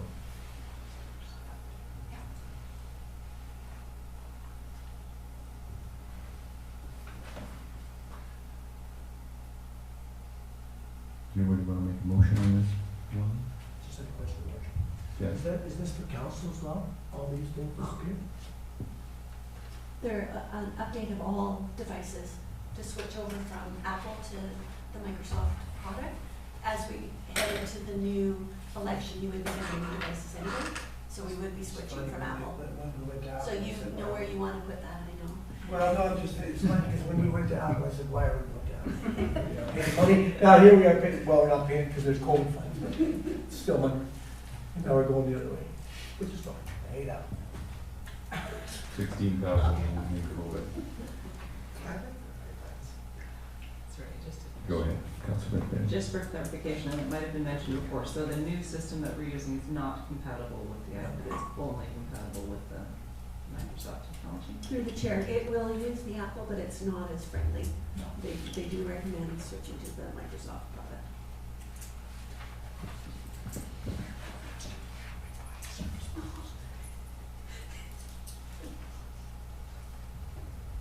Councilor Grant? Well, I'm just gonna say I'm in favor, but I don't really have strong feelings about the funding source, so I don't know if one of my colleagues does first. We take it from the IT fund versus COVID, or I guess both. Well, I can make the motion that we fund the computer hardware upgrades. $22,000 of the funding come from IT capital allocation and the rest come from COVID. Then I will second that. Any further discussion? Call the question, those in favor? Opposed? Motion is carried. Okay, number 9 is for the new public works manager. The purpose is to take this expense out of what would have been the water and sewer surplus, so that'll reduce those surpluses and those funds over the next how many years? And broken down with us 80% water, 20% sewer, and it's more weighted on water to reflect the regulatory requirements that we find are needed for water. Councilor Maddox. Thank you, Worship. Through to the CFO, are all those numbers reflected in the report that you gave us earlier? They are not included in the financial plan. Okay. So all those fund balances would change? Exactly. Thank you.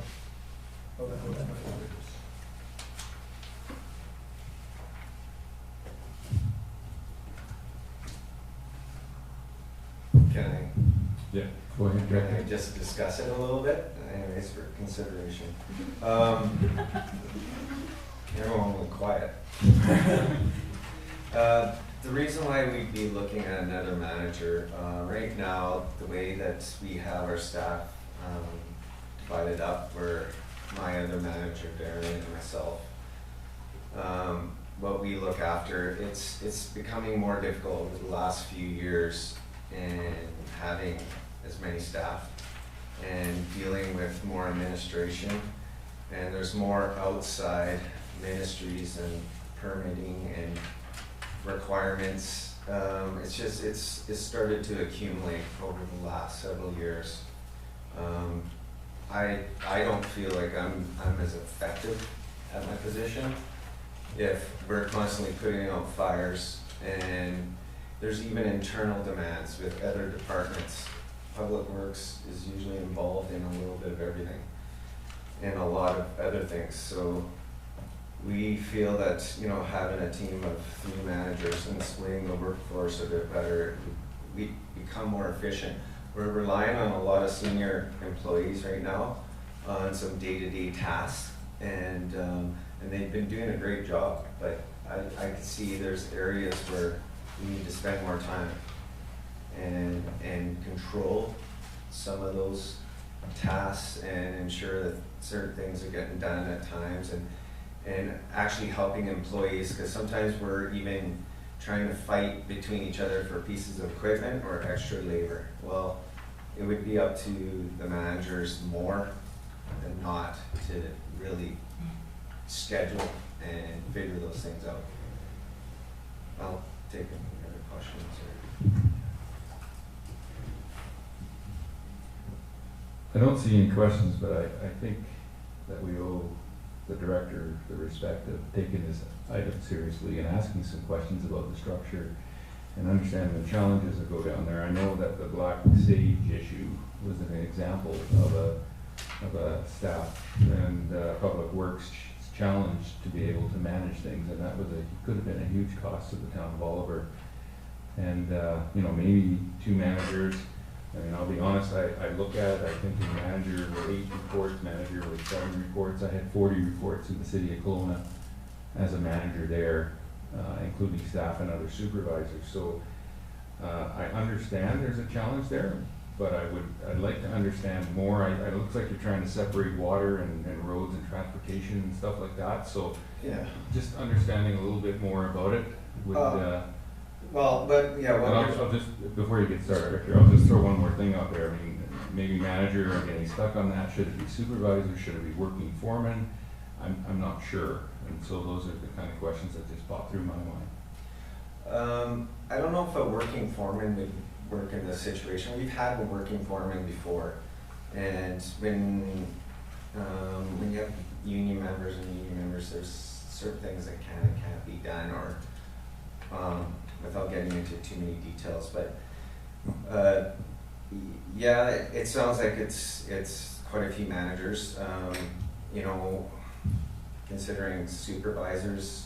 You said you had supervisors. How many supervisors did you have with the 40 people? I had one supervisor. And that's it, and you had 40 people? No, sorry, 2 supervisors.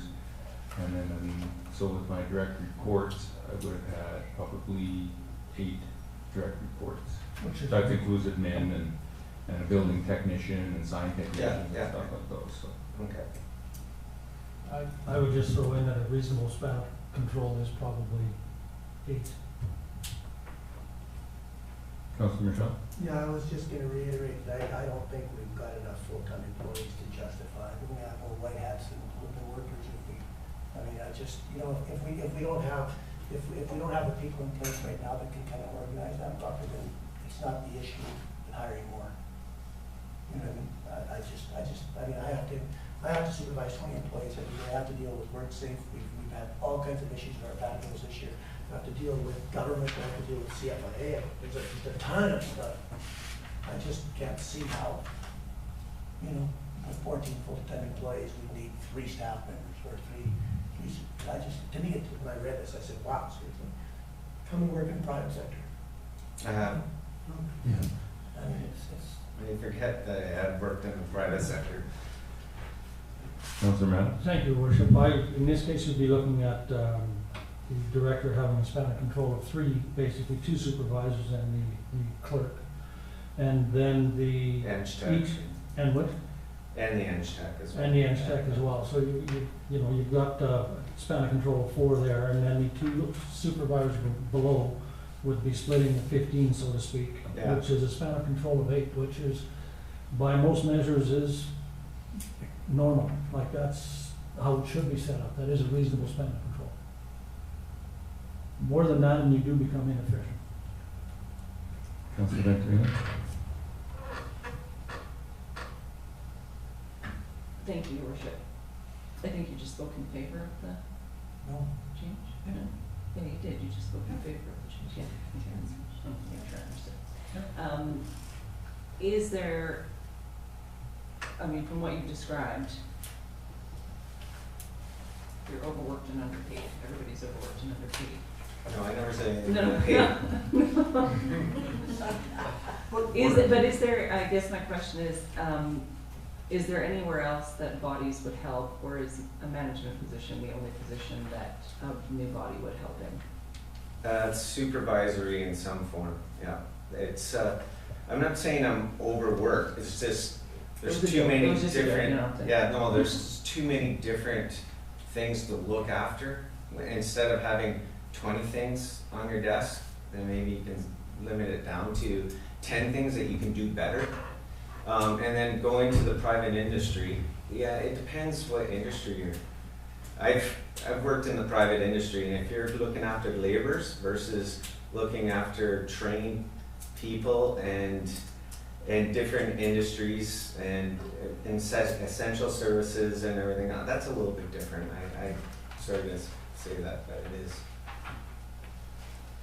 I know for me, one of the biggest things was work safety, and when prime contractor stuff came in, the amount of liability that was on the table for the city of Kelowna and now for sure the town of Oliver. One claim, one fatality, one major accident.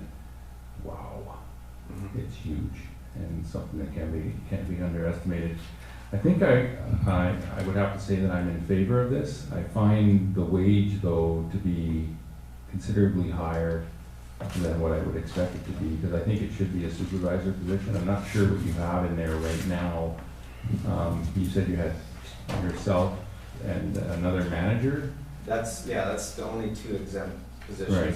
at Public Works. Because typically a supervisor position that I would have been in charge in would have been in around the 75,000 range, plus your load on top of that. So you're looking here at, what have you got?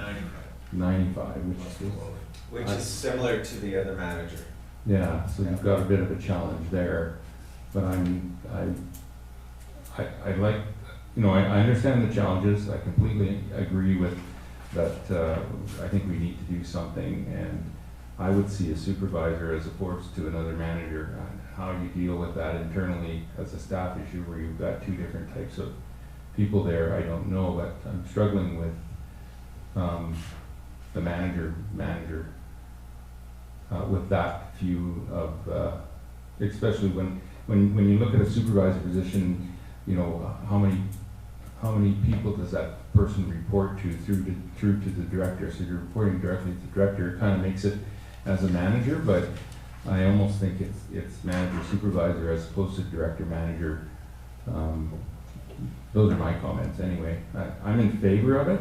I just would like to figure out the wage requirements for that position.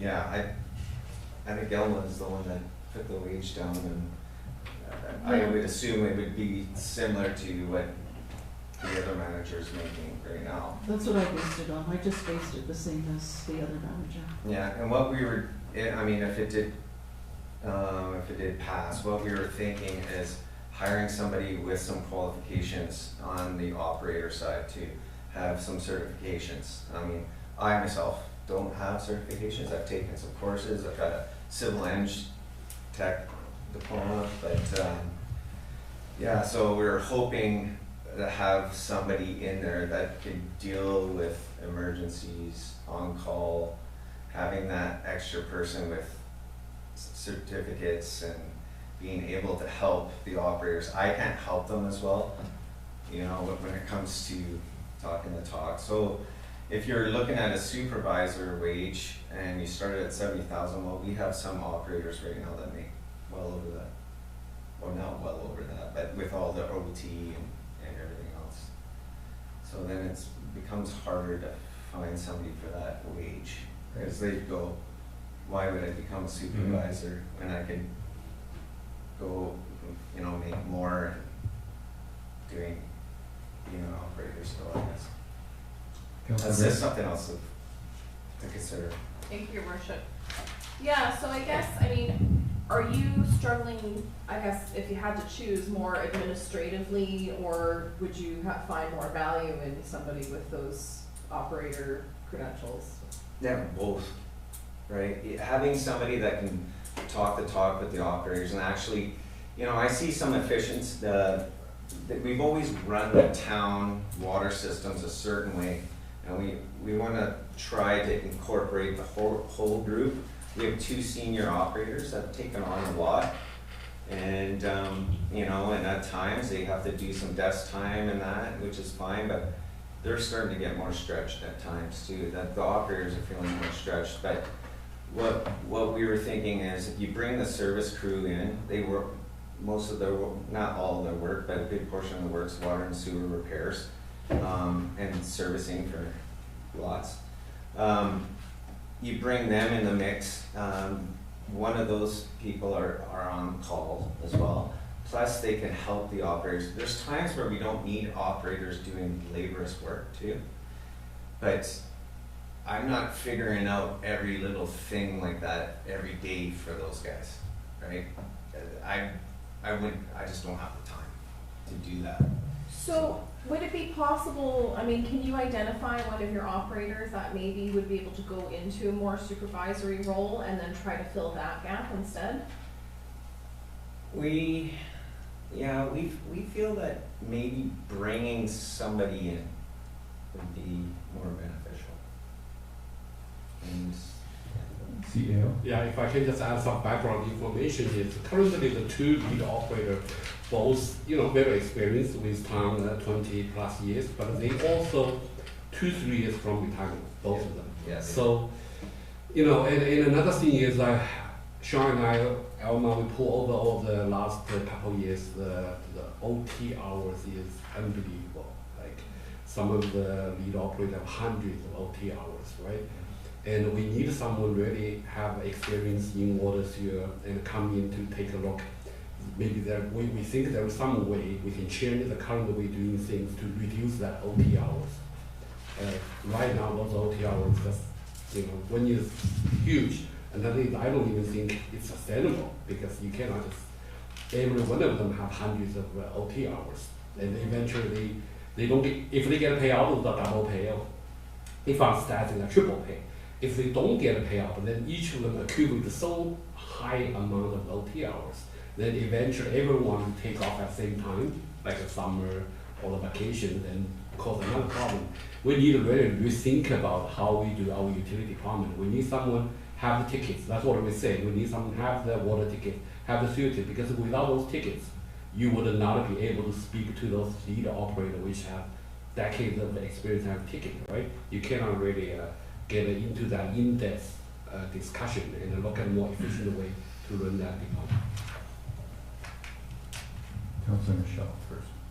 How would hiring another manager reduce OT hours, because those are physical labor issues that are happening? No, for example, currently the town's OT hours, one of the reasons so high is we separate it into rural on-call and in-town on-call, right? So we have roughly 5-6 operators, but they kind of, they have 2-3 on each side, which means limited to the number of people on call.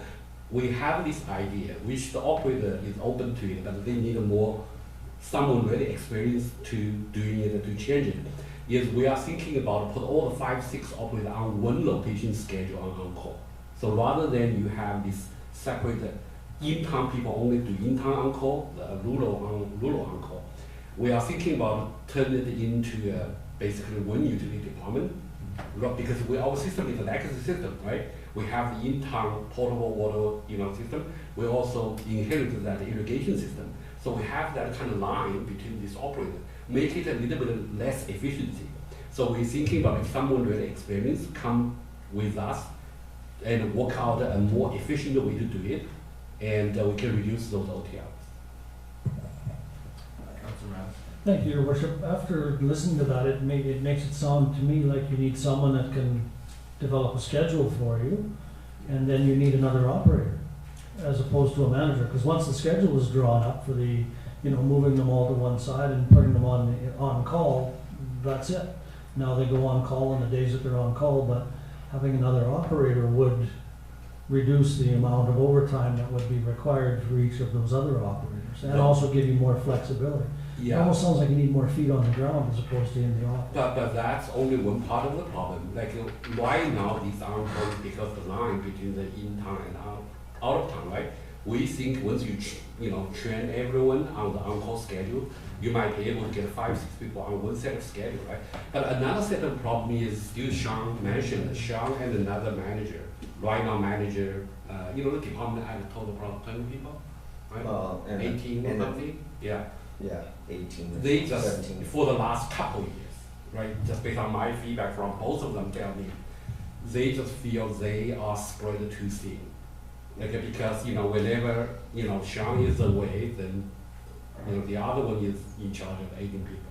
Or the other people is away, Sean is in charge of 18 people, right? There is so many things come through them at a point, both of them don't feel they have enough time to deal with all the tasks fall into that department. In the end, some of the things inevitably will fall through the crack, right? Councilor Michelle. Yeah, it sounds like from your explanation that we could probably make some of those changes you were talking about without having somebody come in and do them for us. You know the issue, so why not try and manage the issue on our own? Again, as I said, the schedule thing maybe we can, but that is half the problem. The other half, even we change that, right, reduce on-call, we still have the problem is currently the two managers just don't have time to deal with all the tasks given to them. So that part only solve maybe half, but it doesn't solve the other half. And even for that half, it's not that easy to simply just put 5, 6 people, say from today you guys all on one set of schedule, right? They need to have a plan to train them, you know, over the time, so they all capable of handling in-town and out-of-town calls, right? Director? Yeah, I just wanted to add to, like, I mean, I do schedule. I've changed it, I've tried to make it, I've tried to improve it for the last 10 years. But what we need to do as a group is have all the operators, and a lot of the operators do agree with it, being able and more versatile to work on all of our systems and not have like just these guys work in the rural area, these guys work in town and stuff. And yeah, I mean, we may need another operator down the road, but that's what I'd like somebody, I think there's efficiencies that we can find. I think there's some things the operators don't need to be doing, and we can get a laborer in there to help out once in a while and stuff. And so you've got to spend more time with it and think about it more and stuff. And I can't dedicate as much time as I'd like in all the areas, but this would help. Councilor Grace? Thank you, Your Worship. So it seems to me that the scheduling is not the issue, but were some of this overtime managed better, that could possibly fund what the issue is, which is the fact that our managers are overstretched and need more support. They need another manager. And that's kind of what I'm hearing. Is that? Yeah, that's part of the. So I wonder, even like I think the wage maybe was a bit of an issue, but having just a supervisor and a $70,000 a year role is not going to be what we need. Maybe there's somewhere in there that we can split the difference, keeping in mind that if we are able to improve this excess of overtime, then that will help to fund that new employee. Councilor Michelle? Funding, this is not in the current budget, correct? Through to the CFO? Sorry? This is not in the current budget that we have. It's not in the current budget. So give us some numbers as to what kind of percentage increases, just to cover this one issue. This is a big ticket issue. No. I mean, it's a lot of money on an annual basis. Your Worship, as I read through it, it's more a case of that it will just lower what goes into reserve. Yeah, the lower what goes in the reserve. Yeah, So the reserve numbers will change. I saw that, but those reserves are earmarked for future capital projects, so it doesn't matter, money is money.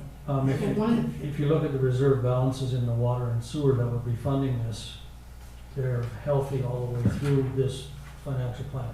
Like, I mean, extremely healthy. So no, they're not being used up to fund the other plans. There's still large numbers in the balances, and when you take these numbers out, it really has zero impact on the balances of those reserves. So I guess the real question then is, did we need to have all those surpluses if they're not earmarked for capital projects? I mean, why are we doing that as a council, just so we have healthy reserves? We may need them further out into the future beyond this, and that's why we maintain those reserves, so that when we run into a $6 million project, that we're in better shape to do it. Those reserves are earmarked for the plans that we approve, the 5-year capital plans. They're not just empty numbers. That money is real money. If you pull that from there, you're gonna have to increase rates with this money. Unless you don't wanna do all the capital projects that money's been earmarked for. Doesn't matter, money's money. So it's about 4%, right? So if you wanted to add this and keep your reserves the same, it would be about a 4% increase in this year. Reserves to me are not for operational. That's a line we shouldn't be crossing. We're developing reserves for future capital projects. That's why we approve them. I mean, to think that we can then just pull it out and pay wages with that doesn't make any sense to me. That's not how I would like to see it. It shouldn't be done that. It's never been done that way, and it shouldn't be done that way.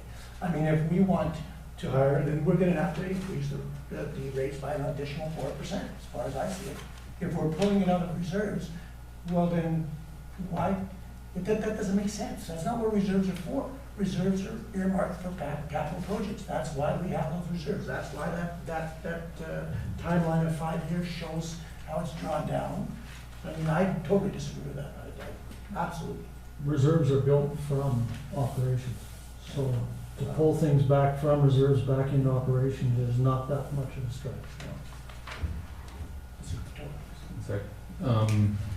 I hear you, Councillor Michelle, but I also think investment in management of the asset is as important as padding the reserves and getting the reserves up for future capital projects, which there's got to be some contingency in there to deal with failures and things that happen to water systems and things like that. We may have to increase because of this, but I don't think we have to increase for the full amount.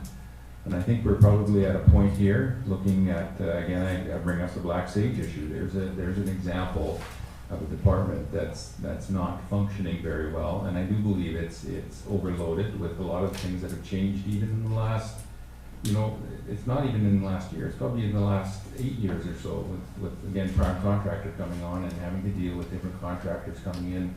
I think we're at a point here, as challenging as it is, where we need to look at the structure of the department and having dedicated resources to water and sewer with a guy leading that department. It makes a lot of sense to me. It's a huge asset for the town of Oliver. Probably one of the most important ones. Without water, you got nothing. I mean, look at the towns that are struggling right now, and I'm going to say Princeton and Merritt, that they're unlivable without their water and sewer. Probably the number one most important thing in any town is water and sewer. And I think an investment in that goes a long way to making sure that we're managing it correctly. And I think we're kind of at a tipping point here. Probably been at a tipping point for a few years, and things are starting to show that maybe we need to make that investment. Councillor Rice, you have your hand? Thank you, Worship. Yeah, I mean, I have to echo a lot of what the mayor said, and I understand where Councillor Michelle is coming from, but I mean, there's always room to do things in new ways. And I mean, again, if you look back at the water capital reserve, it doesn't drop below $1 million over the next, I mean, at its lowest in 2024, it's at 1 million, still over $1 million, and in 2025, it's back up to 1.6. It's definitely healthy enough, I think, to support this infrastructure through proper management. And I mean, we have our managers asking us for help. They need the support. They're feeling stretched, and they're not able to manage our assets properly, just maintaining the status quo. So I think this is an important investment, and I do support it. Thank you. Councillor Schwarzenberg. Thank you, Worship. I agree with both your comments and Councillor Grice's. I think if another person came on board that was half operational and half management, it may be a supervisory capacity, we'd get some improvement in our overtime, so we wouldn't be spending much more in overtime. You might save himself half the salary. So I'd be in favor of going forward with this in some way. I'm not sure we need another manager, but maybe a senior supervisor or something like that would be working out. But that's splitting hairs. If the rest of the council wants to go with a manager, I'll go along with that. Thank you.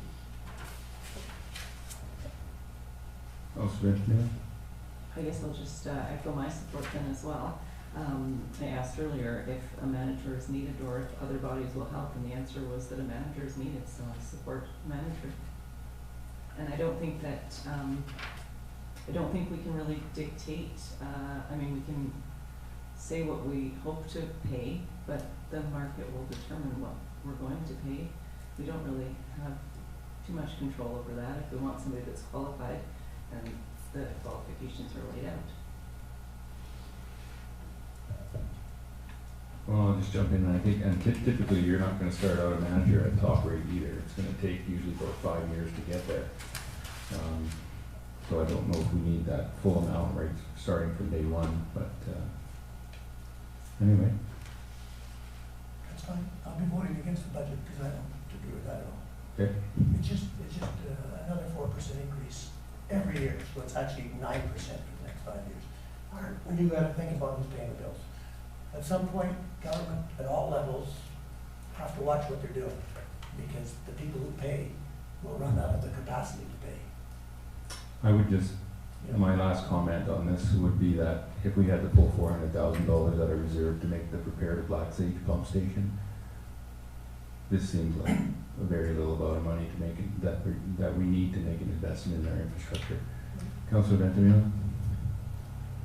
Thank you, Worship. I just want to understand what, Councilor Michelle, what you said that you'd be voting against. Are you against the funding coming from reserves, or you're just against the whole, you're just against the? I'm against addition of another that? 4% increase, is how I see it, so I mean, I'm gonna vote against the budget. There's no way that I think that the users I represent can afford that, and they tell me that all the time. I mean, they can't afford that. You know, they've just gone through a hell of a year where there was a heat dome and all kinds of things. They're not making very much money. You know, I mean, they gotta pay the bills, somebody's gotta pay them. I don't disagree with you.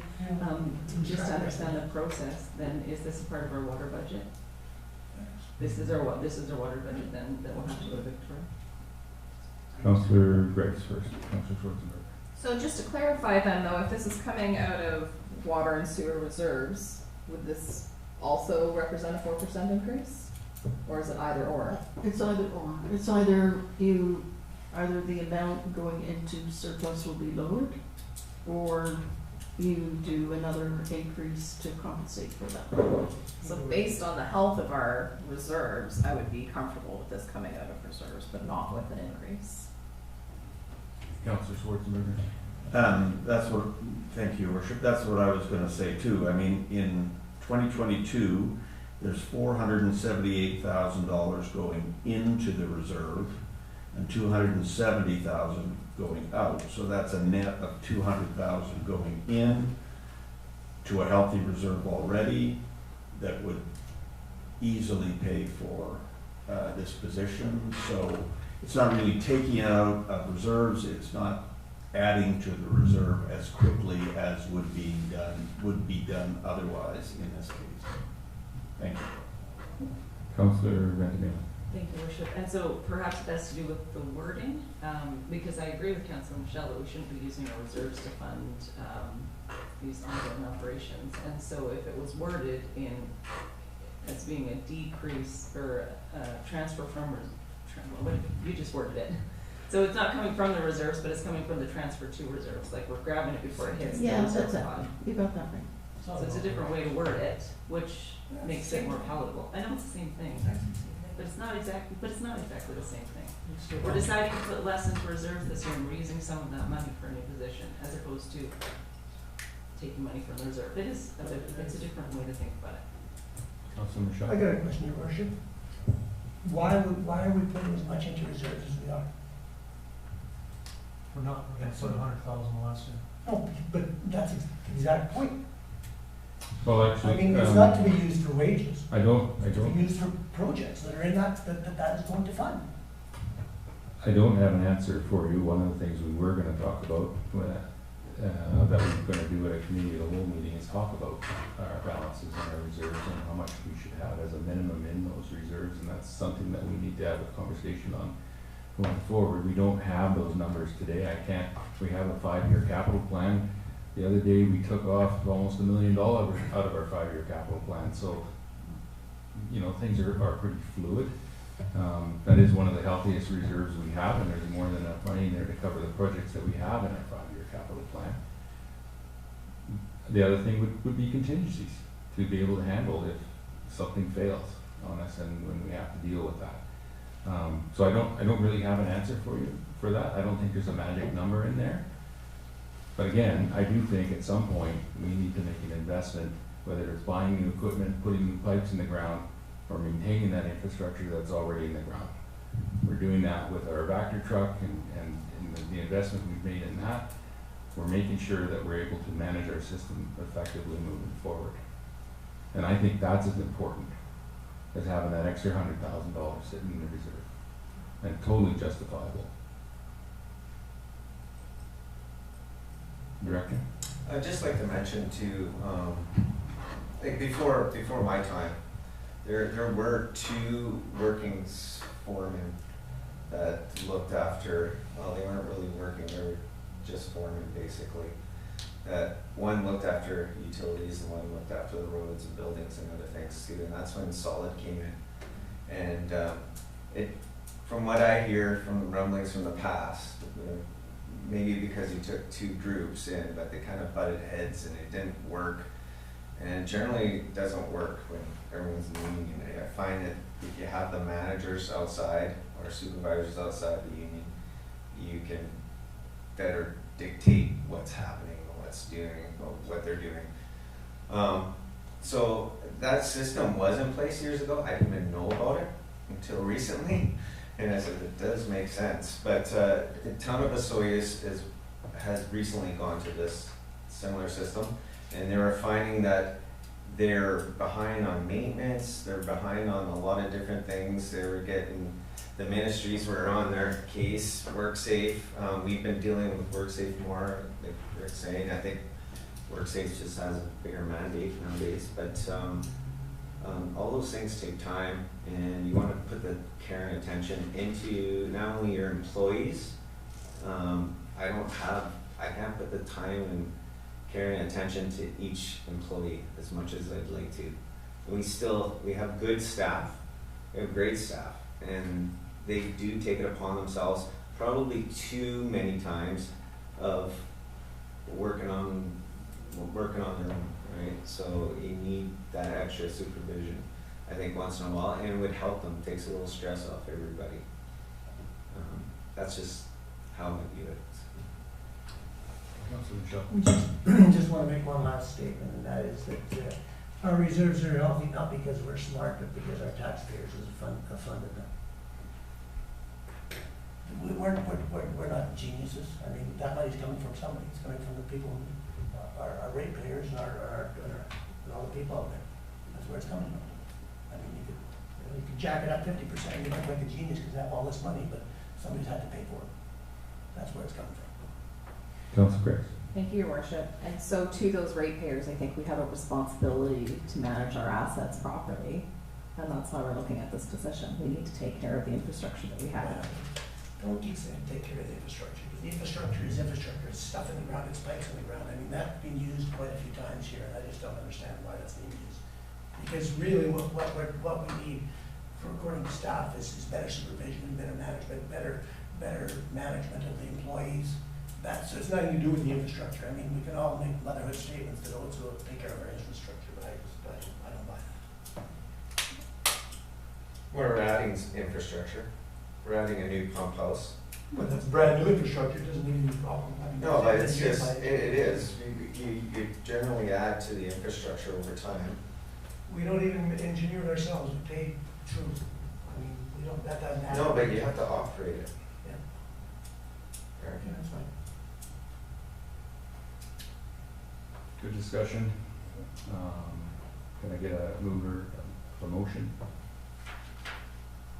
Sure, I'll move that council approve the business case for an operations manager.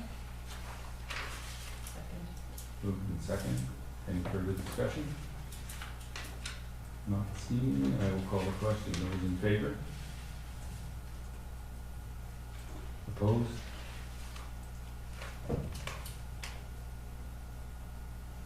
Motion carries. Just Councilor Michelle was opposed? Okay. Okay, number 10, last one, regular permanent casual position. And this one, we have a partial budget in various departments for public works and relief reception and fire student.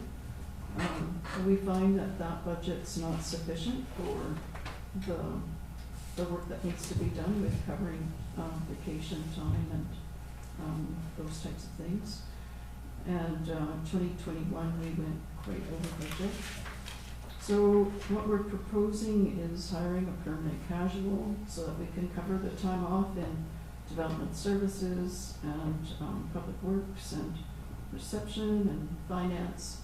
And by doing so, by offering a full-time position, we have the ability to get a better quality applicant who, because they want full-time work, And a lot of times, you know, we can't get that kind of quality with a casual position that doesn't offer the hours.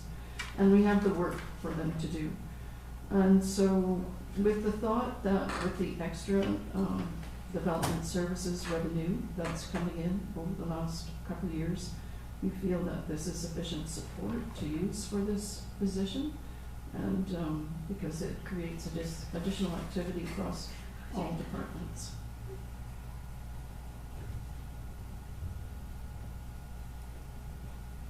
So is this an increase to the 9%, or is this included in the budget? No, see, because the development services revenue exceeds the expenses right now, so it's contributing to a surplus in the financial plan.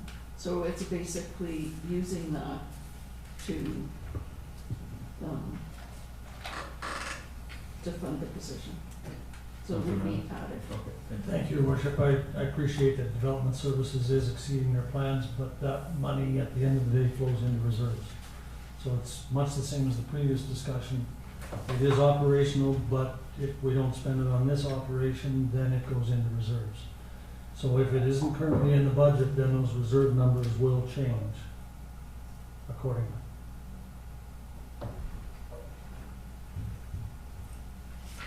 I am right. You are correct.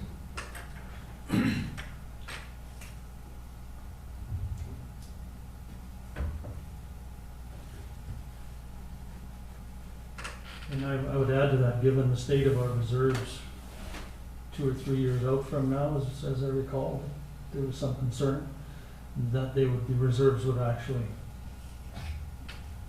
go down. They would actually go into a negative. Councillor Benjamin? Thank you, Your Worship. I don't know if I fully understand from the numbers that are in front of us. Like, we're hiring these people anyway, just on a casual basis, and they're not necessarily available all the time that we want them. So what's the difference in the budget from what we're currently paying, not budgeting, because we've gone over. So what are we currently paying versus what would this cost? So the difference is about 50-50, right? And so our budget's about 30,000, but if we added another 30,000 to it, we could get somebody full-time rather than. The budget's 30,000, but what were we paying? Because you mentioned that we've gone way over. What will we be paying? What have we paid? What have we, yeah. About 30,000. Is that the way over the budget number? That's in the budget already. 30,000 is already in the budget. No, but you stated that we've gone way over budget in the past. What was We've that? gone over the surplus for development services. Like if we just take this year, right? I see. Development services, Gotcha. it's made $200,000 extra in revenue over what was budgeted. So, just for clarification, I think I misunderstood them, because I thought I heard you say that we have gone over our budget for our relief staff, meaning, I took that to mean that we've been paying more than 30,000, and I was wondering what we're paying. Yes, for 2021 we did. So what did we actually pay compared to what would a full-time position cost us? I think it was more like 45 or 50,000. They ended up paying. Right, so that's kind of what I want to know. So if we're paying 45 or 50,000 now for potentially not qualified people, or we're paying 60,000 for somebody that's qualified, that's available all the time, that's the difference that we're looking at. Yeah, it's not a huge difference, but you know, you don't want to go over budget every year either, right? Right. Thank you. Councillor Madison? This would be a union position, I'm assuming. Mm-hmm. And the second question would be along the same lines as Councillor Vandermeer. How many hours are we paying for now versus what we will be paying for? Like if we're paying 45,000 and we're only getting 50%, then it says to me that 60,000 isn't enough. Yeah.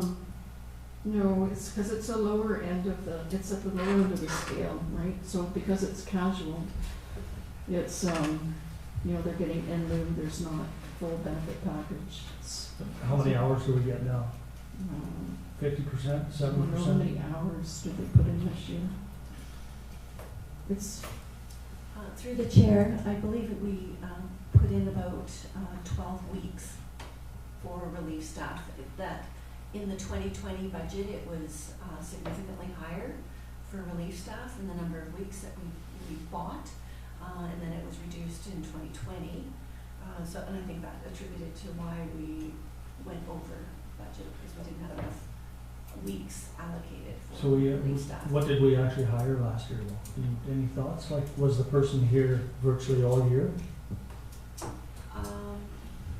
No, but we hired multiple people throughout the year and trained them, so that's why we went over. But I'm saying what you say, I'm not worried about the budget, I'm just asking about the time. How did we get a half-time person last year? 60%? There was multiple people, so I would say, I don't know, well, I'm just guessing, right, that they're at 0.6 or 0.7, So 3 out of 5 days. you know? Okay.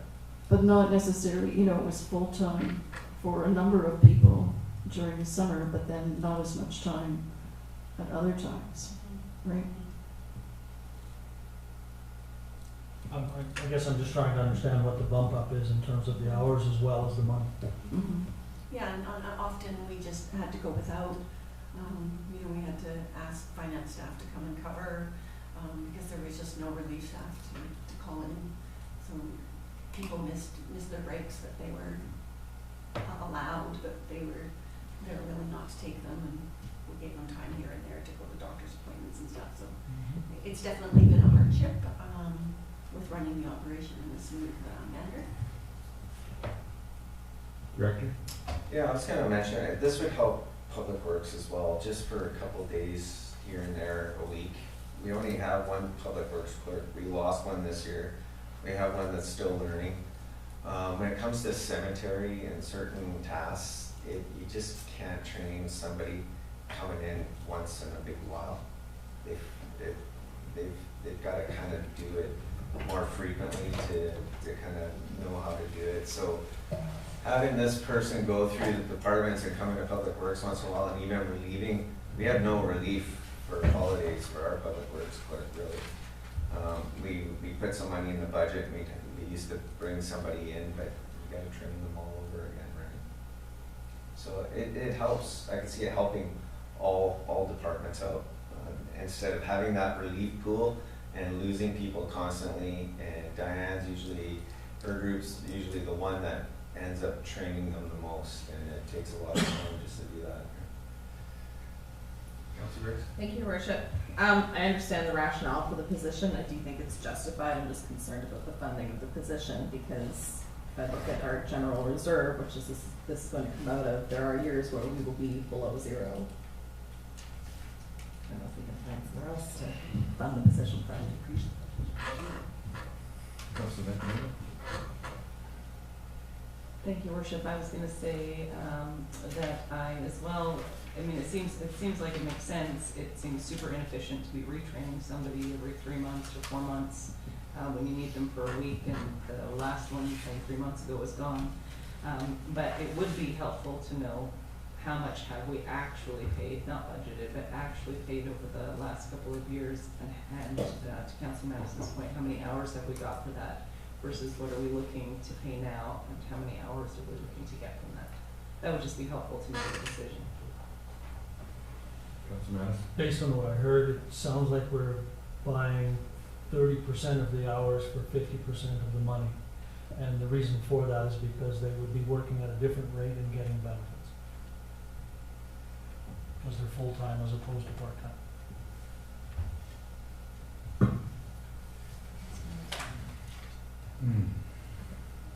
Yeah, I guess I'll wade in here. What makes me nervous about it is just the permit revenue and going with that moving forward, assuming that that's gonna continue. And I you know, it's great right now, and it could not be great at some point in time in the future. And I'm in favor of, you know, having a casual position where the hours can increase depending on the need, which is generating revenue to cover that position. And if there's not revenue there, then you kind of lose some of the coverage. You're getting 12 weeks, which isn't even half a year.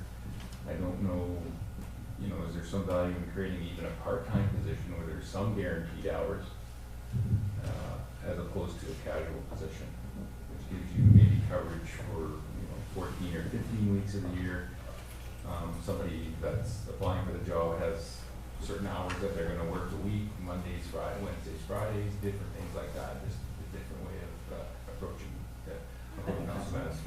I understand where you're coming from, Mayor, but the issue there is then when you get into full-time vacation coverage down in Public Works, for example, 3 days a week doesn't do it. Yeah, but there is a validity to that in that it doesn't have to be 0.6 of a week, right? It can be 0.6 of a year, where when you make the job offer to someone, that you explain that, look, it's gonna be full-time, during summer, but, there'll be other times of the year when your hours will be cut back.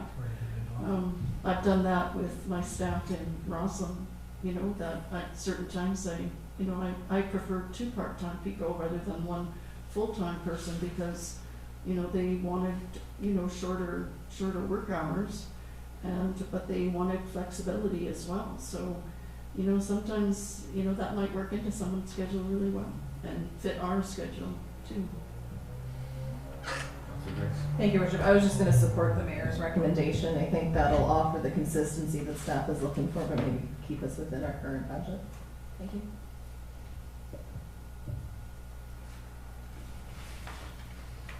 And it sounds like it might be a workable solution. We're trying for another year.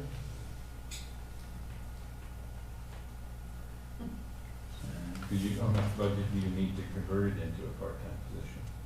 Or do we have enough budget to do that?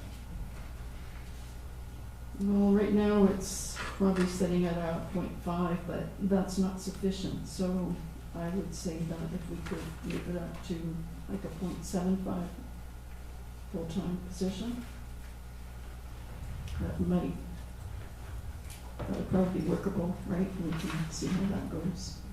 Better to start off lower. Based on the numbers, that would take us from 60 to 45. The ask now is 60, of which 30 is funded. So it would take us to 45, of which 30 is funded, so 15 would have to come out of. And it's a good wage, right? So sometimes people will consider that. That's a good trade-off for them. 15 coming out of the permit revenue Mhm. instead of going into reserve.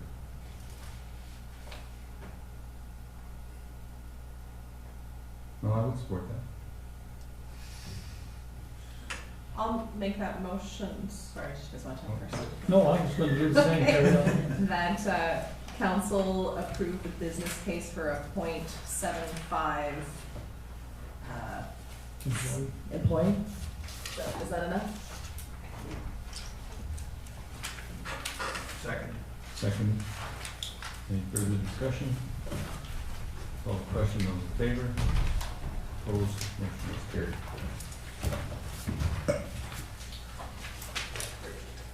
Yeah, we're late, probably. We should just adjourn and come back to finish off. Okay, can we do that? We'll adjourn. Of course, I don't need a motion to adjourn. Do we just take a break? We could do a motion to adjourn, because we're going to regular meeting. But we still have, we're not done with this discussion. We after the rec meeting, we'll come back to this We have, discussion. then we could do a recess, then. Okay. You need a motion for recess? Motion for Okay, recess. I would make the motion that council recess until following our. Second, call the question, all in favor? Opposed, we're in recess.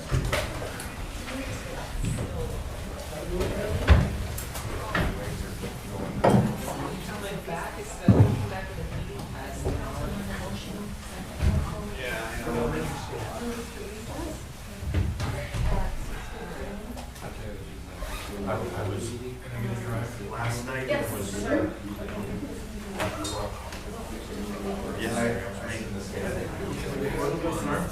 End of the bed, she went me around, I went down on my hill, I was 5 years old, I was